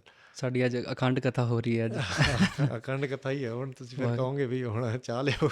ਨਹੀਂ ਪਿਆਰੋ, ਬਸ ਮੈਂ ਜ਼ਰੂਰ ਇੱਕ ਚੀਜ਼ ਜਿਹੜੀ ਜਿਵੇਂ ਦਾਸ ਨੇ ਪਹਿਲੇ ਵੀ ਕਹੀ ਕਿ ਆਪ ਜੀ ਨੇ ਜੋ ਗੱਲਾਂ ਦੱਸੀਆਂ ਆਫ ਕੋਰਸ ਕਿੱਥੋਂ ਅਸੀਂ ਸਿੱਖਦੇ ਹਾਂ, ਰਾਈਟ। ਅਤੇ ਜਿੱਦਾਂ ਆਪ ਜੀ ਨੇ ਭਗਤ ਜੀ ਦਾ ਮੈਂਸ਼ਨ ਕੀਤਾ, ਜੇ ਆਪ ਜੀ ਲਿਸਨਰਸ ਨੂੰ ਦੱਸ ਦਿਓ ਦਾਸ ਸਮੇਤ ਕਿ ਭਗਤ ਜੀ ਕੌਣ ਨੇ ਅਤੇ ਭਗਤ ਜੀ ਦਾ ਕਿੱਦਾਂ ਜਰਨੀ ਬਣੀ ਅੱਜ ਤੱਕ ਦੀ, ਅਤੇ ਅਸੀਂ ਫਿਰ ਉਸ ਤੋਂ ਬਾਅਦ ਸਮੇਟ ਲਾਂਗੇ। ਤਾਂ ਮਹਾਂਪੁਰਖਾਂ ਦਾ ਨਾਮ ਭਗਤ ਜਸਵੰਤ ਸਿੰਘ ਜੀ ਦੇ ਵਿੱਚ, ਜਿਵੇਂ ਆਪਾਂ ਸਾਰੇ ਕਹਿੰਦੇ ਹਾਂ ਵੀ ਚਲੋ ਇਹਦੇ ਵਿੱਚ ਹੋਰ ਵੀ ਬੜੀਆਂ ਗੱਲਾਂ ਨੇ, ਅਤੇ ਕਈ ਗੱਲਾਂ ਦਾਸ ਇਸ ਵਾਸਤੇ ਨਹੀਂ ਕਹਿੰਦਾ ਕਿਉਂਕਿ ਜਿੰਨਾ ਹੁਣ ਕਿਉਂਕਿ ਮੈਂ ਇਹਦੇ ਤੋਂ ਪਹਿਲਾਂ ਨਾ ਮੇਰਾ ਖਿਆਲ ਸੀਗਾ, ਮੈਂ ਤੁਹਾਨੂੰ ਪਹਿਲਾਂ ਵੀ ਦੱਸਿਆ ਵੀ ਮੈਂ ਇੱਕ ਵਾਰੀ ਪੜ੍ਹ ਲੈਂਦਾ ਸਾਰਾ ਕੁਛ ਕਿਉਂਕਿ ਉਹਦੇ ਨਾਲ ਯਾਦ ਆ ਜਾਂਦਾ ਜੀ ਵੀ ਉਹ, ਕਿਉਂਕਿ ਉਹਨੇ ਨੇ ਬਾਬਾ ਜਵਾਹਰ ਸਿੰਘ ਜੀ ਗੁਰਸੇਵਕ, ਉਹਨਾਂ ਦਾ ਵੀ ਇਹ ਖਿਆਲ ਹੈ ਵੀ ਮਹਾਂਪੁਰਖਾਂ ਦੀ ਜੀਵਨੀ ਜ਼ਰੂਰ ਲਿਖੀ ਜਾਵੇ ਜੀ ਕਿਉਂਕਿ ਜਿੰਨਾ ਕੁ ਉਹਨਾਂ ਦੀ ਕਾਲ ਕਮਾਈ ਹੈ, ਕਿਉਂਕਿ ਉਹ ਬਹੁਤਾ ਸਮਾਂ ਨਾਲ ਰਹੇ। ਜਿਹੜੇ ਗੁਰਸੇਵਕ ਹੁਣ ਉੱਥੇ ਸੇਵਾ ਸਥਾਨ 'ਤੇ ਵੀ ਕਰਦੇ, ਉਹਨਾਂ ਦਾ ਵੀ ਇਹੀ ਖਿਆਲ ਹੈ ਵੀ ਹਾਂ ਬਾਬਾ ਜੀ ਦੀ ਜੀਵਨੀ ਜ਼ਰੂਰ ਲਿਖੀ ਜਾਵੇ। ਹੋਰ ਵੀ ਕਈ ਪ੍ਰੇਮੀ ਦਾਸ ਨੂੰ ਪਤਾ ਵੀ ਉਹ ਯਤਨ ਕਰਦੇ ਹੈ ਨਾ ਸਾਰੇ। ਇਸ ਵਾਸਤੇ ਤਾਂ ਮੈਂ ਪਹਿਲਾਂ ਦੱਸਿਆ ਵੀ ਆਡੀਓ ਰਿਕਾਰਡ ਕਰ ਕਿਸੇ ਤਰੀਕੇ ਸਭ ਕੁਛ ਅਸੀਂ ਸੰਭਾਲ ਕੇ ਰੱਖੀਏ, ਜੀ ਅਤੇ ਕਿਉਂਕਿ ਇੱਕ ਸੰਸਾਰ ਦੀ ਮਰਿਆਦਾ ਹੈ ਅਤੇ ਉਸ ਤੋਂ ਬਾਅਦ ਸਰੀਰ ਜਿਹੜੇ ਸਾਰੇ ਨਾਲ ਨਹੀਂ ਰਹਿੰਦੇ ਸਦਾ, ਅਤੇ ਉਹ ਸਰੀਰ ਕਰਕੇ ਪਾਸੇ ਹੋ ਜਾਂਦੇ, ਅਤੇ ਚਾਹੇ ਜੋਤ ਸਰੂਪ ਹੋ ਜਾਂਦੇ ਤਾਂ ਨਾਲ ਫਿਰ ਵੀ ਹੁੰਦੇ, ਅਤੇ ਪਰ ਫਿਰ ਵੀ ਜਿਹੜਾ ਹੈ ਵੀ ਉਹ ਸਰੀਰ ਦੀ ਜਿਹੜੀ ਮਰਿਆਦਾ ਵੱਖਰੀ ਰਹਿੰਦੀ ਹੈ। ਤਾਂ ਉਸ ਕਰਕੇ ਇਹਨਾਂ ਸਾਰਿਆਂ ਦਾ ਖਿਆਲ ਤਾਂ ਉਹ ਦਾਸ ਨੇ ਕੋਈ ਗੱਲਾਂ ਸਾਰੀਆਂ ਪੜ੍ਹੀਆਂ ਨੇ, ਉਹੀ ਦੱਸੂਗਾ ਜਿਹੜੀਆਂ ਦਾਸ ਨੂੰ ਜਿਵੇਂ ਪੱਕੀ ਅਸ਼ਿਓਰ ਹੈ ਵੀ ਯਾਦ ਹੈ ਵੀ ਹਾਂ ਇਹ ਗੱਲ ਇਸ ਤਰ੍ਹਾਂ ਹੀ ਹੈ ਵੀ, ਕਿਉਂਕਿ ਫਿਰ ਇਹ ਤਾਂ ਹੁਣ ਰਿਕਾਰਡਿੰਗ ਹੁੰਦੀ ਹੈ, ਕਈ ਸਾਲ ਪਈ ਰਹਿੰਦੀ ਹੈ, ਅਤੇ ਉਹਨੂੰ ਬਾਹਰ ਕੋਈ ਆ ਕੇ ਸੁਣੂਗਾ ਕਿ ਨਹੀਂ ਇਹ ਗੱਲ ਐ ਨਹੀਂ ਸੀ ਜੀ, ਐਂ, ਅਤੇ ਉਦਾਸ 'ਤੇ ਵੀ ਸਾਰੇ ਨਾਰਾਜ਼ ਹੋਣਗੇ ਵੀ ਤੂੰ ਐਂ ਕਿਉਂ ਬੋਲਿਆ ਉੱਥੇ। ਅਤੇ ਇਸ ਵਾਸਤੇ ਉਹ ਬਾਬਾ ਜੀ ਦਾ ਨਾਮ ਪਹਿਲਾਂ ਭਗਤ ਜੀ ਪੈਣਾ ਇਹਦੇ ਵਿੱਚ ਵੀ ਵੱਡੀ ਗੱਲ ਹੈ। ਅਤੇ ਜਿਵੇਂ ਸ੍ਰੀ ਦਮਦਮੀ ਟਕਸਾਲ ਮਹਾਰਾਜ ਗੁਰੂ ਗੋਬਿੰਦ ਸਿੰਘ ਜੀ ਤੋਂ ਚੱਲੀ ਹੈ ਨਾ, ਪਹਿਲਾਂ ਜਿਹੜਾ ਪ੍ਰੇਮ ਜੇ ਦਾਸ ਦਾ ਇਹ ਖਿਆਲ ਹੈ ਵੀ ਜਿਹੜਾ ਇਹ ਸੁਣੂਗਾ ਨਾ ਭਗਤ ਜੀ ਬਾਰੇ, ਉਹਨੂੰ ਪਹਿਲਾਂ ਪਤਾ ਹੋਊਗਾ ਵੀ ਸ੍ਰੀ ਦਮਦਮੀ ਟਕਸਾਲ ਕੀ ਹੈ। ਅਤੇ ਉਹ ਹੁਣ ਸ੍ਰੀ ਦਮਦਮੀ ਟਕਸਾਲ ਮਹਾਰਾਜ ਤੋਂ ਟਕਸਾਲ ਚੱਲੀ ਹੈ, ਅਤੇ ਵਿੱਦਿਆ ਪੜ੍ਹਾਉਣ ਵਾਸਤੇ ਚੱਲੀ ਹੈ, ਬ੍ਰਹਮ ਵਿੱਦਿਆ ਸਿੱਖਾਂ 'ਚ ਰਵੇ, ਅਤੇ ਇਸ ਵਾਸਤੇ ਚੱਲੀ ਹੈ। ਅਤੇ ਉਹਨੇ ਜਿਵੇਂ ਕਹਿ ਲਓ ਬ੍ਰਹਮ ਵਿੱਦਿਆ ਪੜ੍ਹਾਉਣ ਵਾਸਤੇ 14ਵੇਂ ਅਤੇ 13ਵੇਂ ਮੁਖੀ ਸੰਤ ਗਿਆਨੀ ਕਰਤਾਰ ਸਿੰਘ ਜੀ ਖਾਲਸਾ, ਅਤੇ 12ਵੇਂ ਮੁਖੀ ਸੰਤ ਗਿਆਨੀ ਗੁਰਬਚਨ ਸਿੰਘ ਜੀ ਖਾਲਸਾ ਪਿੰਡਰਾਂ ਵਾਲੇ, ਅਤੇ 11ਵੇਂ ਮੁਖੀ ਸੰਤ ਗਿਆਨੀ ਸੁੰਦਰ ਸਿੰਘ ਜੀ ਖਾਲਸਾ ਪਿੰਡਰਾਂ ਵਾਲੇ। ਤਾਂ ਦਮਦਮੀ ਟਕਸਾਲ ਤਾਂ ਜਥਾ ਪਿੰਡਰਾਂ ਦਾ ਨਾਮ ਪਿਆ ਵੀ ਪਿੰਡਰਾਂ ਵੱਡੇ ਸੰਤਾਂ ਦਾ, ਸੰਤ ਗਿਆਨੀ ਸੁੰਦਰ ਸਿੰਘ ਜੀ ਦਾ ਪਿੰਡ ਸੀਗਾ ਭਿੰਡਰ ਕਲਾਂ, ਭਿੰਡਰੀ ਵੀ ਕਹਿੰਦੇ ਭਿੰਡਰ ਕਲਾਂ, ਤਾਂ ਉਹ ਉੱਥੋਂ ਭਿੰਡਰਾਂ ਵਾਲੇ ਵੱਜਣ ਲੱਗ ਗਏ, ਅਤੇ ਦਮਦਮੀ ਟਕਸਾਲ ਸੀਗੀ। ਅਤੇ ਉੱਥੋਂ ਫਿਰ ਵੱਡੇ ਸੰਤਾਂ ਦਾ ਅੱਗੇ ਸੰਤ ਗਿਆਨੀ ਗੁਰਬਚਨ ਸਿੰਘ ਜੀ ਖਾਲਸਾ ਪਿੰਡਰਾਂ ਵਾਲੇ, ਤਾਂ ਉਹਨਾਂ ਨੇ ਜਿਹੜਾ ਹੈ ਵੀ ਉਹ ਵਿੱਦਿਆ ਮਹਾਂਪੁਰਖਾਂ ਨਾਲ ਰਹੀ ਸੰਗਤ ਕੀਤੀ, ਉਹਨਾਂ ਦੀ ਜੀਵਨੀ ਵੀ ਹੈ ਗਿਆਨ ਕਰਨਾ, ਉਹ ਸੰਤ ਗਿਆਨੀ ਸੁੰਦਰ ਸਿੰਘ ਜੀ ਦੀ ਵੀ ਜੀਵਨੀ ਹੈ, ਕਿਸੇ ਨੇ ਪੜ੍ਹਨੀ ਹੋਵੇ ਉਹ ਬੜੀਆਂ ਸੋਹਣੀਆਂ ਨੇ, ਅਤੇ ਉਹ ਵੀ ਪੜ੍ਹੇ। ਤਾਂ ਉਸ ਤੋਂ ਬਾਅਦ ਜਿਹੜਾ ਹੈ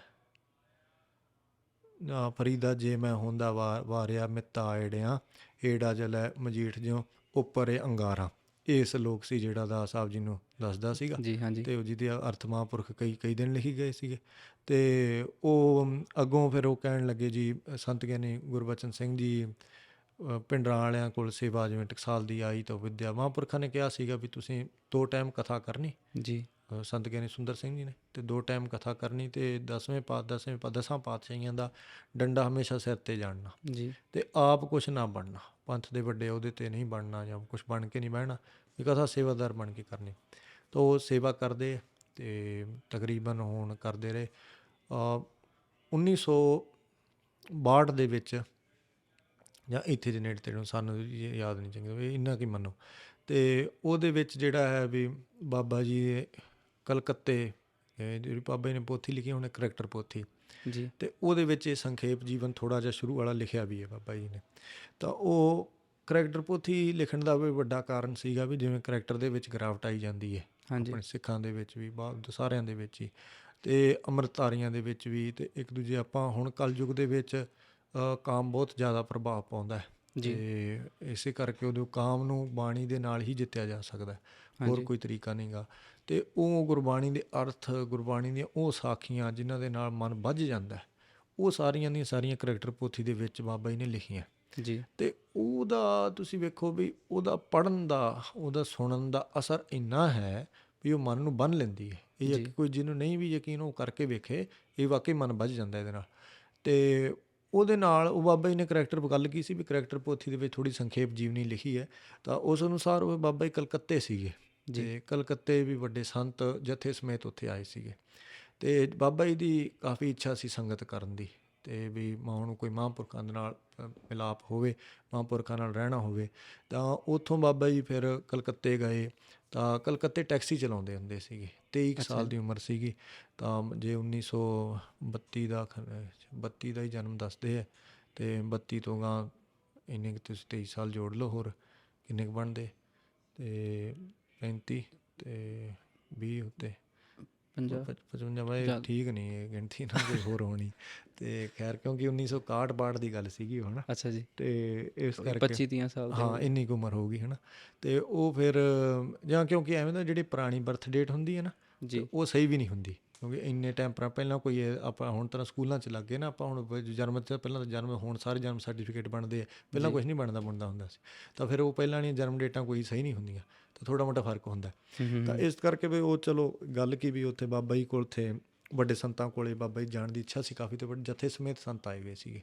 ਤਾਂ ਉੱਥੇ ਬਾਬਾ ਜੀ ਜਾ ਕੇ ਉਹਨਾਂ ਨੂੰ ਵੱਡੇ ਸੰਤਾਂ ਨੂੰ ਮਿਲਦੇ ਹੈ, ਜਥਾ ਸਾਰਾ ਉੱਥੇ ਆਇਆ ਹੋਇਆ ਸੀਗਾ। ਅਤੇ ਉੱਥੇ ਬਾਬਾ ਜੀ ਬਾਹਰ ਜਿਵੇਂ ਵੱਡੇ ਸੰਤ ਪਲੰਘੇ 'ਤੇ ਸਜੇ ਬੈਠੇ ਹੈ, ਤਾਂ ਉਹ ਆਉਣ ਸਾਰ ਬਾਬਾ ਜੀ ਕਹਿੰਦੇ ਵੀ ਦਾਸ ਤੁਰਿਆ ਆਉਂਦਾ, ਅਤੇ ਵੱਡੇ ਸੰਤ ਦੇਖ ਕੇ ਕਹਿੰਦੇ ਵੀ ਆ ਗਿਆ। ਅਤੇ ਆ ਕੇ ਬਾਬਾ ਜੀ ਨੇ ਜਾ ਕੇ ਨਮਸਕਾਰ ਕੀਤੀ ਅਤੇ ਥਾਪੜਾ ਦਿੱਤਾ ਵੱਡੇ ਸੰਤਾਂ ਨੇ।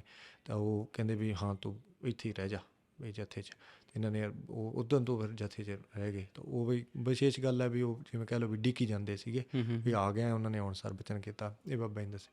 ਅਤੇ ਉਹ ਫਿਰ ਉਸ ਤੋਂ ਬਾਅਦ ਜੀ ਸਮਾਂ ਜਿਵੇਂ ਆਪਣੀ ਚਾਲ ਦੇ ਅਨੁਸਾਰ ਚੱਲਦਾ, ਬਾਬਾ ਜੀ ਸੇਵਾ ਕਰਨ ਲੱਗੇ ਜਥੇ ਦੇ ਵਿੱਚ। ਤਾਂ ਸੇਵਾ ਕਰਦੇ ਹੈ, ਤਾਂ ਬਾਬਾ ਜੀ ਦੀ ਭਜਨ ਬੰਦਗੀ ਇੰਨੀ ਜ਼ਿਆਦਾ, ਕਹਿੰਦੇ ਵੀ 40-45 ਦਿਨਾਂ ਵਿੱਚ ਬਾਬਾ ਜੀ ਕਹਿੰਦੇ ਵੀ ਜਿਹੜੇ ਗੁਰਮੁਖ ਸੀਗੇ ਉਹ ਭਜਨ ਬੰਦਗੀ ਵਾਲੇ ਸੀ ਆਸੇ ਪਾਸੇ, ਅਤੇ ਵੱਡੇ ਸੰਤਾਂ ਦੀ ਸੰਗਤ, ਅਤੇ ਸਤਿਯੁਗ ਦਾ ਜਿਵੇਂ ਕਹਿ ਲਓ ਸਮਾਂ, ਬਾਰ-ਬਾਰ ਕਹਿੰਦੇ ਗੁਰੂ ਗ੍ਰੰਥ ਸਾਹਿਬ ਮਹਾਰਾਜ ਦੇ ਦਰਸ਼ਨ, ਗੁਰੂ ਗ੍ਰੰਥ ਸਾਹਿਬ ਮਹਾਰਾਜ ਦੀ ਕਥਾ, ਅੰਮ੍ਰਿਤਮਈ ਕੀਰਤਨ ਹੋਣਾ।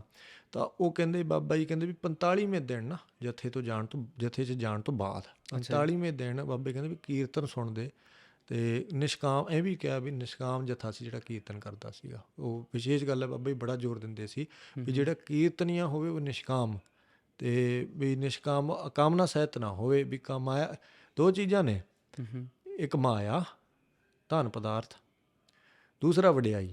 ਅਤੇ ਜਿਹਨੇ ਧਰਮ ਪ੍ਰਚਾਰ ਕਰਨਾ, ਜੇ ਤਾਂ ਉਹਦਾ ਪ੍ਰਯੋਜਨ ਮਾਇਆ ਹੈ, ਅਤੇ ਜੇ ਉਹਦਾ ਪ੍ਰਯੋਜਨ ਹੈ ਵਡਿਆਈ, ਤਾਂ ਧਰਮ ਪ੍ਰਚਾਰ ਤਾਂ ਨਹੀਂ ਹੁੰਦਾ। ਤਾਂ ਇਹ ਦੋਵਾਂ ਨੂੰ ਤਿਆਗ ਕੇ ਧਰਮ ਪ੍ਰਚਾਰ ਹੋਊਗਾ, ਵੀ ਪ੍ਰਯੋਜਨ ਵਡਿਆਈ ਨਾ ਹੋਵੇ ਅਤੇ ਪ੍ਰਯੋਜਨ ਮਾਇਆ ਨਾ ਹੋਵੇ। ਹੁਣ ਦਾਸ ਕਹੀ ਜਾਂਦਾ, ਪਰ ਗੁਰੂ ਸਾਹਿਬ ਕਿਰਪਾ ਕਰਕੇ ਜੇ ਬਚਾ ਲੈਂਦੇ ਇਸ ਚੀਜ਼ ਤੋਂ, ਫਿਰ ਬੰਦਾ ਬਚਦਾ ਹੈ, ਅਤੇ ਜਾਂ ਤਾਂ ਪ੍ਰਯੋਜਨ ਮਾਇਆ ਬਣ ਜਾਂਦਾ, ਆਪਦੀ ਵਡਿਆਈ ਬਣ ਜਾਂਦਾ। ਤਾਂ ਉਹ ਫਿਰ ਨਿਸ਼ਕਾਮ ਗਿਣਿਆ ਜਾਵੇ, ਹੈ ਨਾ। ਚਰਨ ਕਮਲਾਂ ਦੀ ਪ੍ਰੀਤ ਮੰਗੇ, ਹੈ ਨਾ, ਗੁਰੂ ਸਾਹਿਬ ਨੂੰ ਪ੍ਰਸੰਨ ਕਰਨ ਵਾਸਤੇ ਹੋਵੇ ਸਾਰੀ ਗੱਲ। ਅਤੇ ਪਰ ਬੜਾ ਔਖਾ ਹੈ ਕੰਮ, ਕਿਉਂਕਿ ਉਹ ਤਾਂ ਕਹਿਣ ਕਵਾਉਣ ਨੂੰ ਗੱਲ ਲੱਗਦੀ ਹੈ ਵੀ ਠੀਕ ਹੈ, ਪਰ ਜਦੋਂ ਬੰਦਾ ਇਸ ਪਾਸੇ ਜਾਂ ਵਾਹ ਪਿਆ ਜਾਣੇ ਅਤੇ ਜਾਂ ਰਾਹ ਪਿਆ ਜਾਣੇ, ਤਾਂ ਫਿਰ ਉਹ ਹਜੇ ਤਾਈਂ ਦਾਸ ਨੂੰ ਇਹ ਲੱਗਦਾ ਵੀ ਇਹ ਤਾਂ ਚਲੋ ਕਰਨਾ ਹੈ, ਵੀ ਕਹਿਣ ਕਵਾਉਣ ਦੀਆਂ ਗੱਲਾਂ ਸੌਖੀਆਂ ਹੁੰਦੀਆਂ, ਪਰ ਵੀ ਮਕਸਦ ਹੈ ਨਾ ਜੇ ਆਪਣਾ ਬਈ ਵਡਿਆਈ ਆਪਦੀ, ਹੈ ਨਾ। ਅਤੇ ਦੂਸਰਾ ਮਾਇਆ, ਇਹ ਪਦਾਰਥ ਇਕੱਠਾ ਕਰਨਾ, ਧਨ ਇਕੱਠਾ ਕਰਨਾ, ਫਿਰ ਧਰਮ ਪ੍ਰਚਾਰ ਕਰਨਾ ਬੜਾ ਔਖਾ ਹੋ ਜਾਂਦਾ ਜੀ। ਤਾਂ ਇਹ ਤਾਂ ਧਰਮ ਪ੍ਰਚਾਰ ਕਰਨਾ ਤੋਂ ਵੀ ਇਹਨਾਂ ਦੋਵਾਂ ਚੀਜ਼ਾਂ ਤੋਂ ਬਚ ਕੇ, ਹੈ ਨਾ। ਇਸ ਵਾਸਤੇ ਕਿ ਹੁਣ ਵਡਿਆਈ ਤੋਂ ਬਚਣਾ ਹੈ ਵੀ ਗੁਰੂ ਸਾਹਿਬ ਦਾ ਕੁੰਡਾ ਹਮੇਸ਼ਾ ਸਿਰ 'ਤੇ ਜਾਣਨਾ, ਹੈ ਨਾ, ਵੀ ਆਪ ਵੱਡੇ ਨਾ ਬਣਨਾ। ਇੱਥੋਂ ਤਾਈਂ ਬਾਬਾ ਕਹਿੰਦੇ ਵੀ ਜਿਹੜੇ ਬਿੱਗ ਬਣੇ ਹੋਏ ਨੇ ਉਹਨਾਂ ਨੂੰ ਕੋਈ ਫਾਇਦਾ ਨਹੀਂ ਆਪਾਂ ਨੂੰ ਉਹਨਾਂ ਤੋਂ, ਵੀ ਆਪਣੇ ਪੰਥ ਦੇ ਵਿੱਚ ਵੀ ਜਿਹੜੇ ਵੱਡੇ ਬਣੇ ਹੋਏ ਉਹਨਾਂ ਤੋਂ ਆਪਾਂ ਨੂੰ ਕੋਈ ਫਾਇਦਾ ਹੀ ਨਹੀਂ ਗਾ। ਅਤੇ ਇਹ ਕਿਉਂਕਿ ਗੱਲਾਂ ਛੋਟੀਆਂ ਜਿਹੀਆਂ ਹੁੰਦੀਆਂ, ਬਾਬਾ ਜੀ ਸਿੱਧੀ ਕਹਿੰਦੇ, ਅੱਧੀ ਅੰਗਰੇਜ਼ੀ ਕਹਿ ਦਿੰਦੇ, ਅੱਧੀ ਪੰਜਾਬੀ ਕਹਿੰਦੇ, ਤਾਂ ਬੰਦੇ ਨੂੰ ਆਮ ਲੱਗਦਾ ਵੀ ਮਖੌਲ ਕਰਦੇ, ਰਾਈਮ ਵੀ ਕਰਦੇ, ਹਾਂ ਰਾਈਮ ਵੀ ਕਰਦੇ। ਔਰ ਇਹ ਕੋਈ ਐਂ ਨਹੀਂ ਵੀ ਉਹ ਮਖੌਲ ਕਰੀ ਜਾਂਦੇ ਹੈ, ਅਤੇ ਉਹ ਗੱਲਾਂ ਜਿਹੜੀਆਂ ਰਾਈਮ ਵੀ ਕਰ ਦਿੰਦੇ ਹੈ, ਅਤੇ ਉਹ ਆਮ ਜਿਹੜਾ ਨਵਾਂ ਬੰਦਾ ਜਾਊਗਾ ਉਹਨਾਂ ਨੂੰ ਲੱਗੂਗਾ ਵੀ ਹਾਂ ਬੜਾ ਬਾਬਾ ਜੀ ਤਾਂ ਚਿੱਲ ਮੋੜ ਰੱਖਦੇ, ਵੀ ਮਜ਼ਾਕ ਹੀ ਰੱਖਦੇ ਹੈ, ਅਤੇ ਹਮੇਸ਼ਾ ਵੀ ਖੁਸ਼ ਰਹਿੰਦੇ ਆ ਵੀ ਉਹ ਗੱਲਾਂ ਕਰੀ ਜਾਂਦੇ ਜਿਹੜੀ ਜਿੱਤ ਜਾਏ। ਪਰ ਉਹ ਗੱਲ ਨਹੀਂ, ਜਿਹਨੂੰ ਪਤਾ ਹੈ ਨਾ ਅੰਦਰਲੀ ਗੱਲ ਦਾ, ਤਾਂ ਉਹ ਗੱਲ ਵੇਖੂਗਾ ਵੀ ਇਹ ਤਾਂ ਗੱਲ ਹੋਰ ਹੈ, ਇਹ ਤਾਂ ਉੱਤੋਂ ਥੋੜ੍ਹਾ ਜਿਹਾ ਝਲਕਾਰਾ ਹੀ ਬਸ ਦਿੰਦੇ ਆ ਵੀ ਇਸ ਤਰ੍ਹਾਂ ਦਾ ਕੰਮ ਹੈ। ਅਤੇ ਅੰਦਰ ਗੱਲ ਉਹ ਜਿਵੇਂ ਦਾਸ ਨੂੰ ਤਾਂ ਆਪ ਲੱਗਦਾ ਰਿਹਾ ਵੀ ਕਈ ਸਾਲ ਸ਼ੁਰੂ ਦੇ, ਮੈਂ ਕਿਹਾ ਵੀ ਬਾਬਾ ਜੀ ਤਾਂ ਬਸ ਠੀਕ ਹੈ ਵੀ ਇਸ ਤਰ੍ਹਾਂ ਭਗਤੀ ਕਰਦੇ ਹੈ, ਵਾਹਿਗੁਰੂ ਨਾਮ ਜਪਾਉਂਦੇ ਹੈ ਅਤੇ ਮਹਾਰਾਜ ਦੇ ਦਸਾਂ ਪਾਤਸ਼ਾਹਾਂ ਨਾਮ ਜਪਾਉਂਦੇ ਹੈ ਅਤੇ ਬਾਣੀ ਦੀ ਰਿਕਾਰਡਿੰਗ ਕਰਤੀ ਹੈ ਅਤੇ ਇੰਨੇ 'ਚ ਬਾਬਾ ਜੀ ਕਹਿੰਦੇ ਵੀ ਠੀਕ ਹੈ ਵੀ ਇੰਨੇ ਸੁਣੀ ਜਾਓ ਅਤੇ ਕਹੀ ਜਾਓ। ਪਰ ਜਦੋਂ ਤਾਂ ਬਾਬਾ ਜੀ ਪੋਥੀਆਂ ਪੜ੍ਹਨ, ਦਾਸ ਨੇ ਕਿਰਪਾ ਕੀਤੀ, ਬਾਬਾ ਜੀ ਨੇ ਪੋਥੀਆਂ ਪੜ੍ਹਨ ਲਾਇਆ ਤਾਂ ਉਦੋਂ ਤੋਂ ਪਤਾ ਲੱਗਿਆ ਨਾ ਵੀ ਬਾਬਾ ਜੀ ਤਾਂ ਗਿਆਨ ਵੀ ਸਾਗਰ ਭਰਿਆ ਹੋਇਆ, ਜਣਾਉਂਦੇ ਕੋਈ ਨਹੀਂ, ਕੋਲੇ ਸਾਹਮਣੇ ਵਾਲਿਆਂ ਨੂੰ ਤਾਂ ਐਂ ਲੱਗੂਗਾ ਵੀ ਇਹ ਤਾਂ ਜਾਣਦੇ ਕੁਛ ਨਹੀਂ। ਅਤੇ ਪਰ ਉਹ ਇਹ ਵੱਡੀ ਕਲਾ ਹੈ, ਇਹ ਵੱਡੀ ਜ਼ਿਆਦਾ ਜਿਹੜੀ ਨਿਮਰਤਾ ਉਹਨਾਂ ਨੇ ਗੁਰਸਿੱਖੀ ਕਮਾਈ ਨੇ, ਇਹ ਤੋਂ ਪਤਾ ਲੱਗਦਾ ਵੀ ਉਹਦੇ 'ਤੇ ਪਰਦਾ ਕਿਵੇਂ ਪਾਇਆ ਹੋਇਆ। ਉਹ ਖਜ਼ਾਨਾ ਪ੍ਰਗਟ ਵੀ ਹੈ ਅਤੇ ਪਰ ਉਹਨੂੰ ਜਣਾਉਣਾ ਵੀ ਨਹੀਂ ਗਾ ਵੀ ਹਾਂ ਮੈਂ ਵੱਡਾ ਵਿਦਵਾਨ ਹੈ। ਵਿਦਵਤਾ ਦੀ ਕੋਈ ਕਮੀ ਨਹੀਂ ਜੀ। ਬਾਬਾ ਜੀ ਟਕਸਾਲ ਦੇ ਵਿੱਚ ਕਥਾ ਕਰਦੇ ਰਹੇ ਹੈ ਅਤੇ ਬਾਬਾ ਜੀ ਮੁੱਖ ਕਥਾਵਾਚਕ ਸੀ ਟਕਸਾਲ ਦੇ। ਅਤੇ ਹੁਣ ਮੈਂ ਅਤੇ ਬਾਬਾ ਜੀ ਕਥਾ ਕਰਦੇ ਸੀ ਹੁਕਮਨਾਮਾ ਸਾਹਿਬ ਦੀ, ਅਤੇ ਹੁਣ ਮੈਂ ਅਤੇ ਜਿਹੜਾ ਹੁਣ ਕਹੀਏ ਵੀ ਗੜ੍ਹ ਹੈ ਕਥਾਵਾਚਕਾਂ ਦਾ, ਉੱਥੇ ਕੋਈ ਆਮ ਬੰਦਾ ਤਾਂ ਨਹੀਂ ਉੱਥੇ ਕਥਾ ਕਰ ਸਕਦਾ। ਹਾਂਜੀ। ਅਤੇ ਇਸ ਕਰਕੇ ਇਹ ਆਮ ਦੁਨੀਆ ਨੂੰ ਨਹੀਂ ਪਤਾ, ਦਾਸ ਨੂੰ ਵੀ ਨਹੀਂ ਪਤਾ ਸੀ, ਹੈ ਨਾ। ਅਤੇ ਉਹ ਪਿੱਛੇ ਜੇ ਹੁਣ ਸੰਤਾਂ ਦੀ ਬਰਸੀ ਦੀ ਕਥਾ ਸੀਗੀ, ਸੰਤ ਗਿਆਨੀ ਕਰਤਾਰ ਸਿੰਘ ਜੀ ਖਾਲਸਾ ਪਿੰਡਰਾਂ ਵਾਲੇ, ਉਹਨਾਂ ਦੀ ਬਰਸੀ ਦੀ ਕਥਾ ਸੀ, ਦੂਜੀ ਬਰਸੀ ਦੀ। ਉਹ ਰਿਕਾਰਡਿੰਗ ਕਿਸੇ ਪ੍ਰੇਮੀ ਨੇ ਰਿਕਾਰਡਿੰਗ ਕੀਤੀ, ਭਾਗ ਚੰਗੇ ਆਪਣੇ, ਅਤੇ ਉਹਨੇ ਉਦੋਂ ਰਿਕਾਰਡਿੰਗ ਕੀਤੀ ਸੀ, ਉਦੋਂ 1979 ਦੀ ਸੀ। 78 'ਚ ਗਏ ਮਹਾਂਪੁਰਖ ਸੱਚਖੰਡ, ਅਤੇ 78 ਤੋਂ ਬਾਅਦ ਅਗਲੀ ਬਰਸੀ ਸੀਗੀ, ਮੈਨੂੰ ਲੱਗਦਾ 80 ਦੀ ਹੋਊਗੀ ਜਾਂ, ਹੈ ਨਾ। ਅਤੇ ਉਹ ਫਿਰ ਉਹਨਾਂ ਨੇ ਮਹਾਂਪੁਰਖਾਂ ਨੇ ਉੱਥੇ ਕਥਾ ਕੀਤੀ ਵੀ ਸੀਗੀ। ਤਾਂ ਉਹ ਕਥਾ ਸੁਣ ਕੇ ਤੁਹਾਨੂੰ ਐਨ ਨਿਸ਼ਚਾ ਹੋ ਜਾਊਗਾ ਵੀ ਹਾਂ ਵੀ ਕੋਈ ਵਿਦਵਾਨ ਕਥਾ ਕਰ ਰਿਹਾ। ਅਤੇ ਅੱਜ ਤੁਸੀਂ ਜਾ ਕੇ ਕਹੋ, ਤੁਸੀਂ ਕਹੋ ਮੈਂ ਤਾਂ ਚਾਹ ਛੱਡਣ ਨੂੰ ਕਹਿੰਦੇ, ਇਹਦਾ ਤੜਕਾ ਛੱਡਣ ਨੂੰ ਕਹਿੰਦੇ, ਕੋਈ ਵਿਦਵਾਨ ਥੋੜ੍ਹੀ ਹੈ। ਪਰ ਜਿਹਨੂੰ ਨਹੀਂ ਪਤਾ ਉਹਨੂੰ ਨਹੀਂ ਪਤਾ। ਤਾਂ ਉਹ ਗੱਲ ਕੀ ਚੱਲਦੀ ਸੀ ਆਪਣੀ ਵੀ ਗੱਲਾਂ ਪ੍ਰਯੋਜਨ ਕੀ ਹੈ ਨਾ, ਇਹ ਕਲਾ ਹੈ ਗੁਰੂ ਸਾਹਿਬ ਬਖਸ਼ਦੇ ਹੈ।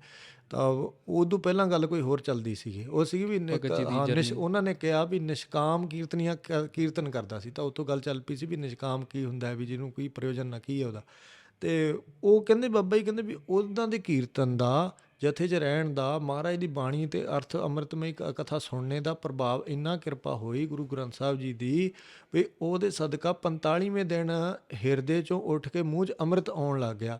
ਤਾਂ ਉਹਦਾ ਕੀ ਹੈ ਵੀ ਮੂੰਹ ਮਿੱਠਾ ਹੋਈ ਜਾਵੇ, ਬਾਬਾ ਜੀ ਕਹਿੰਦੇ ਬੈਠੇ ਅਤੇ ਮੂੰਹ 'ਚ ਮਿੱਠਾ ਪਾਣੀ ਆਵੇ। ਅਤੇ ਕਹਿੰਦੇ ਵੀ ਮੈਂ ਜਾ ਕੇ ਨਾਲ ਦੇ ਸਿੰਘਾਂ ਨੂੰ ਦੱਸਿਆ ਵੀ ਐਂ ਕਰਕੇ ਵੀ ਮੇਰੇ ਮੂੰਹ 'ਚ ਮਿੱਠਾ ਪਾਣੀ ਆਈ ਜਾਂਦਾ, ਮੂੰਹ ਮਿੱਠਾ ਬੜਾ ਹੋਇਆ ਪਿਆ। ਅਤੇ ਉਹ ਕਹਿੰਦੇ ਵੀ ਤੈਨੂੰ ਤਾਂ ਮੂੰਹ 'ਚ ਅੰਮ੍ਰਿਤ ਆਉਣ ਲੱਗ ਗਿਆ। ਅਤੇ ਬਾਬਾ ਕਹਿੰਦੇ ਵੀ ਨਾਲ ਦੇ ਸਿੰਘ ਵੰਡਰਫੁਲ ਹੋ ਗਏ, ਵੀ ਖੁਸ਼ ਹੋ ਗਏ ਸਾਰੇ। ਅਤੇ ਉਹ ਕਹਿੰਦੇ ਵੀ ਦਾਸ ਨੂੰ ਉਸ ਦਿਨ ਮਹਾਰਾਜ ਨੇ ਹਿਰਦੇ 'ਚ ਮੂੰਹ 'ਚ ਅੰਮ੍ਰਿਤ ਬਖਸ਼ਿਆ। ਅਤੇ ਹੁਣ ਬਾਬਾ ਜੀ ਨੂੰ ਪ੍ਰਾਪਤੀ ਹੋਈ ਹੈ ਕਿਸੇ ਚੀਜ਼ ਦੀ, ਤਾਂ ਉਹ ਆਪਾਂ ਨੂੰ ਹੁਣ ਬਾਰ ਕਹਿੰਦੇ ਵੀ ਤੁਸੀਂ ਅਰਦਾਸ ਕਰੋ, ਮਹਾਰਾਜ ਹਿਰਦੇ 'ਚ ਮੂੰਹ 'ਚ ਅੰਮ੍ਰਿਤ ਭੇਜਦੇ ਹੈ। ਅਤੇ ਹੁਣ ਇਸੇ ਲਈ ਕਹਿੰਦੇ ਵੀ ਰਸਾਂ ਕਸਾਂ ਦਾ ਤਿਆਗ ਕਰੋ, ਹੈ ਨਾ। ਵੀ ਹੁਣ ਸਵਾਦ ਜੀਭ ਛੱਡੇ ਤਾਂ ਇਹ ਛੱਡ ਕੇ ਰਸ ਦੂਜਾ ਛੱਡ ਪ੍ਰਾਪਤ ਹੋਵੇ ਨਾ ਜੀ। ਅਤੇ ਉਹ ਇਹ ਰਸਨਾ ਤੂੰ ਅਨ ਰਸ ਰਾਚ ਰਹੀ, ਤੇਰੀ ਪਿਆਸ ਨਾ ਜਾਏ। ਤਾਂ ਉਹ ਨਾ ਤਾਂ ਇਹ ਰਸਨਾ ਦੂਜੇ ਰਸ ਛੱਡਦੀ ਹੈ ਅਤੇ ਨਾ ਇਹ ਨਾਮ ਦਾ ਰਸ ਇਹਨੂੰ ਪ੍ਰਾਪਤ ਹੋਈ ਜਾਂਦਾ। ਅਤੇ ਉਹ ਹੈ ਤਾਂ ਮਨ ਹਰੇ ਰਸ ਸਭ ਤੇ ਮਿੱਠਾ ਜੀਓ, ਵੀ ਹੈ ਤਾਂ ਹੁਣ ਹਰੀ ਪਰਮੇਸ਼ਰ ਜੀ ਦਾ ਨਾਮ ਦਾ ਰਸ ਸਭ ਤੋਂ ਮਿੱਠਾ, ਪਰ ਇਹ ਪਤਾ ਨਹੀਂ ਲੱਗੀ ਜਾਂਦਾ। ਅਤੇ ਸਾਰਾ ਕੁਛ ਆਪਾਂ ਨੂੰ ਦੂਜੀਆਂ ਚੀਜ਼ਾਂ ਮਿੱਠੀਆਂ ਲੱਗਦੀਆਂ। ਉਹ ਮਹਾਰਾਜ ਫਰੀਦ ਸਾਹਿਬ ਜੀ ਨੂੰ ਪੁੱਛੀਏ, ਉਹ ਤਾਂ ਕਹਿੰਦੇ ਵੀ ਨਹੀਂ, ਇਹ ਸ਼ੱਕਰ ਵੀ ਘੱਟ ਮਿੱਠੀ ਹੈ ਜੀ, ਇਹ ਗੁੜ ਵੀ ਘੱਟ ਮਿੱਠਾ ਹੈ, ਮਿਸ਼ਰੀ ਵੀ ਘੱਟ ਮਿੱਠੀ ਹੈ, ਮੱਝ ਦਾ ਦੁੱਧ ਵੀ ਘੱਟ ਮਿੱਠਾ ਹੈ, ਸਭ ਤੋਂ ਮਿੱਠੇ ਬਾਣੀ ਹੈ। ਅਤੇ ਹੈ ਨਾ, ਪਰ ਆਪਾਂ ਨੂੰ ਬਾਣੀ ਮਿੱਠੀ ਨਹੀਂ ਲੱਗੀ ਜਾਂਦੀ। ਅਤੇ ਉਹ ਪਰ ਮਹਾਂਪੁਰਖ ਦੱਸਦੇ ਹੈ ਵੀ ਬਾਣੀ ਮਿੱਠੀ ਹੈ। ਇੱਕ ਵਾਰੀ ਉਦਾਸ ਨੂੰ ਬਚਨ ਯਾਦ ਹੈ, ਉਹ ਪ੍ਰੇਮੀ ਨੂੰ ਕਹਿੰਦੇ ਬਾਈ ਸਭ ਤੋਂ ਮਿੱਠੀ ਚੀਜ਼ ਕੀ ਹੈ। ਚਲੋ ਦਿਮਾਗ ਲਾਉਣ ਲੱਗੇ ਆਪਦੇ ਦਾ, ਕਹਿੰਦੇ ਵੀ ਸਭ ਤੋਂ ਮਿੱਠੀ ਹੈ ਗੁਰਬਾਣੀ। ਅਤੇ ਉਹ ਫਿਰ ਉਹਨੂੰ ਕਹਿੰਦੇ ਵੀ ਸਭ ਤੋਂ ਤੇਜ਼ ਚੀਜ਼ ਕੀ ਹੈ। ਉਹ ਚਲੋ ਕੋਈ ਕਵੇ ਵੀ ਮਨ ਜੀ, ਕੋਈ ਕਵੇ ਸਪੀਡ ਦੀ ਲਾਈਟ। ਉਹ ਕਹਿੰਦੇ ਵੀ ਸਭ ਤੋਂ ਤੇਜ਼ ਹੈ ਜਿਹੜੀ ਮਹਾਰਾਜ ਦਿਮਾਗ 'ਚ ਬਾਣੀ ਭੇਜਦੇ ਹੈ। ਅਤੇ ਉਹ ਇਹ ਜਿਹੜੇ ਵੀ ਆਮ ਬੰਦਾ ਕੋਲ ਇੱਥੇ ਤਾਂ ਨਹੀਂ ਪਹੁੰਚ ਸਕਦਾ, ਨਾ ਉਹਨੂੰ ਬਾਣੀ ਮਿੱਠੀ ਲੱਗੇ ਨਾ ਹੁਣ ਮੈਨੂੰ ਤਾਂ ਲੱਗੇ, ਮੈਂ ਕਿਹਾ ਵੀ ਅੱਛਾ ਵੀ ਖਬਰ ਆ ਵੀ ਤੇਜ਼ ਬਾਣੀ ਕਿੱਥੋਂ ਆ ਜਾਂਦੀ ਹੈ, ਤੇਜ਼ ਬਾਣੀ ਤੇਜ਼ ਕਿਵੇਂ ਹੈ। ਅਤੇ ਪਰ ਇਹ ਮਹਾਂਪੁਰਖਾਂ ਦੀ ਜਿਵੇਂ ਕਮਾਈ, ਜਿਵੇਂ ਉਹਨਾਂ ਦੇ ਬਚਨ ਹੈ ਨਾ, ਉਹਨਾਂ ਦੀ ਮੌਜ ਅਨੁਸਾਰ ਹੈ। ਅਤੇ ਉਹ ਉਹਨਾਂ ਨੇ 45 ਦਿਨਾਂ 'ਚ ਉਹਨਾਂ ਨੂੰ ਅੰਮ੍ਰਿਤ ਰਸ ਪ੍ਰਾਪਤ ਹੁੰਦਾ ਹੈ। ਤਾਂ ਫਿਰ ਉਹ ਇਹਨਾਂ ਦੀ ਭਗਤ ਬੰਦਗੀ ਇੰਨੀ ਜ਼ਿਆਦਾ, ਭਗਤੀ ਇੰਨੀ ਜ਼ਿਆਦਾ ਵੀ ਵੱਡੇ ਸੰਤਾਂ ਨੇ ਕਿਹਾ ਵੀ ਇਹ ਤਾਂ ਭਗਤ ਹੈ। ਤਾਂ ਨਾਮ ਉੱਥੋਂ ਭਗਤ ਪੈ ਗਿਆ, ਸਾਰੇ ਭਗਤ ਕਹਿਣ ਲੱਗ ਗਏ। ਤਾਂ ਫਿਰ ਹੌਲੀ ਬਾਬਾ ਜੀ ਉੱਥੇ ਫਿਰ ਸੰਥਾ ਕਰਾਉਣ ਲੱਗ ਗਏ ਆਪ। ਅਤੇ ਆਪ ਸੰਥਾ ਕਰਾਉਂਦੇ ਹੈ ਅਤੇ ਬਾਕੀ ਪ੍ਰੇਮੀ ਸੰਥਾ ਕਰਦੇ ਹੈ, ਅੰਮ੍ਰਿਤਮਈ ਕਥਾ ਸੁਣਦੇ ਹੈ ਅਤੇ ਅੱਗੇ ਅਰਥ ਪੜ੍ਹਾਉਣ ਲੱਗ ਗਏ। ਹੌਲੀ ਵੱਡੇ ਸੰਤ ਸੱਚਖੰਡ ਚਲੇ ਜਾਂਦੇ ਹੈ, ਸੰਤ ਗਿਆਨੀ ਕਰਤਾਰ ਸਿੰਘ ਜੀ। ਤਾਂ ਇਹਦੇ ਵਿੱਚ ਇੱਕ ਜਿਹੜੀ ਵਿੱਚ ਗੱਲ ਮੇਨ ਹੋਈ ਹੈ, ਉਹ 1967 ਦੀ ਗੱਲ ਹੈ। ਅਤੇ ਮੈਨੂੰ ਲੱਗਦਾ ਵੀ 69 ਦੇ ਵਿੱਚ ਵੱਡੇ ਸੰਤ ਸੱਚਖੰਡ ਜਾਂਦੇ ਆ, ਅਤੇ 69 ਦੇ ਵਿੱਚ ਹਾਂਜੀ, ਅਤੇ 67 ਦੇ ਵਿੱਚ ਗੰਗਾ ਨਗਰ ਵਿਖੇ ਮਹਾਰਾਜ ਦੀ ਗੁਰੂ ਗ੍ਰੰਥ ਸਾਹਿਬ ਜੀ ਦੀ 27ਵੀਂ ਖਨੀ 26ਵੀਂ ਕਥਾ ਸੰਪੂਰਨ ਹੁੰਦੀ ਹੈ, ਮੈਨੂੰ ਦੱਸ ਨੂੰ ਯਾਦ ਨਹੀਂ ਕਿੰਨੀਵੀਂ ਜੀ। ਅਤੇ ਉਹ ਕਥਾ ਦੇ ਭੋਗ ਤੋਂ ਬਾਅਦ ਬਾਬਾ ਜੀ ਕਹਿੰਦੇ ਵੀ ਸਾਰਾ ਜਥਾ ਇਕੱਠਾ ਹੋ ਕੇ ਵੱਡੇ ਸੰਤਾਂ ਕੋਲ ਜਾਂਦਾ ਹੈ, ਅਤੇ ਵੱਡੇ ਸੰਤਾਂ ਕੋਲ ਜਾ ਕੇ ਬੇਨਤੀ ਕਰਦਾ ਹੈ ਵੀ ਮਹਾਂਪੁਰਖੋ ਵੀ ਸਾਡੀ ਬੜੀ ਇੱਛਾ ਹੈ ਵੀ ਟਕਸਾਲ ਦਾ ਆਪਦਾ ਇੱਕ ਸਟੀਕ ਹੋਣਾ ਚਾਹੀਦਾ, ਵੀ ਜਿਹੜੇ ਅਰਥ ਆਪ ਜੀ ਨੇ ਸੁਣਾਏ ਆ ਸਾਨੂੰ, ਜੋ ਮਹਾਰਾਜ ਵੱਲੋਂ ਆਏ ਨੇ, ਇਹ ਸਾਰੇ ਦੇ ਸਾਰੇ ਅਰਥ ਲਿਖੇ ਹੋਣੇ ਚਾਹੀਦੇ ਤਾਂ ਕਿ ਇਹ ਸਾਰੇ ਪ੍ਰੇਮੀਆਂ ਦੇ ਗਾਂਹ ਕੰਮ ਆ ਜਾਣ ਜੀ। ਮਹਾਂਪੁਰਖ ਬਚਨ ਸੁਣ ਕੇ ਬਹੁਤ ਪ੍ਰਸੰਨ ਹੋਏ, ਅਤੇ ਵੱਡੇ ਸੰਤ ਦੱਸਦੇ ਵੀ ਮਹਾਂਪੁਰਖ ਬਚਨ ਟਾਲਦੇ ਨਹੀਂ ਸੀ ਜਥੇ ਦੇ ਸਿੰਘਾਂ ਦਾ, ਅਤੇ ਇੱਥੋਂ ਤਾਈਂ ਕਿ ਮਹਾਂਪੁਰਖਾਂ ਨੇ ਕਿਹਾ ਵੀ ਇਹ ਹਜੇ ਸਮਾਂ ਤਾਂ ਨਹੀਂ ਸੀ, ਅਤੇ ਪਰ ਹੁਣ ਤੁਸੀਂ ਸਾਰਿਆਂ ਨੇ ਆ ਕੇ ਕਿਹਾ ਤਾਂ ਫਿਰ ਉਸ ਨੂੰ ਸਾਰੇ ਗੱਲ ਮੰਨ ਲੈਂਦੇ ਹੈ, ਪਰ ਇਹ ਸਮਾਂ ਨਹੀਂ ਸੀ ਹਜੇ ਜੀ। ਅਤੇ ਕਹਿੰਦੇ ਵੀ ਮਹਾਂਪੁਰਖ ਕਹਿੰਦੇ ਵੀ ਦਾਸ ਦਾ ਅਜੇ ਖਿਆਲ ਨਹੀਂ ਸੀ, ਪਰ ਕਹਿੰਦੇ ਵੀ ਦਾਸ ਨੂੰ ਇਸ ਗੱਲ ਦੀ ਬੜੀ ਖੁਸ਼ੀ ਹੈ। ਵੱਡੇ ਸੰਤ ਕਹਿੰਦੇ ਆ ਕਿ ਦਾਸ ਨੂੰ ਇਹ ਸੀ ਵੀ ਇਹ ਅਰਥ ਸ਼ਾਇਦ ਅਲੋਪ ਹੋ ਜਾਣਗੇ, ਬਾਣੀ ਦੇ ਅਰਥ ਮਹਾਂਪੁਰਖ ਕਥਾ ਕਰਦੇ ਸੀ, ਹਾਂਜੀ। ਅਤੇ ਇਹ ਅਰਥ ਅਲੋਪ ਹੋ ਜਾਣਗੇ, ਪਰ ਹੁਣ ਮੈਨੂੰ ਯਕੀਨ ਹੈ ਵੀ ਤੁਸੀਂ ਇਹ ਅਰਥ ਸਾਂਭ ਲੈਣੇ। ਅਤੇ ਉਹ ਫਿਰ ਉੱਥੋਂ ਬਾਬਾ ਜੀ ਦੇ ਵੱਡੇ ਸੰਤਾਂ ਨੇ ਗੰਗਾ ਨਗਰ 'ਚ ਅਰਦਾਸ ਕੀਤੀ ਸਟੀਕ ਲਿਖਣ ਦੀ। ਅੱਛਾ ਜੀ। ਗੁਰੂ ਗ੍ਰੰਥ ਸਾਹਿਬ ਮਹਾਰਾਜ ਦਾ ਸਟੀਕ ਲਿਖਣ ਦੀ। ਉਹਦੇ ਵਿੱਚ ਸੰਤ ਗਿਆਨੀ ਕਰਤਾਰ ਸਿੰਘ ਜੀ ਮਹਾਂਪੁਰਖ ਅਤੇ ਭਗਤ ਜੀ ਦੇ 3 ਮਹਾਂਪੁਰਖ ਹੋਰ 5 ਸਿੰਘਾਂ ਦੀ ਡਿਊਟੀ ਲੱਗੀ। ਤਾਂ 5 ਸਿੰਘਾਂ ਨੇ ਮਹਾਂਪੁਰਖਾਂ ਨੇ ਬਚਨ ਕਿਹਾ ਵੀ ਸਰੀਰ ਸਾਰੇ ਨਹੀਂ ਰਹਿਣੇ, ਸਰੀਰ ਛੇਤੀ ਛੇਤੀ ਚਲੀ ਜਾਣਗੇ, ਪਰ ਜਿਹੜਾ ਸਰੀਰ ਵੀ ਰਵੇ ਉਹ ਗੁਰੂ ਗ੍ਰੰਥ ਸਾਹਿਬ ਦੇ ਸਟੀਕ ਦੀ ਸੇਵਾ ਕਰਦਾ ਰਵੇ ਜੀ। ਉਹਦਾ ਚੋਂ ਸਾਰੇ ਸਰੀਰਾਂ ਚੋਂ ਭਗਤ ਜੀ ਇਕੱਲੇ ਨੇ ਇਸ ਟਾਈਮ ਧਰਤੀ 'ਤੇ ਵੀ ਸਰੀਰ ਕਰਕੇ ਮੌਜੂਦ, ਅਤੇ ਜਿਹੜੇ ਉਹ 1967 ਤੋਂ ਲੈ ਕੇ ਅੱਜ ਤਾਈਂ ਸਾਲ ਗਿਣ ਲਓ ਵੀ ਕਿੰਨੇ ਹੋ ਗਏ, ਉਹ ਇਹੀ ਸੇਵਾ ਕਰੀ ਜਾਂਦੇ ਆ ਹੁਣ ਤਾਈਂ। ਤਾਂ ਵੀ ਜਿਵੇਂ ਵੀ ਹੁਣ ਲਿਖੀ ਜਾਂਦੇ ਤਾਂ ਉਹ ਕਿੰਨੇ ਵੀ 3 ਤਾਂ ਤੁਸੀਂ 70 33 ਸਾਲ ਤਾਂ ਉਹ ਹੋ ਗਏ, ਆ 22 ਆਪਾਂ ਬੈਠੇ ਹਾਂ 40 ਪਲੱਸ, ਅਤੇ 33 ਤੇ 40 ਪਲੱਸ ਵੀ ਕਿਉਂ, ਉੱਤੇ 22 ਲਾਓ, 33 ਤੇ 35 35 ਤੇ 20 ਹਾਂਜੀ 55 ਸਾਲ ਹੋ ਗਏ। 55 ਸਾਲ 60 ਸਾਲ ਤਾਂ ਆਹੀ ਕੰਮ ਨੂੰ ਹੋ ਗਏ ਨਾ। ਅਤੇ ਹੁਣ ਵੇਖੋ ਵੀ ਉਦੋਂ 'ਚ ਮਹਾਂਪੁਰਖ ਕਹਿੰਦੇ ਵੀ 8 ਸਾਲ ਸੰਗਤ ਕੀਤੀ ਹੈ, ਤਾਂ ਹੁਣ ਵੀ 8 ਸਾਲ 7 ਸਾਲ ਸੰਗਤ ਕੀਤੀ ਹੈ, ਅਤੇ ਹੁਣ ਕਿੱਥੋਂ 8 ਸਾਲ ਸੰਗਤ ਕੀਤੀ ਹੈ ਤਾਂ 59 ਤੋਂ ਲੈ ਕੇ ਉਹ ਫਿਰ 61 ਬਣਦਾ ਪੂਰਾ। ਜੀ। 8 ਸਾਲ ਸੰਗਤ ਕੀਤੀ ਹੈ ਨਾ, ਤਾਂ ਉਹ ਐਂ ਗੱਲ 'ਚੋਂ ਗੱਲ ਯਾਦ ਆ ਜਾਂਦੀ ਹੈ। ਅਤੇ ਫਿਰ ਉਹ 8 ਸਾਲ ਕਹਿੰਦੇ ਵੀ ਸੰਗਤ ਕੀ ਵੱਡੇ ਸੰਤਾਂ ਦੀ, ਅਤੇ ਉਹ ਬਣਦਾ ਪੂਰਾ 61 ਬਣ ਗਿਆ, ਅਤੇ 61 'ਚ ਆਏ ਸੀ ਜਥੇ 'ਚ ਕਲਕੱਤੇ। ਤਾਂ ਉਹ ਫਿਰ ਇਹਨੇ ਜੀ ਅੱਗੇ ਫਿਰ ਉਹ ਸਟੀਕਲੈਸ ਸਾਹਿਬ ਲਿਖਣ ਦੀ ਸੇਵਾ ਚੱਲ ਪਈ, ਉੱਥੋਂ ਸ਼ੁਰੂ ਹੋ ਗਈ। ਵੱਡੇ ਸੰਤ ਸੱਚਖੰਡ ਚਲੇ ਜਾਂਦੇ ਆ, ਹੌਲੀ ਹੌਲੀ ਸਾਰੇ ਪ੍ਰੇਮੀ ਸਟੀਕ ਦੀ ਸੇਵਾ। ਜਿਹੜੀ ਪਹਿਲੀ ਪੋਥੀ ਸ੍ਰੀ ਗੁਰੂ ਗ੍ਰੰਥ ਸਾਹਿਬ ਜੀ ਦੇ ਸਟੀਕ ਦਮਦਮੀ ਟਕਸਾਲ ਦਾ ਛਪਿਆ ਜੀ, ਅਤੇ ਉਹ ਸੰਤ ਗਿਆਨੀ ਕਰਤਾਰ ਸਿੰਘ ਜੀ ਵੇਲੇ ਛਪਿਆ। ਉਦਾਸ ਭੁੱਲਦਾ ਨਾ ਹੋਵੇ ਤਾਂ 1976 ਦੇ ਵਿੱਚ ਛਪਿਆ ਉਹ, ਅਤੇ ਉਹਦੇ ਵਿੱਚ ਪਹਿਲੇ 13 ਅੰਗ ਨੇ, 13 ਅੰਗ ਉਹਦੇ ਵਿੱਚ ਵਿਆਖਿਆ ਲਿਖੀ ਹੈ।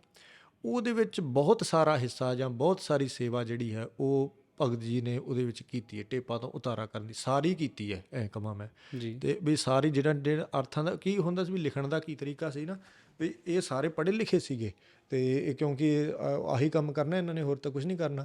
ਅਰਥ ਇਹਨਾਂ ਨੂੰ ਵੀ ਆਉਂਦੇ ਸੀਗੇ, ਪਰ ਲਿਖਦੇ ਕੀ ਸੀ ਵੀ ਜਿਵੇਂ ਟੇਪ 'ਤੇ, ਇਹ ਟੇਪ ਦੇ ਵਿੱਚ ਗੱਲ ਕੀ ਹੈ ਵੀ ਜਦੋਂ ਨਾ ਵੱਡੇ ਸੰਤਾਂ ਦੀ ਕਥਾ, ਜਦੋਂ ਕਥਾ ਕਰਦੇ ਸੀ ਨਾ ਜੀ, ਤਾਂ ਇਸ ਜਥੇ ਦੇ ਸਿੰਘਾਂ ਦਾ ਖਿਆਲ ਆਇਆ ਵੀ ਕਥਾ ਅਸੀਂ ਸੰਭਾਲ ਕਰ ਲਈਏ ਕਥਾ ਦੀ, ਵੀ ਕਥਾ ਮੁੱਲਕ ਹੈ, ਵੱਡੇ ਸੰਤਾਂ ਦੀ ਕਥਾ ਦੀ ਕੋਈ ਬਰਾਬਰੀ ਨਹੀਂ ਗੀ, ਜੀ। ਅਤੇ ਇੰਨੇ ਅਰਥ ਅਸੀਂ ਗਾਂਹ ਵੀ ਸੰਸਾਰ 'ਤੇ ਰਹਿਣੇ ਚਾਹੀਦੇ ਆ।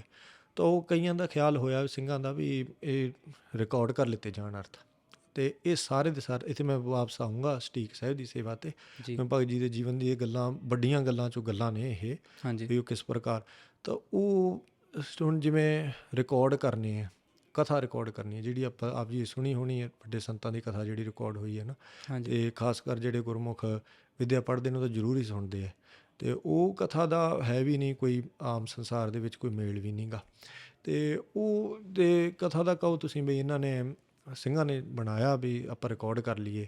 ਹੁਣ ਉਹ ਜ਼ਮਾਨਾ ਕਿਹੜਾ ਹੈ, ਉਦੋਂ ਅੱਜ ਦੀ ਤਾਂ ਰਿਕਾਰਡਿੰਗ ਹੈ ਨਹੀਂ ਵੀ ਆ ਤੁਸੀਂ ਝਟਪਟ ਕਰ ਲਿਆ ਆਪਾਂ ਸੈਟਅਪ, ਅਤੇ ਚਲੋ ਜੀ ਘਰੇ ਬੈਠੇ ਰਿਕਾਰਡਿੰਗ ਹੋ ਗਈ ਅਤੇ ਚਲੋ ਬਣ ਗਈ ਗੱਲ। ਲਾਈਟ ਹੀ ਹੈ ਨਹੀਂ, ਬਿਜਲੀ ਹੈ ਨਹੀਂ ਕਿਤੇ, ਅਤੇ ਰਿਕਾਰਡਿੰਗ ਕਿੱਥੋਂ ਹੋ ਜਾਣੀ, ਕਿ ਬਿਜਲੀ ਚੱਲੂਗੀ ਤਾਂ ਫਿਰ ਰਿਕਾਰਡਿੰਗ ਹੋਊਗੀ। ਅਤੇ ਫਿਰ ਉਹਨਾਂ ਨੇ ਜੀ ਅੱਗੋਂ ਜਾ ਕੇ ਫਿਰ ਮਾਇਆ ਦਾ ਵੀ ਕੋਈ ਮਸਤਾਨੇ ਜਿਹੇ ਪਹਿਰੇ ਹੁੰਦੇ, ਇੰਨੀ ਮਾਇਆ ਵੀ ਕੋੜਾ ਕਿੱਥੋਂ, ਅੱਜ ਦੇ ਵਾਂਗੂ ਸਸਤਾ ਤਾਂ ਹੈ ਨਹੀਂ, ਅਤੇ ਵੀ ਰਿਕਾਰਡਰ ਕੋਈ ਸਸਤਾ ਹੀ ਆ ਜਾਂਦਾ।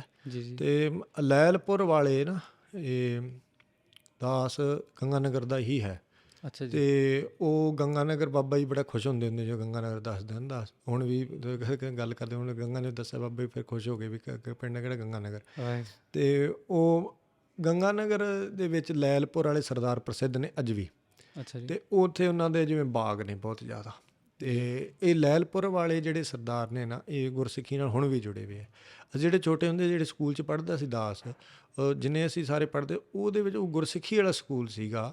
ਅੱਜ ਕੱਲ੍ਹ ਤਾਂ ਚਲੋ ਦਾਸ ਨੂੰ ਪਤਾ ਨਹੀਂ, ਪਰ ਉਸ ਟਾਈਮ ਗੁਰੂ ਹਰਕ੍ਰਿਸ਼ਨ ਸਾਹਿਬ ਜੀ ਦੇ ਨਾਮ 'ਤੇ ਸਕੂਲ ਸੀਗਾ। ਉਹਦੇ 'ਚ ਕਾਫੀ ਗੁਰਸਿੱਖੀ ਦਾ ਪ੍ਰਚਾਰ ਉਹ ਕਰਦੇ ਸੀ ਆਪਦੇ ਯਤਨ ਅਨੁਸਾਰ, ਜ਼ਿਆਦਾ ਤਾਂ ਨਹੀਂ, ਅਤੇ ਪਰ ਕਰਦੇ ਸੀ। ਉਹਦੇ ਵਿੱਚ ਕਹੋ ਵੀ ਨਾ ਜਿਹੜੇ ਲੈਲਪੁਰ ਵਾਲੇ ਸਰਦਾਰ, ਇਹ ਇਹਨਾਂ ਦੇ ਜੋ ਕੱਪੜੇ ਦੀਆਂ ਮਿੱਲਾਂ ਮੁੱਲਾਂ, ਅਤੇ ਇਹ ਉੱਥੇ ਕੱਪੜਾ ਸਪਲਾਈ ਕਰਨਾ ਸਾਰਾ, ਡਰੈਸਾਂ ਸਕੂਲ ਦੀਆਂ ਉਹਨਾਂ ਤੋਂ ਜਾਂਦੀਆਂ ਸੀਗੀਆਂ। ਅਤੇ ਉਹ ਲੈਲਪੁਰ ਵਾਲੇ ਸਰਦਾਰ ਦਾ ਮੈਨੂੰ ਦੱਸਣ ਤੋਂ ਕੀ ਮੁਰਾਦ ਵੀ ਅੱਜ ਵੀ ਉਹ ਪੈਸੇ ਵਾਲੇ ਹੈ, ਵੀ ਅੱਜ ਇੰਨੀਆਂ ਕਮਜ਼ੋਰ ਨਹੀਂ, ਮਿੱਲਾਂ ਉਹਨਾਂ ਦੀਆਂ ਚੱਲਦੀਆਂ ਹੈ, ਅਤੇ ਬਾਗ ਉਹਨਾਂ ਦੇ ਹੈਗੇ। ਅਤੇ ਉਹ ਉਸ ਟਾਈਮ ਉਹ ਵੱਡੇ ਸਰਦਾਰ ਸੀਗੇ। ਅਤੇ ਲੈਲਪੁਰ ਪਾਕਿਸਤਾਨ ਦੇ ਵਿੱਚ ਜ਼ਿਲ੍ਹਾ ਹੈ, ਪਿੰਡ ਹੈ, ਪਿੰਡ ਹੈ ਜ਼ਿਲ੍ਹਾ। ਅਤੇ ਉਹ ਪਿੰਡ ਤੋਂ ਉੱਥੋਂ ਲੈਲਪੁਰ ਵਾਲੇ ਸਰਦਾਰ ਜਿਹੜੇ ਹੈ ਵੀ ਉਹ ਵੱਡੇ ਸੰਤਾਂ ਦੇ ਬਚਨ ਕਰਕੇ ਉੱਠ ਕੇ ਆਏ ਸੀਗੇ। ਅਤੇ ਉਹ ਕਿਵੇਂ ਹੋ ਗਏ, ਸੇਵਾ ਬੜੀ ਕਰਦੇ ਹੁੰਦੇ ਸੀ ਜੱਥੇ ਦੀ। ਉਹਦੇ ਤਾਂ ਗੱਲ 'ਚੋਂ ਗੱਲ ਨਿਕਲੀ ਜਾਂਦੀ ਹੈ, ਅਤੇ ਫਿਰ ਤਾਂ ਗੱਲ ਉਹ ਵਿੱਚ ਵਾਲੀ ਹੋਰ ਰਹਿ ਜਾਂਦੀ ਹੈ, ਅਤੇ ਫਿਰ ਪਿੱਛੇ ਪੈ ਜਾਂਦੀ ਹੈ।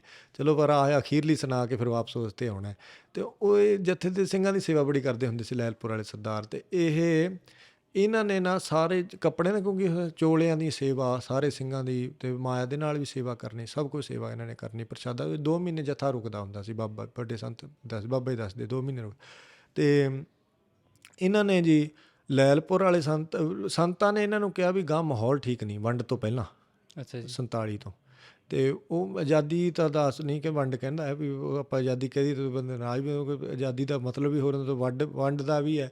ਜਾਂ ਇੱਥੋਂ ਤਾਂ ਕਹਿੰਦੇ ਉਹ ਦਾਸ ਨੂੰ ਸ਼ਬਦ ਯਾਦ ਨਹੀਂ ਵੀ ਜਿਹੜੇ ਉਹ ਮਹਾਂਪੁਰਖ ਕਈ ਸ਼ਬਦ ਕਹਿੰਦੇ ਹੁੰਦੇ, ਜਾਂ ਆਮ ਕਰਕੇ ਉਹ ਜਿਵੇਂ ਆਮ ਕਰਕੇ ਆਪਾਂ ਦੰਗੇ ਕਹਿ ਦਿੰਦੇ ਹਾਂ, ਅਤੇ ਉਹ ਕੋਈ ਹੋਰ ਸ਼ਬਦ ਵਰਤਦੇ ਹੁੰਦੇ ਆ। ਚਲੋ ਹੁਣ ਇੱਕਦਮ ਨਹੀਂ ਯਾਦ ਆਈ ਜਾਂਦਾ। ਅਤੇ ਉਹ ਕਹਿੰਦੇ ਹੁੰਦੇ ਵੀ ਉਹ ਕਹਿੰਦੇ ਵੰਡ, ਚਲੋ ਗੱਲ ਵੀ ਵੰਡ ਤੋਂ ਪਹਿਲਾਂ ਉਹਨਾਂ ਨੇ 47 ਵੇਲੇ ਨਾ ਮਹਾਂਪੁਰਖਾਂ ਨੇ ਕਿਹਾ ਵੀ ਮਾਹੌਲ ਖ਼ਰਾਬ ਹੈ, ਤੁਸੀਂ ਇੱਥੇ ਰਹੋ ਨਾ, ਤੁਸੀਂ ਉੱਧਰ ਪਰਲੇ ਪਾਸੇ ਜ਼ਮੀਨ ਲੈ ਲਓ ਆਪਦੀ। ਸੇਵਾ ਦਾ ਫਲ ਉਹਨਾਂ ਨੂੰ ਦਿੱਤਾ। ਅਤੇ ਉਹ ਵੀ ਹੁਣ ਜਿਹੜਾ ਵੀ ਵੇਖੋ ਵੀ ਜਿਹੜਾ ਬਚਨ ਮੰਨੇ, ਉਹ ਮੰਨੇ ਜਿਹਦੀ ਸ਼ਰਧਾ ਹੋਵੇ। ਵੱਡੇ ਕੋਈ ਵੀ ਸੰਤ ਮਹਾਂਪੁਰਖ ਦਾ ਬਚਨ ਕੋਈ ਬੰਦਾ ਮੰਨ ਨਹੀਂ ਸਕਦਾ, ਅਤੇ ਮੰਨੇ ਉਹ ਜਿਹਦੀ ਸ਼ਰਧਾ ਹੋਵੇ, ਹੈ ਨਾ। ਉਹ ਸ਼ਰਧਾ ਬੁਝਾਉਂਦੇ ਆ ਪਹਿਲਾਂ ਆਪ, ਇਹ ਵੀ ਗੱਲ ਹੁੰਦੀ ਹੈ। ਅਤੇ ਉਹ ਹੁਣ ਉਹਨਾਂ ਨੇ ਬਚਨ ਮੰਨ ਲਿਆ, ਅਤੇ ਉਹ ਬਚਨ ਮੰਨਣੇ ਕਰਕੇ ਸਾਰੀ ਦੀ ਸਾਰੀ ਜ਼ਮੀਨ ਜਾਇਦਾਦ ਵੇਚ ਕੇ ਸਾਰੀ ਗੰਗਾ ਨਗਰ ਲੈ ਲਈ। ਅਤੇ ਉਹ ਸਾਰਾ ਦਾ ਸਾਰਾ ਜਥਾ ਉੱਥੇ ਜਾਂਦਾ ਹੁੰਦਾ ਸੀ। ਲੈਲਪੁਰ ਜਾਣ ਦੀ ਵੰਡ ਤੋਂ ਬਾਅਦ ਪਾਕਿਸਤਾਨ ਜਾਣਾ ਬੰਦ ਕਰਤਾ, ਅਤੇ ਉੱਥੇ ਗੰਗਾ ਨਗਰ ਜਾਣ ਲੱਗ ਗਿਆ। ਤਾਂ ਕਰਕੇ ਗੰਗਾ ਨਗਰ ਜਾਣਾ ਬਣਦਾ ਹੁੰਦਾ ਸੀ ਪੱਕਾ ਉਹਨਾਂ ਦੇ ਕੋਲੇ, ਫਿਰ ਲੈਲਪੁਰ ਵਾਲਿਆਂ ਕੋਲੇ। ਜੀ ਥੋੜ੍ਹਾ ਜਿਹਾ ਇਹਨੂੰ ਤਾਂ ਚੱਕ ਲਈ, ਮੇਰੀ ਧੌਣ ਦੁਖਣ ਲੱਗ ਗਈ ਕਿ ਥੱਲੇ ਨੇੜੇ ਹੋ ਕੇ ਬੈਠ ਕੇ। ਤਾਂ ਉਹ ਕਹਿੰਦੇ ਵੀ ਸਿੰਘ ਮਹਾਂਪੁਰਖਾਂ ਦੀ ਸੇਵਾ ਬੜੀ ਕਰਿਆ ਕਰਦੇ, ਅਤੇ ਕਿਉਂਕਿ ਫਲ ਮਿਲਿਆ ਸੀ ਉਹਨਾਂ ਨੂੰ ਵੱਡਾ, ਅਤੇ ਬੜੀ ਖੁਸ਼ੀ ਸੀ। ਅਤੇ ਉਹ ਕਹਿੰਦੇ ਵੀ ਲੈਲਪੁਰ ਵਾਲੇ ਸਰਦਾਰ ਕਹਿੰਦੇ ਵੀ ਅਸੀਂ ਸੇਵਾ ਕਰਾਂਗੇ ਟੇਪ ਰਿਕਾਰਡਰ ਦੀ। ਉਹ ਹਜੇ ਵੀ ਮਹਾਂਪੁਰਖ ਕੋਲ ਇੱਥੇ ਪਿਆ। ਤੁਸੀਂ ਗੁਰਸੇਵਕ ਸੇਵਾਦਾਰ ਦਾ ਜਿਹੜਾ ਪੇਜ ਹੈ ਇੰਸਟਾਗ੍ਰਾਮ 'ਤੇ, ਫੋਟੋਆਂ ਵੀ ਪਈਆਂ ਉਹਦੇ ਰਿਕਾਰਡ, ਯੂਟਿਊਬ ਦੀ ਉਹ ਯੂਟਿਊਬ ਕੇ ਉਹ ਉਹਨਾਂ ਨੇ ਕਲਿੱਪ ਜਾਂ ਵੀਡੀਓ ਬਣਾ ਕੇ ਪਾਈ ਵੀ ਹੈ। ਤਾਂ ਉੱਥੇ ਜੀ ਚਲੋ ਉਹ ਲਿਆਂਦਾ ਗਿਆ।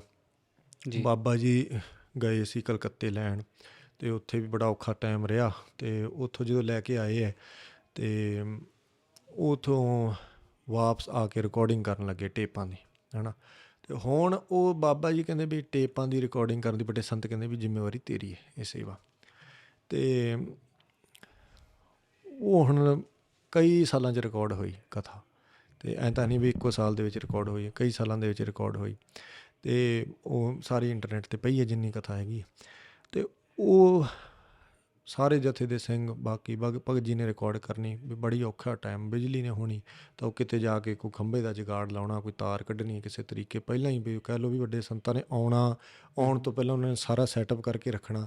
ਤਾਂ ਬੜਾ ਸੌਖਾ ਕੰਮ ਹੈ।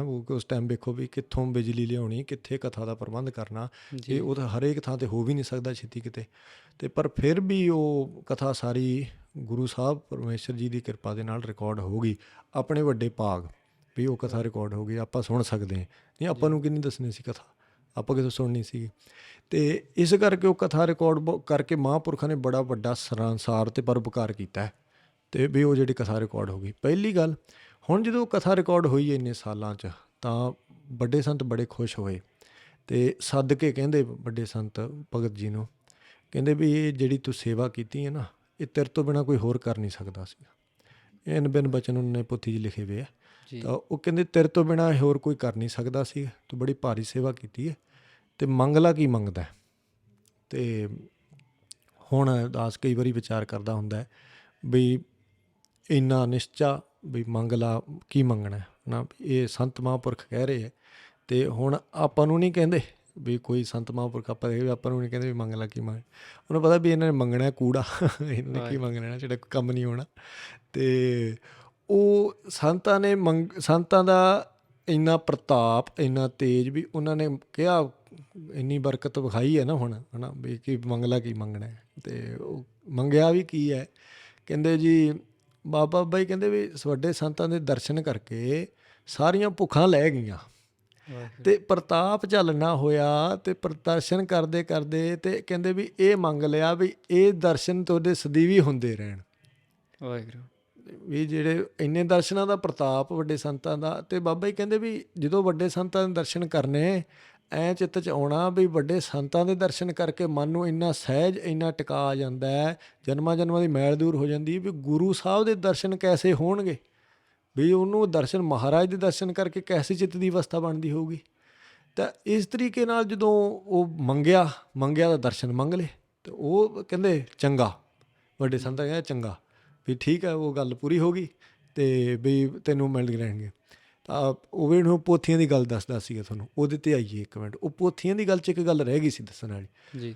ਉਹ ਗੱਲ ਇਹ ਸੀਗੀ ਪੋਥੀਆਂ ਦੀ ਵਿਸ਼ੇਸ਼ਤਾ ਕੀ ਹੈ। ਪੋਥੀਆਂ ਦਾ ਅਸਰ ਬਹੁਤ ਜ਼ਿਆਦਾ ਹੈ, ਜਿਵੇਂ ਦਾਸ ਨੇ ਪਹਿਲਾਂ ਥੋੜ੍ਹਾ ਮੋਟਾ ਐਕਸਪਲੇਨ ਕਰਨ ਦੀ ਕੋਸ਼ਿਸ਼ ਕੀਤੀ ਵੀ ਕਿਵੇਂ ਅਸਰ ਹੈ। ਉਹ ਇੱਕ ਦਿਨ ਗੱਲ ਕੀ ਹੋਈ, ਇਸੇ ਤਰੀਕੇ ਨਾਲ 1-2 ਦਿਨ ਅੱਗੋਂ ਪਿੱਛੇ ਜਦੋਂ ਕਥਾ ਸੰਪੂਰਨ ਹੋ ਗਈ ਹੈ ਨਾ, ਅਤੇ ਵੱਡੇ ਸੰਤ ਸੱਦ ਕੇ ਕਹਿੰਦੇ ਭਗਤ ਜੀ ਨੂੰ ਵੀ ਤੇਰੇ ਕੋਲ ਕਿਰਪਾਨ ਹੈਗੀ ਹੈ। ਅਤੇ ਜਥੇ ਦੇ ਸਿੰਘਾਂ ਨੂੰ ਜਦੋਂ ਮਹਾਂਪੁਰਖ ਕਿਰਪਾਨਾਂ ਦਿਆ ਕਰਦੇ ਹੈ ਨਾ, ਅਤੇ ਉਹ ਹੁਣ ਉਹ ਮਹਾਂਪੁਰਖ ਸੱਦ ਕੇ ਕਹਿੰਦੇ ਵੀ ਤੇਰੇ ਕੋਲ ਕਿਰਪਾਨ ਹੈਗੀ ਹੈ। ਅਤੇ ਇਹ ਬਾਬਾ ਜੀ ਕਹਿੰਦੇ ਵੀ ਦਾਸ ਨੇ ਹੱਥ ਜੋੜ ਕੇ ਕਿਹਾ ਵੀ ਨਹੀਂ ਜੀ। ਅਤੇ ਉਹ ਕਹਿਣ ਲੱਗੇ ਵੀ ਕੋਈ ਨਹੀਂ, ਅਗਲੇ ਕਿਹੜੇ ਜਦੋਂ ਕਿਰਪਾਨਾਂ ਆਈਆਂ ਯਾਦ ਕਰਾਈ, ਤੈਨੂੰ ਕਿਰਪਾਨ ਦੇਵਾਂਗਾ। ਫਿਰ ਕਹਿੰਦੇ ਉਂਝ ਤੈਨੂੰ ਕਿਰਪਾਨ ਦੀ ਲੋੜ ਨਹੀਂ, ਤੇਰੀ ਕਲਮ ਹੀ ਕਿਰਪਾਨ ਦਾ ਕੰਮ ਕਰੇਗੀ। ਅਤੇ ਇਹ ਵੱਡੇ ਸੰਤਾਂ ਨੇ ਵਚਨ ਕਹੇ ਬਾਬਾ ਜੀ। ਤਾਂ ਉਹ ਗੱਲ ਦਾਸ ਦਾ ਪੂਰਨ ਨਿਸ਼ਚਾ ਹੈ ਵੀ ਉਹ ਜਿਹੜੀ ਗੱਲ ਬਚਨ ਮਹਾਂਪੁਰਖਾਂ ਨੇ ਕਹਿਣਾ ਉਹ ਪੂਰਨ ਸੱਤ ਹੈ। ਪੋਥੀਆਂ ਪੜ੍ਹੋ ਤੁਸੀਂ, ਕਿਰਪਾਨ ਦਾ ਅਸਰ ਕਰਦੀ ਹੈ। ਹੁਣ ਕਿਰਪਾਨ ਕੀ ਹੁੰਦੀ ਹੈ? ਗਿਆਨ ਦੀ ਖੜਗ ਹੈ ਜਿਹੜੀ ਔਗਣਾ ਵਿਕਾਰਾਂ ਨੂੰ ਕੱਟ ਦਿੰਦੀ ਹੈ, ਅਤੇ ਉਹ ਸਾਰੇ ਔਗਣ ਵਿਕਾਰ ਅੰਦਰੋਂ ਬਾਹਰ ਮਾਰ ਕੇ ਸੁੱਟਦੀ ਹੈ। ਅਤੇ ਇਹ ਜਿਹੜੀ ਹੁਣ ਕਿਰਪਾਨ ਦਾ ਕੰਮ ਕਰਦੀ ਹੈ, ਅਤੇ ਚਿੱਤ ਦੇ ਜਿਹੜੀਆਂ ਨੇ ਮਾੜੀਆਂ ਚੀਜ਼ਾਂ ਉਹਨਾਂ ਨੂੰ ਵਿੱਚੋਂ ਕੱਢ ਕੇ ਸੁੱਟ ਦਿੰਦੀ, ਚਿੱਤ ਦਾ ਟਿਕਾ ਬਣ ਜਾਂਦਾ। ਤਾਂ ਇਸ ਤਰੀਕੇ ਦੇ ਨਾਲ ਉਹ ਸਾਰੇ ਦਾ ਸਾਰਾ ਬਚਨ ਦੂਜਾ ਕਿਹਾ ਮਹਾਂਪੁਰਖਾਂ ਨੇ। ਫਿਰ ਤੀਜੇ 'ਤੇ ਆਈਏ ਜਿਹੜੇ ਹੁਣ ਵੀ ਸਟੀਕ ਸਾਹਿਬ ਦੀ ਅਰਦਾਸ ਹੋ ਗਈ ਹੈ ਨਾ, ਤਾਂ ਉਹ ਸਟੀਕ ਸਾਹਿਬ ਦੀ ਅਰਦਾਸ, ਸਟੀਕ ਦੀ ਸੇਵਾ ਚੱਲ ਪਈ ਹੈ। ਵੱਡੇ ਸੰਤ ਸੱਚਖੰਡ ਜਾਣ ਤੋਂ ਪਹਿਲਾਂ ਦਾ ਬਚਨ ਹੈ ਇਹ। ਤਾਂ ਉਹ ਬਾਬਾ ਜੀ ਥੋੜ੍ਹੀ ਭੱਜ ਨੱਠ ਕਰੀ ਜਾਂਦੇ ਆ, ਲੈ ਕੇ ਟੇਪਾਂ ਦਾ ਅਤੇ ਪੋਥੀਆਂ ਦਾ ਹੱਥ ਦੇ ਵਿੱਚ। ਅਤੇ ਉਹ ਇੱਧਰ ਸੰਤ ਗਿਆਨੀ ਕਰਤਾਰ ਸਿੰਘ ਜੀ ਖਾਲਸਾ ਉਹ ਸੇਵਾ ਕਰੀ ਜਾਂਦੇ ਵੱਡੇ ਸੰਤਾਂ ਦੀ। ਅਤੇ ਬਾਬਾ ਜੀ ਵੱਡੇ ਸੰਤ ਕਹਿੰਦੇ ਬਾਬਾ ਜੀ ਨੂੰ ਵੀ ਇਹ ਕਿਵੇਂ ਭੱਜਿਆ ਫਿਰਦਾ। ਅਤੇ ਉਹ ਕਹਿੰਦੇ ਜੀ ਇਹ ਸੰਤ ਗਿਆਨੀ ਕਰਤਾਰ ਸਿੰਘ ਜੀ ਕਹਿੰਦੇ ਵੱਡੇ ਸੰਤਾਂ ਨੂੰ, ਕਹਿੰਦੇ ਜੀ ਇਹ ਸਟੀਕ ਸਾਹਿਬ ਦੀ ਸੇਵਾ ਕਰਦਾ, ਸਟੀਕ ਲਿਖਦਾ ਜੀ। ਅਤੇ ਵੱਡੇ ਸੰਤ ਹੱਸ ਪਏ, ਕਹਿੰਦੇ ਵੀ ਜਵਾਰ ਬੁੱਢੀ ਹੋਈ ਨਿਸਰਦੀ ਹੁੰਦੀ ਹੈ। ਅਤੇ ਜਿਹਦਾ ਭਾਵ ਇਹ ਸੀਗਾ, ਬਾਬਾ ਜੀ ਕਹਿੰਦੇ ਵੀ ਇਹਦਾ ਅਰਥ ਇਹ ਸੀਗਾ, ਇੱਕ ਤਾਂ ਵੱਡਾ ਅਰਥ ਇਹ ਸੀ ਵੀ ਬੁੱਢੇ ਹੋਣ ਦਾ ਵਰ ਮਿਲ ਗਿਆ। ਇਹ ਹੁਣ ਦਾਸ ਨੇ ਵੀ ਇਹ ਗੱਲ ਸੁਣੀ, ਮੇਰੇ ਤਾਂ ਇਹ ਖਿਆਲ ਹੀ ਨਾ ਆਇਆ ਗੱਲ 'ਚ ਵੀ ਗੱਲ ਵੀ ਬੁੱਢੇ ਹੋਣ ਦੀ। ਕਹਿੰਦੇ ਬਾਕੀ ਪ੍ਰੇਮੀ ਸਾਰੇ ਛੇਤੀ ਜਾਵੇ, ਸੱਚਖੰਡ ਛੇਤੀ ਚਲੇ ਗਏ, ਸੰਤ ਗਿਆਨੀ ਕਰਤਾਰ ਸਿੰਘ ਛੇਤੀ ਉਮਰ 'ਚ ਚਲੇ ਗਏ, ਬਹੁਤੀ ਉਮਰ ਨਹੀਂ ਸੀ। ਬਾਕੀ ਪ੍ਰੇਮੀ ਸਾਰੇ ਛੇਤੀ ਚਲੇ ਗਏ, ਇਕੱਲੇ ਬਾਬਾ ਜੀ ਦੀ ਦੀਰਘ ਆਯੂ ਹੋਈ ਸਾਰਿਆਂ ਨਾਲੋਂ ਜੀ, ਹੈ ਨਾ। ਹੋਰ ਜਿਹੜੇ ਜਿੰਨੇ ਬਾਬਾ ਜੀ ਦੇ ਜੱਥੇ 'ਚ ਹੁੰਦੇ, ਬਾਬਾ ਜੀ ਇਸ ਟਾਈਮ ਸਭ ਤੋਂ ਵੱਡੇ ਦੀਰਘ ਆਯੂ ਬਾਬਾ ਜੀ ਦੀ। ਅਤੇ ਉਹ ਫਿਰ ਨਾਲ ਦੇ ਕੋਈ ਹਾਣੋ ਹਾਣੀ ਪ੍ਰੇਮੀ ਹੈਗੇ ਆ, ਅਤੇ ਪਰ ਬਾਬਾ ਜੀ ਦੀ ਬੜੀ ਵੱਡੀ ਬੁੱਢੇ ਹੋਣ ਦਾ ਵਰ ਮਿਲ ਗਿਆ। ਇੱਕ ਕਹਿੰਦੇ ਦੂਸਰਾ ਬਚਨ ਇਹ ਸੀ ਵੀ ਜਵਾਰ ਬੁੱਢੀ ਹੋਈ ਨਿਸਰਦੀ ਹੈ, ਵੀ ਫਲ ਉਹਨੂੰ ਲੱਗਦਾ ਨਾ ਜਿਹੜਾ, ਉਹ ਜਦੋਂ ਉਮਰ ਪੈ ਜਾਂਦੀ ਉਹਦੀ ਜਮਾਂ ਸਿੱਟੇ 'ਤੇ ਉਦੋਂ ਫਿਰ ਜਾ ਕੇ ਫਲ ਉਹਨੂੰ ਲੱਗਦਾ। ਅਤੇ ਉਹ ਕੀ ਹੈ ਵੀ ਬਾਬਾ ਜੀ ਕਹਿੰਦੇ ਵੀ ਪਹਿਲੀ ਪੋਥੀ ਜਿਹੜੀ ਛਪੀ ਹੈ ਨਾ, ਉਹ 60 ਸਾਲਾਂ ਤੋਂ ਬਾਅਦ ਛਪੀ ਹੈ। ਹਾਂਜੀ ਬਈ 60 ਸਾਲਾਂ ਤੋਂ ਬਾਅਦ ਵੀ ਸਮਝ ਗਏ ਗੱਲ ਬੁੱਢੇ ਹੋਣ ਦੇ ਨਿਸ਼ਾਨ ਨਾਲ ਹੀ ਬਈ ਉਹ 60 ਤੁਸੀਂ ਇੱਧਰ ਉੱਧਰ ਦੇਖਣ ਲੱਗੇ। ਮੈਂ ਕਿਹਾ ਨੀਂਦ ਆਉਂਦੀ ਤੁਹਾਨੂੰ? ਨਹੀਂ ਅੱਛਾ ਉਹ ਤੇ ਆਵਾਜ਼ ਜ਼ਿਆਦਾ ਹੋ ਗਈ, ਇਹਨਾਂ ਨੇ ਚੱਕ ਬੰਦ ਕਰਾਇਆ।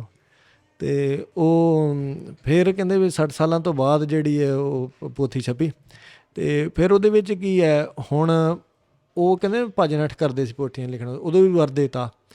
ਫਿਰ ਇੱਕ ਦਿਨ ਬਾਬਾ ਜੀ ਹੋਰ ਬੜਾ ਯਤਨ ਕਰੀ ਜਾਣ ਪੋਥੀ ਲਿਖਣ ਦਾ, ਅਤੇ ਉਹ ਕਹਿੰਦੇ ਮਾਂ ਵੱਡੇ ਸੰਤ ਸੱਦ ਕੇ ਕਹਿੰਦੇ ਉਹ ਤੂੰ ਫਿਕਰ ਨਾ ਕਰਿਆ ਕਰ, ਇਹ ਲਿਖਾਈ ਦੀ ਸੇਵਾ ਦੀ ਤੈਨੂੰ ਬਹੁਤ ਹੀ ਫਿਕਰ ਹੈ, ਇਹਦੀ ਫਿਕਰ ਨਾ ਕਰਿਆ, ਕੋਈ ਗੁਰਮੁਖ ਆਊਗਾ ਉਦੋਂ ਲਿਖਾਈ ਦੀ ਸੇਵਾ ਹੋਊਗੀ ਸਾਰੀ।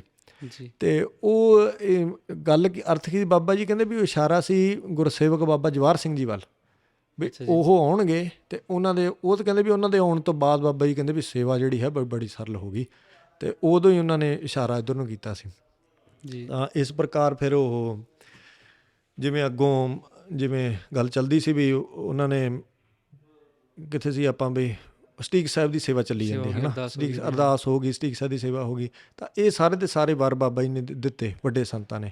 ਤਾਂ ਫਿਰ ਹੁਣ ਵੱਡੇ ਸੰਤ ਸੱਚਖੰਡ ਜਾਂਦੇ ਆ, ਬਾਬਾ ਜੀ ਕਥਾ ਵੀ ਕਰਦੇ ਆ ਉੱਥੇ ਬਹੁਤ ਸਾਲ, ਤਾਂ ਪਰ ਉਹ ਜਿਹੜੀ ਸਟੀਕ ਸਾਹਿਬ ਦੀ ਸੇਵਾ ਜਿਹੜੀ ਹੈ ਬਾਬਾ ਜੀ ਨੇ ਛੱਡੀ ਨਹੀਂ, ਵਿੱਦਿਆ ਪੜ੍ਹਾਉਂਦੇ ਆ ਉੱਥੇ ਵੀ ਬਾਬਾ ਜੀ ਸਾਰੀਆਂ ਲਗਾਂ ਲਾ ਕੇ ਉਚਾਰਨ ਟਕਸਾਲ 'ਚ ਕਰਾਉਂਦੇ ਸੀ।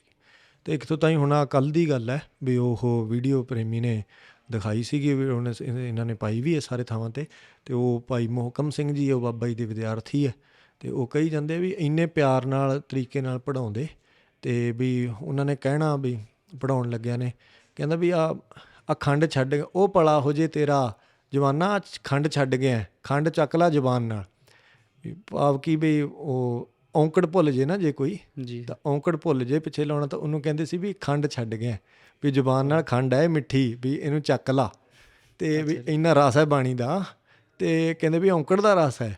ਤਾਂ ਉਹ ਜਿਵੇਂ ਆਪਾਂ ਉਹ ਦੱਸਦੇ ਸੀ ਕੱਲ੍ਹ ਹੀ ਵੀ ਕਹਿੰਦੇ ਜਿਵੇਂ ਆਪਾਂ ਕਹਿ ਦਈਏ ਵਿਚਾਰ ਸਿੱਧਾ ਕਹਿ ਦਈਏ, ਇੱਕ ਵਿਚਾਰ ਰਾਰੇ ਨੂੰ ਔਂਕੜ ਛੱਡਣਾ ਨਹੀਂ, ਉਹ ਨਾਲ ਬੋਲਣਾ, ਅਤੇ ਫਿਰ ਇਹ ਕਹਿੰਦੇ ਵੀ ਇਹ ਮਿੱਠੀ ਖੰਡ ਹੈ। ਅਤੇ ਇਸੇ ਤਰੀਕੇ ਨਾਲ ਇਵੇਂ ਜਿਵੇਂ ਜਿਹਨੇ ਵਿੱਦਿਆ ਜਿਨ੍ਹਾਂ ਨੇ ਪੜ੍ਹੀ ਉਹਨਾਂ ਨੇ ਵੱਖਰੇ ਵੱਖਰੇ ਸਾਰਿਆਂ ਦੇ ਖਿਆਲ। ਹੁਣ ਬਾਬਾ ਠਾਕੁਰ ਸਿੰਘ ਵਾਹਿਗੁਰੂ ਗਿਆਨੀ ਠਾਕੁਰ ਸਿੰਘ ਜੀ ਦਮਦਮੀ ਟਕਸਾਲ ਦੇ ਪਟਿਆਲੇ ਵਾਲੇ, ਅਤੇ ਇਹਨਾਂ ਦਾ ਹੁਣ ਇਹਨਾਂ ਦੀ ਵੀ ਇੱਕ ਸਿੰਘ ਵੀਡੀਓ ਕਲਿੱਪ ਕੱਟੀ ਇਹਨਾਂ ਨੇ ਦਿਖਾਈ ਜਾਂਦੇ ਸੀ ਵੀ ਉਹਨਾਂ ਕਹਿਣਾ ਵੀ ਸਾਡੇ ਉਸਤਾਦ ਭਗਤ ਜਸਵੰਤ ਸਿੰਘ ਜੀ ਸਾਰੇ ਬਾਬਾ ਜੀ ਵਿੱਦਿਆ ਪੜ੍ਹਾਉਂਦੇ ਰਹੇ। ਟਕਸਾਲ ਦੇ ਵਿੱਚ ਸੰਥਾ ਕਰਾਉਣ ਦੀ ਜੋ ਮੁੱਖ ਜ਼ਿੰਮੇਵਾਰੀ ਬਾਬਾ ਜੀ ਦੀ ਸੀ, ਭਗਤ ਜੀ ਦੀ। ਅਤੇ ਇਹ ਸੰਤ ਗਿਆਨੀ ਕਰਤਾਰ ਸਿੰਘ ਜੀ ਦੀ ਵੇਲੇ ਤਾਈਂ ਦੀ ਗੱਲ ਦੱਸ ਕਰੀ ਜਾਂਦਾ ਆਪ ਜੀ ਨੂੰ। ਅੱਛਾ ਜੀ। ਅਤੇ ਉਸ ਤੋਂ ਬਾਅਦ ਜਿਵੇਂ ਉਦੋਂ ਫਿਰ ਬਾਬਾ ਗਿਆਨੀ ਠਾਕੁਰ ਸਿੰਘ ਜੀ ਉੱਥੇ ਉਦੋਂ ਦੇ ਪੜ੍ਹੇ, ਜਿਹੜੇ ਉਦੋਂ ਦੇ ਪੜ੍ਹੇ ਸਾਰੇ ਸਿੰਘ ਬਾਬਾ ਨੂੰ ਚੰਗੀ ਤਰ੍ਹਾਂ ਜਾਣਦੇ ਹੈ ਨਾ। ਅਤੇ ਉਹ ਕਹਿਣ ਲੱਗੇ ਜੀ ਕਹਿੰਦੇ ਜਿਵੇਂ ਨਾ ਭਗਤ ਜੀ ਨੇ ਸਾਨੂੰ ਕਹਿਣਾ ਬਈ ਉਹ ਤੁਸੀਂ ਜਿੰਨਾ ਚਿਕਰ ਪੰਜਵੇਂ ਪਾਤਸ਼ਾਹ ਦੀ ਸ਼ਹੀਦੀ ਨਹੀਂ ਜਪਦੇ ਨਾ, ਉਹਨਾਂ ਚਿਕਰ ਤੁਹਾਨੂੰ ਵਿਕਾਰ ਨਹੀਂ ਛੱਡਣਗੇ। ਪੰਜਵੇਂ ਪਾਤਸ਼ਾਹ ਦੀ ਸ਼ਹੀਦੀ ਦਾ ਧਿਆਨ ਧਾਰੋ, ਅਤੇ ਇਹ ਚਿੱਤ 'ਚ ਧਿਆਨ ਧਾਰੋ ਵੀ ਪੰਜਵੇਂ ਪਾਤਸ਼ਾਹ ਹੁਣ ਤੱਤੀ ਤਵੀ 'ਤੇ ਖੜ੍ਹ ਰਹੇ ਹੈ, ਹੁਣ ਸੜਦਾ ਮੱਚਦਾ ਬਲਦਾ ਰੇਤਾ ਸੀਸ 'ਤੇ ਪਵਾ ਰਹੇ, ਹੁਣ ਉਬਲਦੀ ਦੇਗ ਚੌਂਕੜਾ ਲਾ ਰਹੇ। ਤਾਂ ਉਹ ਗੱਲ ਕਹਿਣ ਤੋਂ ਮੁਰਾਦ ਕਿ ਵੀ ਉਦੋਂ ਵੀ ਭਗਤ ਜੀ ਸ਼ਹੀਦੀ ਜਾਪ ਕਰਾਉਂਦੇ ਸੀਗੇ, ਅਤੇ ਅੱਜ ਵੀ ਜਿਹੜਾ ਹੈ ਉਹ ਭਗਤ ਜੀ ਸ਼ਹੀਦੀ ਜਾਪ ਹੀ ਕਰਨ ਨੂੰ ਕਹਿੰਦੇ ਹੈ ਨਾ। ਸ਼ਹੀਦੀ ਜਾਪ ਜਿਵੇਂ ਤੁਸੀਂ ਸ਼ੁਰੂ 'ਚ ਕਿਹਾ ਸੀ ਵੀ ਤੁਸੀਂ ਕਿਹਾ ਸੀ ਦਾਸ ਨੂੰ ਵੀ ਤੂੰ ਉਹ ਗੱਲਾਂ ਦੱਸੀ ਜਿਹੜੀਆਂ ਵੀ ਆਮ ਬਾਬਾ ਜੀ ਕਹਿੰਦੇ ਆ ਵੀ ਜਿਹੜੀਆਂ ਆਮ ਸੰਗਤ ਦੇ ਕੰਮ ਆ ਸਕ, ਉਹ ਜਦੋਂ ਮੇਨ ਹੈ ਬਾਬਾ ਜੀ ਸ਼ਹੀਦੀ ਜਾਪ ਨੂੰ ਬਹੁਤ ਕਹਿੰਦੇ ਆ ਵੀ ਸ਼ਹੀਦੀ ਜਾਪ ਕਰਨਾ। ਇਹ ਦੇਖ ਲਓ ਉਦੋਂ ਦੀ ਗੱਲ ਕਰੀ ਜਾਂਦੇ, ਮੈਂ 76 ਤੋਂ ਲੈ ਕੇ ਵੀ ਅੱਜ ਤਾਈਂ ਉਹੀ ਕੰਮ ਹੈ, ਅਤੇ ਕੋਈ ਉਹ 'ਚ ਬਦਲਾਵ ਨਹੀਂ ਆਇਆ। ਅਤੇ ਕਿਉਂਕਿ ਉਹ ਭਗਤ ਦੀ ਤਾਂ ਪਦਵੀ ਉਹਨਾਂ ਨੂੰ ਪਹਿਲਾਂ ਹੀ ਮਿਲ ਗਈ ਨਾ ਜੀ, ਅਤੇ ਐਵੇਂ ਤਾਂ ਨਹੀਂ ਹਰ ਇੱਕ ਕਿਸੇ ਨੂੰ ਮਿਲ ਜਾਂਦੀ, ਨਾਲੇ ਉਹ ਆਮ ਬੰਦੇ ਤੋਂ ਤਾਂ ਮਿਲ ਵੀ ਜਾਣੀ। ਅਤੇ ਇੱਕ ਕਹਿ ਲਓ ਵੀ ਜੇ ਕਿਸੇ ਨੂੰ ਵੱਡੇ ਸੰਤਾਂ ਤੋਂ ਮਿਲਣੀ ਉਹ ਚੀਜ਼ ਹੋਰ ਹੈ ਨਾ। ਅਤੇ ਵੀ ਇੱਕ ਹੈ ਵੀ ਕੋਈ ਆਮ ਬੰਦਾ, ਮੈਂ ਹੁਣ ਕਿਸੇ ਨੂੰ ਕਹਿੰਦਾ ਵੀ ਫਲਾਣਾ ਤੂੰ ਤਾਂ ਭਗਤ ਹੈ, ਤਾਂ ਜੇ ਜਾਂ ਮੈਂ ਉਹ ਜਾਓ ਭਗਤ ਹੋਊਗਾ, ਅਤੇ ਨਾ ਤਾਂ ਮੈਂ ਜਾਣਦਾ ਉਹਦੀ ਭਗਤੀ, ਨਾ ਉਹ ਜਾਣਦਾ, ਅਤੇ ਉਹ ਗੱਲ ਹੈ। ਅਤੇ ਉਹ ਪਰ ਵੱਡੇ ਸੰਤਾਂ ਨੇ ਕਹਿਣਾ ਕਿਸੇ ਨੂੰ, ਅਤੇ ਉਹ ਹੋਰ ਗੱਲ ਹੈ। ਅਤੇ ਇਸ ਤਰੀਕੇ ਦੇ ਨਾਲ ਉਹ ਪਹਿਲਾਂ ਹੀ ਪਦਵੀ ਭਗਤਾਂ ਵਾਲੀ, ਅਤੇ ਫਿਰ ਉਹਨਾਂ ਦੀ ਬੰਦਗੀ, ਉਹਨਾਂ ਦੇ ਫਿਰ ਕਹਿਣਾ ਨਮਸਕਾਰਾਂ ਕਰਾਉਣੇ। ਇੱਥੋਂ ਤਾਈਂ ਦੱਸਦੇ ਵੀ ਕੋਈ ਜਿਹੜੇ ਪ੍ਰੇਮੀ ਸ਼ਹੀਦ ਹੋਏ ਹੈ, ਬਹੁਤ ਸਾਰੇ ਸਿੰਘ ਸ਼ਹੀਦ ਹੋ ਗਏ ਬਾਬਾ ਜੀ ਦੇ ਵਿਦਿਆਰਥੀ 84 ਦੇ ਵਿੱਚ ਜਾਂ ਉਦੋਂ ਬਾਅਦ ਹੈ ਨਾ। ਅਤੇ ਉਹ ਉਹਨਾਂ ਨੇ ਵੀ ਜਦੋਂ ਉਹਨਾਂ ਸਾਰੇ ਬਾਬਾ ਜੀ ਨੇ ਜਿਹੜਾ ਜਥਾ ਆਪਦਾ ਪੜ੍ਹਾਉਣਾ ਬਾਬਾ ਜੀ ਨੇ, ਅਤੇ ਉਹਨਾਂ ਜਥੇ ਨੂੰ ਬਿਠਾ ਲੈਣਾ, ਲੰਗਰ ਛਕਾਉਣ ਤੋਂ ਪਹਿਲਾਂ ਸਾਰਿਆਂ ਨੂੰ ਜਾਪ ਕਰਾਉਣਾ, ਧੰਨ ਹਨ ਧੰਨ ਹਨ ਧੰਨ ਹਨ ਪਰਮ ਪੂਜਨੀਕ ਸੱਚੇ ਸਤਿਗੁਰੂ ਵਾਹਿਗੁਰੂ ਸ੍ਰੀ ਗੁਰੂ ਅਰਜਨ ਦੇਵ ਸਾਹਿਬ ਜੀ ਧੰਨ ਹਨ, ਹੁਣ ਤੱਤੀ ਤਵੀ 'ਤੇ ਖੜ੍ਹ ਰਹੇ ਹਨ, ਹੁਣ ਸੜਦਾ ਮੱਚਦਾ ਬਲਦਾ ਰੇਤਾ ਆਪਣੇ ਸ਼ੁਭ ਸੱਚੇ ਉੱਚੇ ਪਰਉਪਕਾਰੀ ਸੀਸ 'ਤੇ ਪਵਾ ਰਹੇ ਹਨ, ਹੁਣ ਉਬਲਦੀ ਦੇਗ ਵਿੱਚ ਚੌਂਕੜਾ ਲਾ ਰਹੇ ਹਨ। ਪ੍ਰਸ਼ਾਦਾ ਛਕਾਉਣ ਤੋਂ ਪਹਿਲਾਂ ਜਾਪ ਕਰਵਾਉਣਾ। ਤੇ ਇਹ ਗੱਲ ਕੀ ਵੀ ਹੁਣ ਆਪਾਂ ਬਾਣੀ 'ਚ ਜਿਹੜੇ ਜਿਹਨੂੰ ਪਤਾ ਹੈ ਵੀ ਇਹ ਗੁਰੂ ਅਰਜਨ ਦੇਵ ਸਾਹਿਬ ਜੀ ਨੂੰ ਸਿਮਰਨਾ ਹੈ, ਇਹਨੂੰ ਕਹਿਣਾ ਵੀ ਗੁਰੂ ਅਰਜਨ ਦੇਵ ਸਾਹਿਬ ਜੀ ਨੂੰ ਜਪਣਾ ਹੈ। ਜਿਹੜਾ ਤਾਂ ਇੰਨੀ ਵਾਰੀ ਵੀ ਕਹਿ ਲੈਂਦਾ ਨਾ ਧੰਨ ਗੁਰੂ ਅਰਜਨ ਦੇਵ ਜੀ ਕਹਿ ਲੈਣਾ ਹੈ, ਇਹ ਬੜੀ ਵੱਡੀ ਗੱਲ ਹੈ। ਇਹਦੇ ਨਾਲ ਕਰੋੜਾਂ ਪਾਪ ਨਾਸ ਹੁੰਦੇ ਤਾਂ, ਕਿਉਂਕਿ ਮਹਾਰਾਜ ਨੇ ਕਿਹਾ ਵੀ ਜਪਿਓ ਜਿਨ ਅਰਜੁਨ ਦੇਵ ਗੁਰੂ ਫਿਰ ਸੰਕਟ ਜੋਨ ਗਰਭ ਨਾ ਆਇਓ। ਅਤੇ ਉਹਨਾਂ ਦੇ ਵਿੱਚ ਕਲਾਸ 'ਚ ਨਹੀਂ ਆਉਂਦੇ, ਸੰਕਟਾਂ 'ਚ ਨਹੀਂ ਆਉਂਦੇ, ਗਰਭਜੂਨੀ 'ਚ ਨਹੀਂ ਆਉਂਦੇ। ਤਾਂ ਉਹ ਜਿਨ੍ਹਾਂ ਨੇ ਮਹਾਰਾਜ ਨੇ ਜਪਿਆ, ਤਾਂ ਹੁਣ ਜਿਨ੍ਹਾਂ ਨੇ ਜਪਿਆ ਜਪਾਇਆ ਉਹਨਾਂ ਨੇ ਸਾਰੀ ਉਮਰ ਗੁਰੂ ਅਰਜਨ ਦੇਵ ਜੀ ਦਾ ਨਾਮ ਜਪਣਾ, ਮਹਾਰਾਜ 9ਵੇਂ ਪਾਤਸ਼ਾਹੀ ਸ਼ਹੀਦੀ ਜਪਣੀ, 5ਵੇਂ ਪਾਤਸ਼ਾਹੀ ਸ਼ਹੀਦੀ ਜਪਾਉਣੀ। ਇਹ ਉਦੋਂ ਤੋਂ ਹੀ ਸਮਾਂ, ਜਦੋਂ ਤੋਂ ਬਾਬਾ ਜੀ ਨੇ ਟਕਸਾਲ 'ਚ ਵਿੱਦਿਆ ਪੜ੍ਹੀ, ਉਦੋਂ ਤੋਂ ਹੀ ਸਾਰਾ ਰਿਹਾ ਜੀ। ਅਤੇ ਫਿਰ ਜਦੋਂ ਅੱਗੇ ਅੱਗੇ ਜਿਵੇਂ ਸਟੀਕ ਦੀ ਸੇਵਾ ਬਾਬਾ ਜੀ ਨਾਲ ਕਰਦੇ ਰਹੇ ਹੈ। ਅਤੇ ਹੁਣ ਬਚਨ ਸੰਕੋਚੀਏ ਜੇ ਸਾਰੇ ਉੱਥੋਂ ਫਿਰ ਬਾਹਰ ਆਈਏ ਤਾਂ ਜਿਵੇਂ ਭਾਈ ਜਰਨੈਲ ਸਿੰਘ ਜੀ, ਇਹ ਵਿਦਿਆਰਥੀ ਬਾਬਾ ਜੀ ਦੇ ਨਿਤਨੇਮ ਵਾਲੇ ਮਸ਼ਹੂਰ, ਅਤੇ ਇਹਨਾਂ ਦਾ ਜਿਹੜਾ ਜਪਜੀ ਸਾਹਿਬ ਦਾ ਬਾਕੀ ਸਾਰਾ ਨਿਤਨੇਮ ਮਸ਼ਹੂਰ ਹੈ। ਸਾਰੀਆਂ ਬਾਣੀਆਂ ਨੇ ਰਿਕਾਰਡ ਕਰਕੇ ਇੰਟਰਨੈਟ 'ਤੇ ਵੀ ਪਈਆਂ, ਅਤੇ ਇਹ ਲਗਾਂ ਲਾਉਂਦੇ ਸਾਰੀਆਂ। ਅਤੇ ਸੰਥਾ ਜਿਨ੍ਹਾਂ ਨੇ ਦਾਸ ਜਾਣਦਾ ਕਈ ਬੰਦਿਆਂ ਨੂੰ, ਉਹਨਾਂ ਨੇ ਇਹਨਾਂ ਤੋਂ ਸੰਥਾ ਕੀਤੀ ਹੈ, ਉਹਨਾਂ ਨੂੰ ਵੀ ਸਾਰੀਆਂ ਲਗਾਂ ਲਾ ਕੇ ਸੰਥਾ ਕਰਵਾਉਂਦੇ। ਤਾਂ ਇਸ ਤਰੀਕੇ ਨਾਲ ਇਹ ਦਾਸ ਗੱਲ ਦਾ ਕੀ ਦੱਸਣਾ ਚਾਹੁੰਦਾ ਵੀ ਇਹ ਜਿਹੜੀ ਲਗਾਂ ਲਵਾਉਣੀਆਂ ਇਹ ਟਕਸਾਲ 'ਚ ਪਹਿਲਾਂ ਤੋਂ ਹੀ ਮੰਨੀਆਂ ਗਈਆਂ, ਅਤੇ ਇਹ ਉਚਾਰਨ ਲਗਾਂ ਲਵਾ ਕੇ ਬਾਬਾ ਜੀ ਕਰਵਾਉਂਦੇ ਸੀਗੇ। ਜਾਂ ਪੁਰਾਤਨ ਜਿਹੜਾ ਟਕਸਾਲੀ ਉਚਾਰਨ ਉਹ ਵੀ ਸਾਰੀਆਂ ਲਗਾਂ ਸਹਿਤ ਹੀ ਹੈ, ਉਹ ਐ ਨਹੀਂ ਵੀ ਉਚਾਰਨ ਲਗਾਂ ਮਾਤਰਾ ਤੋਂ ਹਟ ਗਿਆ। ਕਿਉਂਕਿ ਇਹ ਮਹਾਰਾਜ ਗੁਰੂ ਅਰਜਨ ਦੇਵ ਜੀ ਨੇ ਜਿਵੇਂ ਬਾਣੀ ਕਹੀ ਹੈ, ਜਿਵੇਂ ਕੰਠ 'ਚ ਉਚਾਰੀ, ਉਵੇਂ ਭਾਈ ਗੁਰਦਾਸ ਜੀ ਲਿਖੀ ਗਏ। ਅਤੇ ਹੁਣ ਜਿਵੇਂ ਉਵੇਂ ਮਹਾਰਾਜ ਲਿਖੀ ਉਚਾਰ ਰਹੇ ਆ, ਉਵੇਂ ਮਹਾਰਾਜ ਲਿਖ ਰਹੇ ਹੈ। ਅਤੇ ਉਹਨਾਂ ਦੇ ਪ੍ਰਮਾਣ ਬੜੇ ਹੈ, ਇਤਿਹਾਸਕ ਪ੍ਰਮਾਣ ਵੀ ਹੈ ਸ਼ੁੱਧ ਉਚਾਰਨ ਦੇ, ਹੈ ਨਾ। ਅਤੇ ਫਿਰ ਸ਼ੁੱਧ ਉਚਾਰਨ ਦੇ ਬਾਰੇ ਆਪ ਜੀ ਨੇ ਕਿਹਾ ਸੀ ਚਲੋ ਅਗਲੇ ਟੋਪਿਕ 'ਚ ਗੱਲ ਕਰ ਲਾਂਗੇ ਕਦੇ ਫਿਰ, ਕਿਉਂਕਿ ਲੰਮਾ ਸੰਖੇਪ 'ਚ ਦੱਸ ਦਿੰਦਾ ਵੀ ਮਹਾਰਾਜ ਦੀ ਆਗਿਆ ਹੈ, ਜਿਵੇਂ ਗੁਰੂ ਅਰਜਨ ਦੇਵ ਜੀ ਬਾਣੀ ਉਚਾਰਦੇ ਉਵੇਂ ਭਾਈ ਗੁਰਦਾਸ ਜੀ ਲਿਖੀ ਜਾਂਦੇ ਹੈ। ਅਤੇ ਉਹ ਫਿਰ ਉਵੇਂ ਹੀ ਲਿਖ ਸਕਦਾ ਨਾ ਬੰਦਾ, 'ਚ ਸਾਰੀਆਂ ਮਾਤਰਾ ਲਗਾ ਮਾਤਰਾ ਐਂ ਤਾਂ ਨਹੀਂ ਵੀ ਕਿਸੇ ਹੋਰ ਨੇ ਲਿਆ ਕੇ ਲਾਤੀਆਂ, ਜਾਂ ਮਹਾਰਾਜ ਸ਼ਾਮ ਨੂੰ ਬਦਲ ਕੇ ਲਾ ਦਿੰਦੇ ਸੀਗੇ ਵੀ ਇੱਥੇ ਅਸੀਂ ਹਰੀ ਲਾ ਦਿਓ, ਇੱਥੇ ਔਂਕੜ ਲਾ ਦਿਓ। ਅਤੇ ਇਸੇ ਪ੍ਰਕਾਰ ਫਿਰ ਉਹ ਗੱਲ ਕਈ ਵੀ ਉਚਾਰਨ ਦੀ ਵੀ ਹੋ ਗਈ, ਅਤੇ ਨਮਸਕਾਰਾਂ ਵੀ ਬਾਬਾ ਜੀ ਪਹਿਲਾਂ ਦਿਨ ਤੋਂ ਕਰਾਉਂਦੇ ਉੱਥੇ। ਤਾਂ ਫਿਰ ਉਹ ਹੌਲੀ ਹੌਲੀ ਸਮਾਂ ਜਿਵੇਂ ਬਾਬਾ ਜੀ ਸੇਵਾ ਕਰਦੇ ਰਹੇ, 84 ਦਾ ਦੌਰ ਆਇਆ, ਅਤੇ ਫਿਰ ਉਸ ਤੋਂ ਬਾਅਦ ਟਾਈਮ ਬਦਲਿਆ। ਬਾਬਾ ਜੀ 97 'ਚ ਮੇਰੇ ਖਿਆਲ 'ਚ ਇੱਧਰ ਕੈਨੇਡਾ ਆ ਗਏ, ਅਤੇ ਬਾਬਾ ਜਵਾਹਰ ਸਿੰਘ ਜੀ ਨਾਲ ਆਏ, ਅਤੇ ਇੱਥੇ ਮੌਂਟਰੀਅਲ ਰਹਿ ਕੇ ਸੇਵਾ ਕਰਦੇ ਰਹੇ। ਤਾਂ ਫਿਰ ਇੱਥੇ ਹੁਣ ਬਾਕੀ ਪ੍ਰੇਮੀ ਜਿਹੜੇ ਸੀਗੇ ਸਾਰੇ ਬਾਬਾ ਜੀ ਨਾਲ ਹੌਲੀ ਹੌਲੀ ਜੁੜਦੇ ਰਹੇ। ਇੱਥੇ ਆ ਕੇ ਫਿਰ ਬਾਬਾ ਜੀ ਨੇ ਗੁਰੂ ਗ੍ਰੰਥ ਸਾਹਿਬ ਮਹਾਰਾਜ ਦੀ ਆਡੀਓ ਰਿਕਾਰਡ ਕਰਵਾਈ ਹੈ, ਜਿਹੜੀ ਸੰਥਾ ਸਿੱਖਣ ਵਾਸਤੇ। ਅਤੇ ਜਿਹੜੀਆਂ ਪੋਥੀਆਂ ਸੀ ਉਹਨਾਂ ਦੀ ਛਪਾਈ ਵੀ ਫਿਰ ਹੋਈ ਹੈ ਇੱਥੇ ਆ ਕੇ। ਪਹਿਲਾਂ ਇੱਕ ਵੱਡੀ ਪੋਥੀ ਸੀ, ਤਾਂ ਉਹ ਗੌਰਵ ਪਰਮੇਸ਼ਵਰ ਪੂਜੀਐ ਮਾਨਿਤਾ ਨੇ ਲਾਏ ਪਿਆਰ, ਤਾਂ ਉਹ ਜਿਹੜੀ ਪੋਥੀ ਸੀ ਉਹਦੇ ਵਿੱਚੋਂ ਗਾਂ ਵਾਲੀਆਂ ਹੋਰ ਪੋਥੀਆਂ ਸਾਰੀਆਂ ਨਿਕਲੀਆਂ। ਇਹ ਪੋਥੀ ਬਾਬਾ ਜੀ ਨੇ ਪਹਿਲਾਂ ਲਿਖ ਕੇ ਤਿਆਰ ਕੀਤੀ ਵੀ ਸੀ, ਉਹਦੇ 'ਚੋਂ ਹੌਲੀ ਹੌਲੀ ਸਾਰੀਆਂ ਬਾਕੀ ਪੋਥੀਆਂ। ਬੜੇ ਪ੍ਰੇਮੀਆਂ ਨੇ ਸੇਵਾ ਕੀਤੀ ਹੈ ਜੀ, ਤਾਂ ਬੜੇ ਪ੍ਰੇਮੀ ਕਈ ਸਾਲ ਬਾਬਾ ਜੀ ਦੇ ਨਾਲ ਰਹੇ, ਅਤੇ ਬੜੇ ਪ੍ਰੇਮੀ ਸੇਵਾ ਕਰਦੇ ਰਹੇ, ਹੁਣ ਵੀ ਉਹ ਸੇਵਾ ਕਰਦੇ ਆ ਸਾਰੇ। ਤਾਂ ਇਸ ਤਰੀਕੇ ਦੇ ਨਾਲ ਸਾਰੇ ਹੀ ਪ੍ਰੇਮੀਆਂ ਨੇ ਸੇਵਾ ਹੁਣ ਤਾਈਂ। ਫਿਰ ਉੱਥੋਂ ਫਿਰ ਵੇਖ ਲਓ ਵੀ 1967 ਤੋਂ ਅਰਦਾਸ ਹੋਈ ਹੈ, ਤਾਂ ਗੱਲ ਕੀ ਦਾਸ ਲੈ ਕੇ ਆਉਣਾ ਚਾਹੁੰਦਾ ਵੀ ਕੈਨੇਡਾ ਵੀ ਆ ਗਏ, ਉਦੋਂ ਵੀ ਆ ਕੇ ਪੋਥੀਆਂ ਲਿਖੀ ਗਏ, ਸਟੀਕ ਲਿਖੀ ਗਏ, ਅਤੇ ਗੁਰੂ ਗ੍ਰੰਥ ਸਾਹਿਬ ਦੀ ਆਡੀਓ ਵੀ ਰਿਕਾਰਡ ਕਰਵਾਈ ਵਿੱਚ। ਅਤੇ ਹੁਣ ਵੀ 1967 ਤੋਂ ਲੈ ਕੇ ਅੱਜ 2022-23 ਚੜ੍ਹਨੇ ਵਾਲਾ, ਅਤੇ ਇਹਦੇ ਵਿੱਚ ਵੀ ਆ ਕੇ ਬਾਬਾ ਜੀ ਸਟੀਕ ਸਾਹਿਬ ਦੀ ਸੇਵਾ ਕਰੀ ਜਾਂਦੇ। ਹੁਣ ਵੀ ਗੁਰਬਾਣੀ ਉਹ ਰਿਕਾਰਡ ਕਰਵਾਈ ਜਾਂਦੇ ਅਰਥ, ਅਤੇ ਉਹ ਜਿਹੜੇ ਪ੍ਰੇਮੀ ਹੈ ਉਹ ਅਰਥ ਜੋ ਰਿਕਾਰਡ ਕਰਾਤੇ ਉਹ ਲਿਖੀ ਜਾਂਦੇ। ਤਾਂ ਫਿਰ ਉਹ ਚੈੱਕ ਦੁਬਾਰਾ ਬਾਬਾ ਜੀ ਕੋਲ ਕਰਾਉਂਦੇ, ਬਾਬਾ ਜੀ ਦੁਬਾਰਾ ਸੁਣਦੇ ਆ, ਦੁਬਾਰਾ ਬਾਬਾ ਜੀ ਐਡਿਟ ਕਰਾਉਂਦੇ ਉਹਨੂੰ। ਤਾਂ ਉਹ ਸਾਰੀ ਸੇਵਾ ਹੁਣ ਤਾਂ ਚੱਲੀ ਜਾਂਦੀ। ਤਾਂ ਕਿਉਂਕਿ ਵੱਡੇ ਸੰਤਾਂ ਨੇ ਕਿਹਾ ਸੀ ਵੀ ਇਹ ਵੀ ਵਚਨ ਸੀਗਾ ਇੱਕ, ਵੀ ਜਿਹੜੇ ਕਰਨਗੇ ਸੇਵਾ ਉਹ ਵੱਡਾ ਲਾਹਾ ਖੱਟਣਗੇ। ਅਤੇ ਇਹ ਵੀ ਵਚਨ ਬਾਬਾ ਜੀ ਨੇ ਦਿੱਤਾ ਸੀ ਵੀ ਤੇਰੀ ਸੇਵਾ ਕਰਦੇ ਰਹਿਣੇ ਕਰਕੇ ਸਟੀਕ ਸਾਹਿਬ ਦੀ ਵੀ ਭਗਤ ਜੀ ਨੂੰ ਕਿਹਾ ਸੀ ਵੀ ਤੇਰੀ ਜਿਹੜੀ ਅਵਸਥਾ ਹੈ ਨਾ ਉਹ ਨਿਰਗੁਣ ਬ੍ਰਹਮ 'ਚ ਲੀਨ ਹੋ ਜਾਏਗਾ ਅਖੀਰ ਤਾਈਂ। ਤਾਂ ਇਹ ਅਵਸਥਾ ਵੀ ਬਚਨ ਦਾ ਵਾਰ ਬਾਬਾ ਜੀ ਨੂੰ ਵੱਡੇ ਸੰਤਾਂ ਨੇ ਦਿੱਤਾ ਸੀਗਾ। ਤਾਂ ਇਸ ਤਰੀਕੇ ਨਾਲ ਬੇਅੰਤ ਵਾਰ ਅਤੇ ਹੁਣ ਤਾਈਂ ਸੇਵਾ ਫਿਰ ਚੱਲਦੀ ਹੈ। ਤਾਂ ਦਾਸ 'ਤੇ ਬੜੀ ਭਾਰੀ ਕਿਰਪਾ ਹੋਈ ਹੈ ਮਹਾਂਪੁਰਖਾਂ ਦੀ, ਅਤੇ ਮਹਾਂਪੁਰਖਾਂ ਨੇ ਆਪਣੇ ਬਲ ਦੇ ਨਾਲ, ਆਪਣੇ ਆਤਮਿਕ ਬਲ ਦੇ ਨਾਲ, ਦਾਸ ਤਾਂ ਬੜਾ ਖੋਟਾ ਸੀਗਾ, ਤਾਂ ਬਿਲਕੁਲ ਨਹੀਂ ਇਸ ਪਾਸੇ ਪੈਣਾ ਚਾਹੁੰਦਾ ਸੀਗਾ, ਪਰ ਮਹਾਂਪੁਰਖਾਂ ਨੇ ਸਤਿਗੁਰੂ ਸਾਹਿਬ ਜੀ ਨੇ ਪੂਰਨ ਕਿਰਪਾ ਦ੍ਰਿਸ਼ਟੀ ਕਰਕੇ ਤਾਂ ਦਾਸ ਦੇ ਜਿਹੜੇ ਔਗਣ ਨਾ ਦੇਖਦੇ ਹੋਏ ਪੁਰਾਣੇ ਕਰਮ ਨਾਸ ਕਰਕੇ ਮਹਾਰਾਜ ਚਰਨਾਂ ਦੇ ਨਾਲ ਜੋੜਿਆ ਹੈ, ਅਤੇ ਆਪਣੀ ਸੇਵਾ ਬਖਸ਼ਿਸ਼ ਕੀਤੀ ਹੈ, ਅਤੇ ਇਸ ਤਰੀਕੇ ਨਾਲ ਇੱਧਰ ਨੂੰ ਪ੍ਰੇਰਿਆ। ਅਤੇ ਜਿਵੇਂ ਉਹ ਸ਼ੁਰੂ 'ਚ ਵੀ ਦਾਸ ਨੇ ਤੁਹਾਨੂੰ ਦੱਸਿਆ ਸੀ ਵੀ ਇਹ ਊਂ ਤਾਂ ਔਖਾ ਹੈ ਇੱਕੇ ਪਾਸੇ ਲੱਗਣਾ, ਪਰ ਜਿਵੇਂ ਮਹਾਂਪੁਰਖ ਸਹਾਇਤਾ ਕਰਦੇ ਜਾਂ ਕਿਰਪਾ ਕਰਦੇ, ਗੁਰੂ ਸਾਹਿਬ ਦੀ ਵੱਡੀ ਕਿਰਪਾ, ਫਿਰ ਇਸ ਪਾਸੇ ਜੁੜਿਆ ਜਾਂਦਾ। ਤਾਂ ਹੁਣ ਤੁਸੀਂ ਦੱਸੋ ਵੀ ਹੋਰ ਆਪਾਂ ਕਿੰਨਾ ਕੁ ਸਮਾਂ ਲਾਉਣਾ, ਜਾਂ ਕਿਸ ਹਿਸਾਬ ਨਾਲ ਅੱਗੇ ਹੋਰ ਕੋਈ ਸਵਾਲ ਹੈ ਤਾਂ ਦੱਸੋ ਜੀ। ਸਮਾਂ ਤੇ ਅੱਜ ਲਈ ਇੰਨਾ ਦਾਸ ਸਮਝਦਾ ਕਿ ਅੱਜ ਲਈ ਇੰਨਾ ਕੁ ਜਿਹੜਾ ਗਿਆਨ ਅਸੀਂ ਇਕੱਠਾ ਕੀਤਾ ਆ, ਜਿਹੜਾ ਆਪ ਜੀ ਤੋਂ ਸਰਵਣ ਕੀਤਾ ਆ, ਉਹ ਅੱਜ ਲਈ ਇੱਥੇ ਸੰਕੋਚਦੇ ਹਾਂ। ਬਾਕੀ ਆਉਣ ਵਾਲੇ ਸਮੇਂ ਵਿੱਚ ਅਸੀਂ ਫਿਰ ਤੋਂ ਸਮਾਂ ਕੱਢ ਕੇ ਅਤੇ ਇੱਦਾਂ ਆਪ ਜੀ ਦੇ ਨਾਲ ਸੰਗਤ ਕਰਾਂਗੇ। ਅਤੇ ਗੁਰੂ ਜੀ ਦਾ ਬਹੁਤ ਸ਼ੁਕਰਾਨਾ, ਮਹਾਰਾਜ ਜੀ ਨੇ ਤਰਸ ਕਰਕੇ ਜੋ ਆਪ ਜੀ ਦੇ ਜੀਵਨ ਵਿੱਚ ਅਸੀਂ, ਕਿਉਂਕਿ ਦੇਖਿਆ ਆਪ ਜੀ ਦੇ ਜੋ ਬੁੱਧ ਅਤੇ ਮੱਤ ਵਿੱਚ ਤਬਦੀਲੀ ਮਹਾਰਾਜ ਨੇ ਲਿਆਈ ਹੈ ਪਿਛਲੇ ਸਾਲਾਂ 'ਚ, ਜਦੋਂ ਤੋਂ ਤੁਸੀਂ ਵਿਦਿਆਰਥੀ ਬਣੇ ਹੋ ਭਗਤ ਜੀ ਦੇ, ਅਤੇ ਉਹ ਤੁਸੀਂ ਸਿੱਖਿਆਵਾਂ ਸਾਡੇ ਨਾਲ ਅੱਜ ਵੰਡੀਆਂ ਨੇ, ਸਾਂਝੀਆਂ ਕੀਤੀਆਂ, ਉਹਦਾ ਸ਼ੁਕਰਾਨਾ ਸਾਰਾ ਗੁਰੂ ਪਿਤਾ 'ਤੇ ਜਾਂਦਾ। ਅਤੇ ਕੋਈ ਆਖਰੀ ਵਿਚਾਰ ਵੀ ਜੀ ਤੁਸੀਂ ਕੁਛ ਕਹਿਣਾ ਚਾਹੁੰਦੇ ਹੋ ਜੀ? ਇਹੀ ਹੈ ਵੱਡੀ ਗੱਲ ਵੀ, ਸਭ ਤੋਂ ਵੱਡੀ ਗੱਲ ਹੀ ਇਹ ਹੈ ਵੀ ਜਿਹੜੀਆਂ ਪੋਥੀਆਂ ਹੈ ਨਾ, ਜਿਹਨੇ ਕਿਸੇ ਨੇ ਭਗਤ ਜੀ ਬਾਰੇ ਜਾਣਨਾ ਜਾਂ ਜਿਹਨੇ ਕਹਿ ਲਓ ਵੀ ਗੁਰਮਤਿ ਕਮਾਉਣੀ ਹੈ, ਹਾਂਜੀ, ਉਹਨੂੰ ਚਾਹੀਦਾ ਹੈ ਵੀ ਬਾਬਾ ਜੀ ਦੀਆਂ ਜਿਹੜੀਆਂ ਪੋਥੀਆਂ ਉਹਨਾਂ ਨੂੰ ਕੰਨਾਂ ਦੇ ਵਿੱਚ ਲਾ ਕੇ ਅਤੇ ਉਹ ਅੱਗੇ ਪ੍ਰਕਾਸ਼ ਕਰਕੇ ਪੋਥੀਆਂ ਸੁਣਨ ਲੱਗ ਜੇ। ਜੀ, ਪੋਥੀਆਂ ਦੇ ਵਿੱਚ ਸਭ ਕੁਛ ਆ ਜਾਂਦਾ। ਜਿਵੇਂ ਪਹਿਲਾਂ ਬਚਨ ਕੀਤੀ ਪੋਥੀ, ਬਾਬਾ ਜੀ ਦੀ ਕਲਮ ਨੂੰ ਵਾਰਾ ਹੈ ਵੀ ਉਹ ਕਿਰਪਾਨ ਦਾ ਕੰਮ ਕਰਦੀ ਹੈ, ਹਾਂਜੀ, ਅਤੇ ਉਹ ਗੁਣ ਵਿਕਾਰ ਬੰਦੇ ਦੀ ਖੋਟੀ ਬੁੱਧੀ ਤੋਂ ਕੱਟ ਕੇ ਸਿੱਟ ਦਿੰਦੀ ਹੈ। ਤਾਂ ਇਸ ਤਰੀਕੇ ਦੇ ਨਾਲ ਉਹ ਸਾਰੀ ਦੀ ਸਾਰੀਆਂ ਪੋਥੀਆਂ ਉਹਨਾਂ ਦੇ ਮਨ 'ਤੇ ਬਹੁਤ ਜ਼ਿਆਦਾ ਅਸਰ ਹੋ ਜਾਂਦਾ। ਤਾਂ ਉਹ ਜਿੰਨੇ ਵੀ ਪ੍ਰੇਮੀ ਇਹਨੂੰ ਸੁਣਦੇ ਆ, ਦਾਸ ਹੱਥ ਜੋੜ ਕੇ ਉਹਨਾਂ ਸਾਰਿਆਂ ਦੇ ਚਰਨ ਚੱਟ ਕੇ ਬੇਨਤੀ ਕਰਦਾ ਵੀ ਤੁਸੀਂ ਸਾਰੇ ਦੇ ਸਾਰੇ ਯਤਨ ਕਰੋ ਵੀ ਗੁਰੂ ਗ੍ਰੰਥ ਸਾਹਿਬ ਜੀ, ਕਿਉਂਕਿ ਪੋਥੀਆਂ ਇਹ ਨਹੀਂ ਵੀ ਕਿਸੇ ਦੀਆਂ ਪੋਥੀਆਂ ਉਹ ਬਾਬਾ ਜੀ ਨੇ ਆਪ ਦੀਆਂ ਪ੍ਰਗਟ ਕੋਈ ਕਰ, ਉਹ ਗੁਰੂ ਗ੍ਰੰਥ ਸਾਹਿਬ ਜੀ ਦੀ ਆਗਿਆ ਹੈ ਸਾਰੀ ਪੋਥੀਆਂ ਪੜ੍ਹਨੀਆਂ। ਗੁਰੂ ਗ੍ਰੰਥ ਸਾਹਿਬ ਜੀ ਦੇ ਅਰਥ ਨੇ ਸਾਰੇ ਦੇ ਸਾਰੇ ਪੋਥੀਆਂ ਦੇ ਵਿੱਚ, ਅਤੇ ਕੋਈ ਆਪ ਦੀਆਂ ਗੱਲਾਂ ਨਹੀਂ ਲਿਖੀਆਂ ਹੋਈਆਂ ਪੋਥੀਆਂ ਦੇ ਵਿੱਚ। ਇਹ ਸਾਰੀ ਦੀ ਸਾਰੀ ਮਹਾਰਾਜ ਦੀ ਉਸਤਤੀ ਹੈ। ਤਾਂ ਜਿਹੜਾ ਕੋਈ ਜਾਂਦਾ ਹੈ ਉਹਨੂੰ ਪਤਾ ਹੈ ਵੀ ਇਸ ਪਾਸੇ ਵੀ ਇਹ ਕਿੱਡੀ ਕੁ ਵੱਡੀ ਗੱਲ ਹੈ।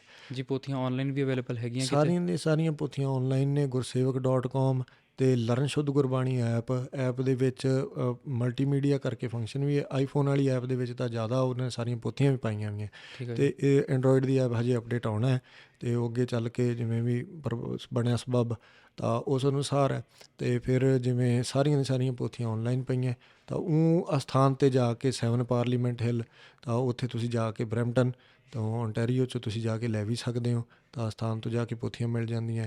ਆਸੇ ਪਾਸੇ ਵੀ ਅੱਜ ਕੱਲ੍ਹ ਤਾਂ ਦਾਸ ਨੇ ਵੇਖਿਆ ਵੀ ਬੁੱਕ ਸਟੋਰਾਂ ਦੇ ਉੱਤੇ ਜਿਹੜੇ ਆ ਲੋਕਲ ਬਰੈਂਪਟਨ ਦੇ ਵਿੱਚ ਬੁੱਕ ਸਟੋਰ ਨੇ, ਸਿੱਖ ਵਿਰਾਸਤ ਜਾਂ ਫਿਰ ਹੋਰ ਜਿਹੜੇ ਵੀ ਨੇ ਗੁਰਫਤਿਹ ਸੇਵਾ ਸੈਂਟਰ, ਇਹਨਾਂ ਦੇ ਵੀ ਬਾਬਾ ਜੀ ਦੀਆਂ ਪੋਥੀਆਂ ਪਈਆਂ। ਤਾਂ ਸਭ ਤੋਂ ਪਹਿਲੀ ਪੋਥੀ ਸ੍ਰੀ ਸੁਖਮਣੀ ਸਾਹਿਬ ਸਟੀਕ, ਤਾਂ ਜਿਹੜੀ 60 ਤੋਂ ਵੱਧ ਘੰਟਿਆਂ ਦੀ ਹੈ, 6 ਸਾਲ ਦੇ ਵਿੱਚ ਬਾਬਾ ਜੀ ਨੇ ਪੋਥੀ ਲਿਖੀ ਸੀਗੀ। ਅਤੇ ਬਹੁਤ ਜ਼ਿਆਦਾ ਜਿਹੜੇ ਅਰਥ ਨੇ ਉਹ ਮਾਵੇ ਸਮਾਧ ਨੇ, ਅਤੇ ਅਨੁਭਵੀ ਅਰਥ ਤਾਂ ਜ਼ਿਆਦਾ ਉੱਥੇ ਬਹੁਤ ਕੁਛ ਲਿਖਿਆ ਹੋਇਆ। ਤਾਂ ਮਹਾਂਪੁਰਖਾਂ ਦੀ ਆਪਣੀ ਕਮਾਈ ਹੈ। ਤਾਂ ਜਿਹਨੇ ਵੀ ਗੁਰਸਿੱਖੀ ਕਮਾਉਣੀ ਹੈ ਉਹਨੂੰ ਚਾਹੀਦਾ ਹੈ ਵੀ ਉਹ ਪੋਥੀਆਂ ਪੜ੍ਹੇ। ਇੱਥੋਂ ਤਾਈਂ ਕਿ ਦਾਸ ਇਹ ਵੀ ਬੇਨਤੀ ਕਰਦਾ ਹੈ ਵੀ ਜਿਨ੍ਹਾਂ ਨੇ, ਕਈਆਂ ਦਾ ਖਿਆਲ ਹੁੰਦਾ ਵੀ ਅਸੀਂ ਗੁਰਮਤਿ ਦਾ ਪ੍ਰਚਾਰ ਕਰਨਾ ਜੀ, ਤਾਂ ਜਿਨ੍ਹਾਂ ਦੇ ਨਿੱਜੀ ਜੀਵਨ ਵਾਸਤੇ ਗੁਰਸਿੱਖੀ ਕਮਾਉਣੀ ਹੈ ਉਹਨਾਂ ਨੂੰ ਤਾਂ ਲਾਜ਼ਮੀ ਹੈ ਵੀ ਉਹ ਪੋਥੀਆਂ ਪੜ੍ਹਨ। ਜਿਹਨੇ ਪ੍ਰਚਾਰ ਕਰਨਾ ਹੈ ਨਾ, ਉਹ ਵੀ ਪੋਥੀਆਂ ਪੜ੍ਹੇ। ਉਹਨੂੰ ਵੀ ਚਾਹੀਦਾ ਵੀ ਉਹ ਪੋਥੀਆਂ ਪੜ੍ਹੇ। ਪੋਥੀਆਂ ਪੜ੍ਹ ਕੇ ਪੋਥੀਆਂ 'ਚੋਂ ਪੋਥੀਆਂ ਜਦੋਂ ਪੜ੍ਹੂਗਾ ਉਹਨੂੰ ਪਤਾ ਲੱਗੂ ਵੀ ਪੋਥੀਆਂ ਦੇ ਵਿੱਚ ਕੀ ਕੁਛ ਹੈ। ਤਾਂ ਫਿਰ ਉਹਨੂੰ ਬਹੁਤਾ ਜਿਹੜਾ ਨਾ ਕਿਸੇ ਕੋਲ ਜਾ ਕੇ ਵਿੱਦਿਆ ਪੜ੍ਹਨ ਦੀ ਲੋੜ ਨਹੀਂ ਰਹਿੰਦੀ, ਕਿਉਂਕਿ ਸਭ ਕੁਛ ਪੋਥੀਆਂ ਦੇ ਵਿੱਚ ਇੰਨਾ ਸਰਲ ਕਰਕੇ, ਜਿਹੜੀ ਸੰਪਰਦਾਈ ਵਿੱਦਿਆ ਹੈ ਜਿਹੜੀ ਸੀਨਾ ਬਸੀਨਾ ਚੱਲੀ ਆਉਂਦੀ ਹੈ ਨਾ, ਉਹਨੂੰ ਇੰਨਾ ਕੁ ਸਰਲ ਕਰਕੇ ਦਿੱਤਾ ਹੋਇਆ ਪੋਥੀਆਂ ਦੇ ਵਿੱਚ ਵੀ ਤੁਸੀਂ ਘਰੇ ਬੈਠੇ ਵਿੱਦਿਆ, ਜਿਵੇਂ ਬਾਬੇ ਨੇ ਘਰੇ ਬੈਠੇ ਜਾਣ ਦੀ ਲੋੜ ਨਹੀਂ। 20-20 ਸਾਲ ਸਾਡੇ ਸੰਤਾਂ ਨਾਲ ਲਾਉਂਦੇ, ਪਹਿਲਾਂ ਘਰ-ਬਾਰ ਤਿਆਗ ਕੇ, ਹੁਣ ਕਿਤੇ ਜਾਣ ਦੀ ਲੋੜ ਨਹੀਂ। ਹੁਣ ਘਰੇ ਬੈਠੇ ਬ੍ਰਹਮ ਵਿੱਦਿਆ ਪ੍ਰਾਪਤ ਹੈ। ਤਾਂ ਇਹ ਕਰਨ ਦੇ ਵਿੱਚ ਬਸ ਤੁਸੀਂ ਲਾਓ, ਅਤੇ ਕਰਨ ਦੇ ਵਿੱਚ ਲਾ ਕੇ ਸਾਰੀ ਵਿੱਦਿਆ ਪ੍ਰਾਪਤ ਹੈ। ਅਤੇ ਇਹਨੂੰ ਵੱਡੀ ਗੱਲ ਹੈ, ਜਿਹਨੇ ਪ੍ਰਚਾਰ ਵੀ ਕਰਨਾ ਉਹ ਵੀ ਪੋਥੀਆਂ ਪੜ੍ਹੇ ਸੁਣੇ ਅਤੇ ਅੱਗੇ ਪੜ੍ਹਾਵੇ। ਜਿਹਨੇ ਆਪਦੀ ਗੁਰਮਤਿ ਕਮਾਉਣੀ ਹੈ, ਔਗੁਣਾ ਵਿਕਾਰਾਂ ਤੋਂ ਛੁੱਟਣਾ ਹੈ ਨਾ, ਉਹਨੂੰ ਵੀ ਚਾਹੀਦਾ ਵੀ ਉਹ ਪੋਥੀਆਂ ਪੜ੍ਹੇ। ਇਹ ਵੱਡੀ ਬੇਨਤੀ ਹੈ ਦਾਸ ਵੱਲੋਂ। ਸੱਤ ਹੈ ਜੀ। ਬਾਕੀ ਤਰਸ ਗੁਰੂ ਪਿਤਾ ਜੀ ਦਾ ਫਿਰ ਆਉਣ ਵਾਲੇ ਸਮੇਂ 'ਚ ਆਪ ਜੀ ਦੇ ਨਾਲ ਵਿਚਾਰਾਂ ਸਾਂਝੀਆਂ ਕਰਾਂਗੇ। ਅੱਜ ਦੀ ਕਥਾ ਵਿਚਾਰ ਲਈ ਮਹਾਰਾਜ ਦਾ ਬਹੁਤ ਤਰਸ ਹੈ ਜੀ। ਅਤੇ ਆਈ ਹੋਪ ਆਪਣੇ ਵੱਲੋਂ ਅਤੇ ਦਾਸ ਜੀ ਦਾ ਜੀ ਇਹੀ ਅਰਦਾਸ ਹੈ ਕਿ ਆਪ ਜੀ ਨੂੰ ਹੋਰ ਚੜ੍ਹਦੀਆਂ ਕਲਾ ਬਖਸ਼ਣ। ਹਰ ਮੈਦਾਨ ਫਤਿਹ, ਸਾਰੀ ਸੰਗਤ ਦੀ ਹਰ ਮੈਦਾਨ ਫਤਿਹ ਹੋਏ ਜੀ। ਅਤੇ ਠੀਕ ਹੈ ਜੀ, ਫਤਿਹ ਬੁਲਾਉਂਦੇ ਹਾਂ ਜੀ। ਵਾਹਿਗੁਰੂ ਜੀ ਕਾ ਖਾਲਸਾ, ਵਾਹਿਗੁਰੂ ਜੀ ਕੀ ਫਤਿਹ। ਸਤਿ ਸ੍ਰੀ ਅਕਾਲ।